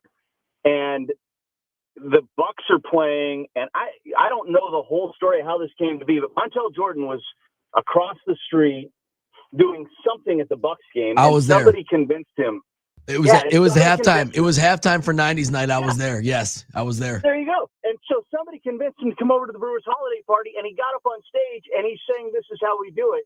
And I was like, it was one of the greatest real life? of my life. Amazing. And that is great. Yes, I remember I was there, and I always blamed him because the Bucks blew like a 20-point halftime lead after his performance. Although he sounded great, it wasn't his fault. So that's awesome, Lane, and I'm glad you have that story. So anytime you want to, yes, for sure. Lane, do you get excited? Obviously, you get excited probably to call every game and excited to call the playoffs. But do you get excited knowing deep down there might be a legendary call that could happen, that comes from you if the team does what you hope it can do? Or you just try and focus on each game, preparation, the process every time you go in there? Yeah, it's a really good question. And I mean, I think there's a little bit of both with that, to be honest. I think you would be lying to say you aren't excited to have perhaps the chance to narrate a big moment in Brewers history and to put your own stamp on it. I think anybody in this business would be lying to say that wouldn't thrill them. And you want to get it right in that moment. And there's some pressure that comes with it. So I think that's absolutely true. I think where you can get into some trouble is like trying to inauthentically pre-plan what is going to happen. I think the best calls come to you in that moment because that is that moment. You can't really simulate that ahead of time. So I think there's a little bit of both in that. I mean, I do think you want to be prepared. You want to know the context of what does this mean? How does this impact the game or the series or even the historical context of the organization?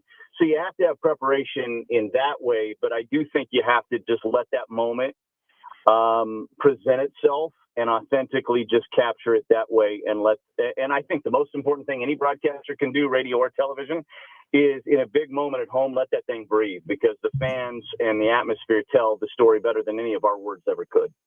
Yeah, and so many big moments happen there in the postseason. You don't know when they're going to come, and you don't know who's going to supply them. Like last year, Jake Bauers, Sal Frelick going back to back. I mean, that was obviously, the big moment there. Garrett Mitchell, his home run in game 2, a big moment. I asked this to Levering earlier, and now I want to ask it to you. I kind of want to see where you guys land on this. Who is your pick to have a big postseason moment, to give you one of those calls this year, Lane? Lev took kind of the easy way out and chose Christian Yelich. Who's your pick? Yeah, I kind of have Yelly in the back of my mind a little bit too. And I'll give you another one because just to give us some variety here, but I like Yelich in this postseason because he has missed 2 postseasons since he's been at the Brewers, 2019 and last year. Both years he was All-Star, an All-Star nomination both years. I mean, he absolutely was in a position where he was going to help that team in the postseason, and he missed out on that. He hasn't hit a home run in the postseason since the 18 season, Game 7 of the NLCS. Yeah. Granted, it's not been as big of a sample as you'd think. I mean, he played in the 20 and 21 postseasons, but that is a combined 6 games, and then played that's it, right? Because 23 as well, and a couple of games against the Diamondbacks. So it's not been a very big sample since then, even though the Brewers have been in the postseason a lot over the course of his time here with the Brewers. So I just think he's in such a good place right now. And I think he has really grasped the I'm the captain of this team, even though it's an unofficial title. I think he knows that he leads this group. And so I think he's going to be ready to provide a big moment at some point in this upcoming series.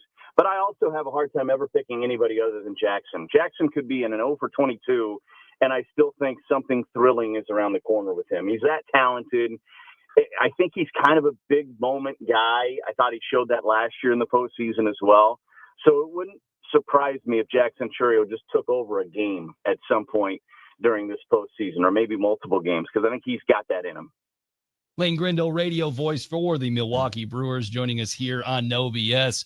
Lane, it's hard to not be romantic about sports, and baseball and radio, to me, are one and the same. It just feels like the sport that baseball has the farthest reached. Obviously, there's more games than other sports, but like to be in a position to be on the radio for a postseason game for a Brewers team that obviously you've grown to love over 10 years of great success, to be honest, what is that opportunity like for you again here in 2025?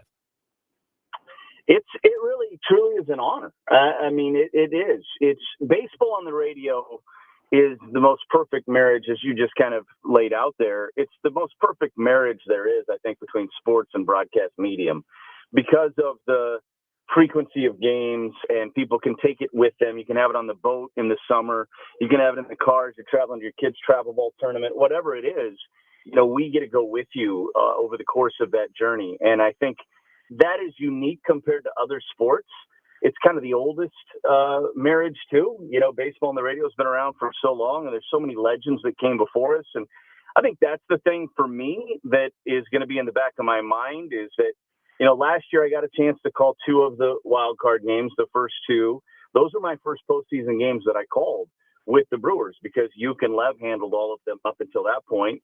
And Uke gave me the opportunity last year to call those first 2, and then he came in for game 3. And so it'll be really weird to do this without Uke, of course. Yeah. And I think it's going to be on the forefront of Jeff's mind, my mind, Kent's. Josh is going to be along with us doing the post-game shows to do it the way Uke would want us to do it. And he taught us a lot.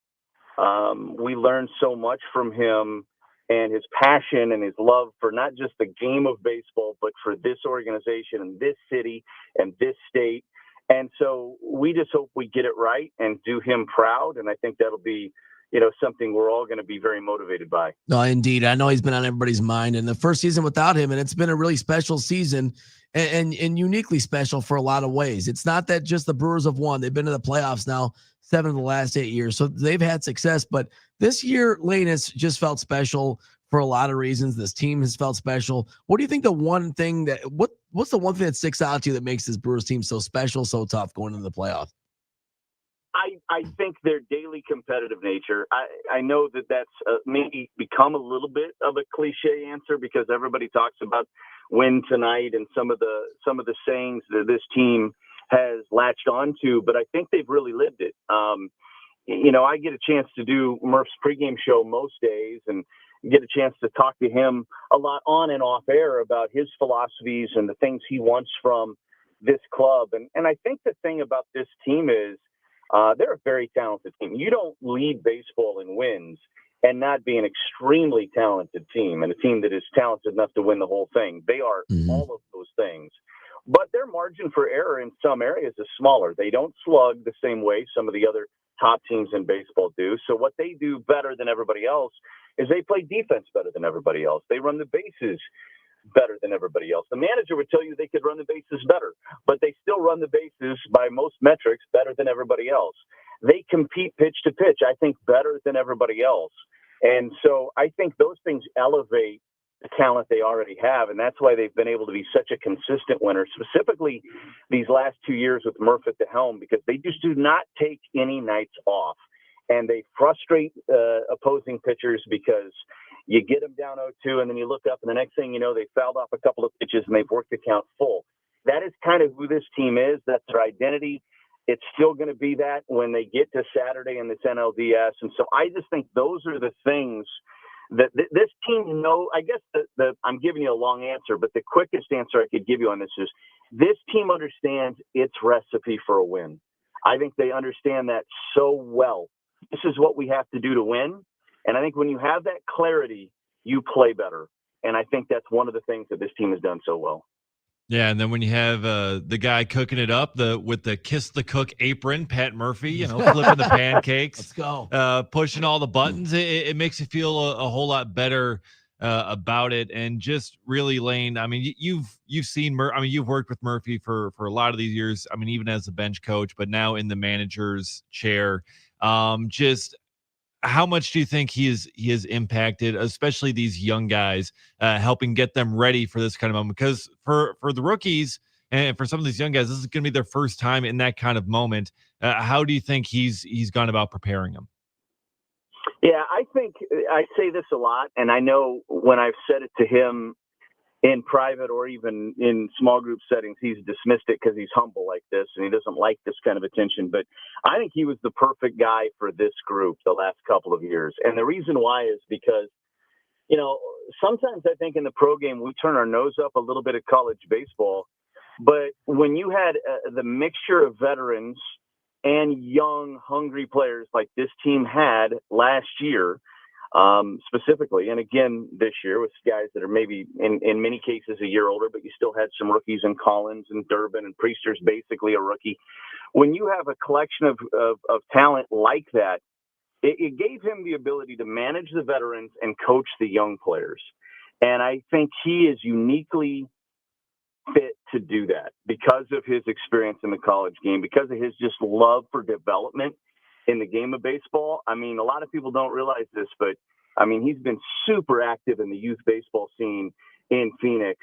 And I have a 10-year-old son. He has a 10-year-old son. And so they've become friends. And we share a lot of conversations just about, you know, at that age level, the things you need to do to learn the game right, to respect the game right. So he just has such I think, a vast knowledge of the experience at all different levels of this game that I think it made him uniquely fit for a team that had a collection of veterans, but a really big plethora of young players, because he could coach those guys hard when it was necessary to do that. But he also understood, because he had been around for 8 years previous with the Brewers as the bench coach, how to manage the veteran guys too. Lane Grindle, broadcast voice on the radio for the Milwaukee Brewers, joining us here on No BS. And I know you have an affinity for college baseball, so that relationship there with Pat Murphy has got to be beneficial there, knowing your time at Nebraska on the radio there. We've had this question throughout the entire day. We've posed it to our guests. We've posed it to our listeners. Is there a team you'd rather see between the Cubs and the Padres starting Saturday in Milwaukee? Because Rick Schlesinger just joined us and said he's not going to pick one. He's just going to let the games play out. Yeah, I'm in the same boat. I honestly have tried to figure out what I prefer. I appreciate your honesty on that. I have. I've wrestled with it, and I've watched the games and wrestled with it. I mean, it's hard because the Cubs are your rival right down the road. So there's so much other feeling that comes into that, right? Sure. I mean, yes. Because of pride, because of it's within the division, there's this familiarity. You want to beat them because you live in each other's backyards. And there's Cubs fans that live in Milwaukee and vice versa. A lot of Brewers fans that live in Chicago. So there's this whole aspect of that, right? But then when you really start breaking down the matchup, I think there's just so much to consider. I mean, I think the Cubs lineup, if it got hot, is really, really dangerous and is scary. I think the Padres bullpen is really scary, as we saw yesterday with Mason Miller and Suarez and all those guys. So they both are going to be a big challenge, no matter who emerges today from that series. I think the thing that we all have to keep in mind, and we know that the Brewers, you know, the last couple of years haven't advanced out of the wild card. It's hard to do it because the best teams in baseball get to this point, and whoever you have to go through to get to the World Series and win it, every team along the way is going to be one of the better teams in baseball. So it's going to be a challenge no matter who you get. I think you can break down the matchup different ways, and both of them have different strengths and weaknesses. But I think regardless, whoever it is going to be a really tough matchup for the Brewers, and the Brewers will be ready for them at the same time. No doubt. One more quick one, Lane, before we get you out. Have there been anything in the first round here, the wild card round, in terms of baseball trends around these games that have surprised you or that you've noticed that could affect the Brewers in their series? I don't know how much of an effect on the Brewers it would have. I've been a little surprised at how willing to drive some of these starters deep. The managers have been. I mean, you see such a quick hook usually in the postseason, especially in a 3-game series. But there's been some really good pitching, and you've seen these guys maybe stick with these guys a little bit longer than I'm used to seeing sometimes in the postseason. But that's more of an observation than anything else. I don't know if it has a huge impact on the Brewers. I hope that Freddie's able to go 6+ on Saturday, because if he does, the Brewers are going to be really set up with an off day on Sunday.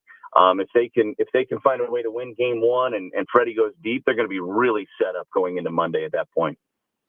Lane, as the Brewers are making it through this kind of bye week and getting set for the NLDS, they've had their workouts, this intense, uncomfortable practice, as Murphy has called it. They've had it private, and I'm seeing MLB Network here in the studio, and they're showing all these highlights from the Phillies game where they had thousands of fans come in and they're doing their workouts in front of a whole big crowd. What's your kind of view? Do you think it's better that the team has that workout privately and just kind of work on it themselves, not with anyone seeing it, or would you rather see something where a whole bunch of fans are through the gate and you got big crowds watching them try to practice? Well, I think the reason why you see such varying approaches to this is because nobody's figured out the perfect formula on how to handle this layoff yet. There's been mixed results. The first year or two of this format, it looked like it favored the wild card teams, frankly, right? That whoever emerged out of the wild card was a little bit hot. They were still playing with that sense of urgency. They weren't having to recreate anything. They could just kind of hit the ground running when they got into the DS. We didn't see that as much maybe last year, but I just think that everybody has to know their own roster, their own guys, and trust that they're professionals and that they're going to be ready to go when NLDS or ALDS Game 1 is upon them across the league. And everybody's had different approaches. I love what the Phillies are doing. I think that's fun. And maybe that's a good way forward, but I don't know that anything really creates the same type of sense of urgency that you're going to get from playing in a wild card series. And so I think you just try to get your guys in the best possible mental and physical place they can be at going into Game 1, and you just hit the ground running. And I think that's the way it is. I also think that you still want this bye. I've had people ask me, oh, is it a good thing? Yes, it's a good thing. Oh, absolutely. You get to rest your pitchers. Yeah. They've gone through a 162-game schedule.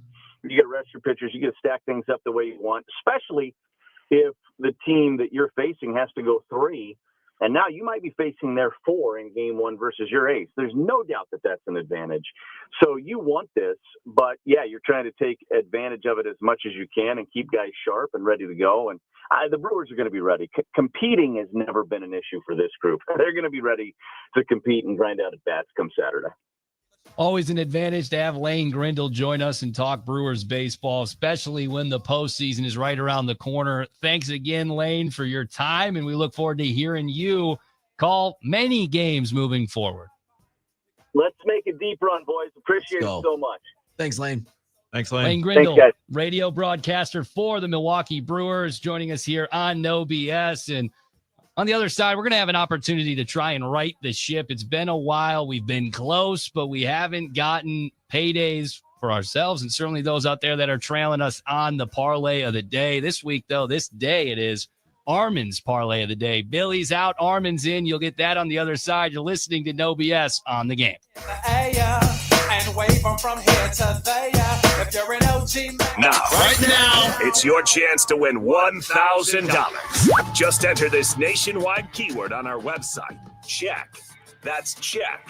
Enter it now. TheGameandStuff.com. TheGameandStuff.com.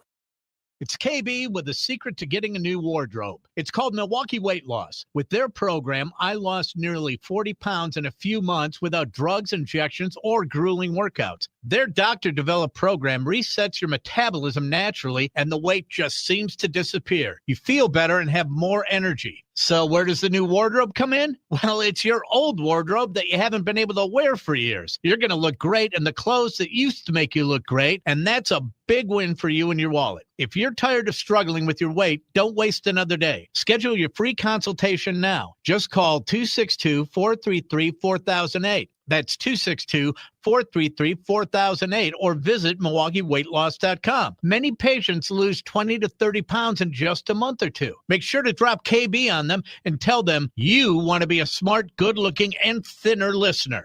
That's MilwaukeeWeightLoss.com. Your results may vary. Need a mortgage? Don't look far. In your backyard is where we are. Visit a Tri-City near you. Get a great rate from your hometown crew. Tri-City National Bank. Equal housing lender. NMLS 4338891. Drew Wilson here. If you need a good night's sleep, try Delta 8 gummies from Happy Place Hemp. It works for me. It'll work for you. Go to happyplacehemp.com and use the promo code DrewKB to get 25% off your order and hit the rack. That's happyplacehemp.com. Big savings are happening right now at Russ Darrow. Hi, it's Dave here for the Russ Darrow Automotive Group.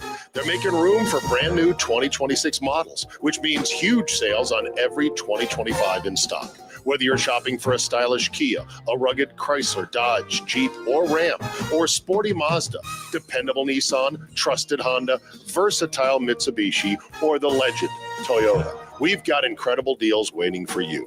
With thousands of vehicles available, now is the perfect time to trade in, trade up, and drive home in the new car, truck, van, or SUV you've been dreaming about. But hurry, when the 2025s are gone, they're gone for good. Shop the entire inventory and lock in your savings today at russdarrow.com. Big savings are happening right now at Russ Darrow. Discover the Darrow difference today.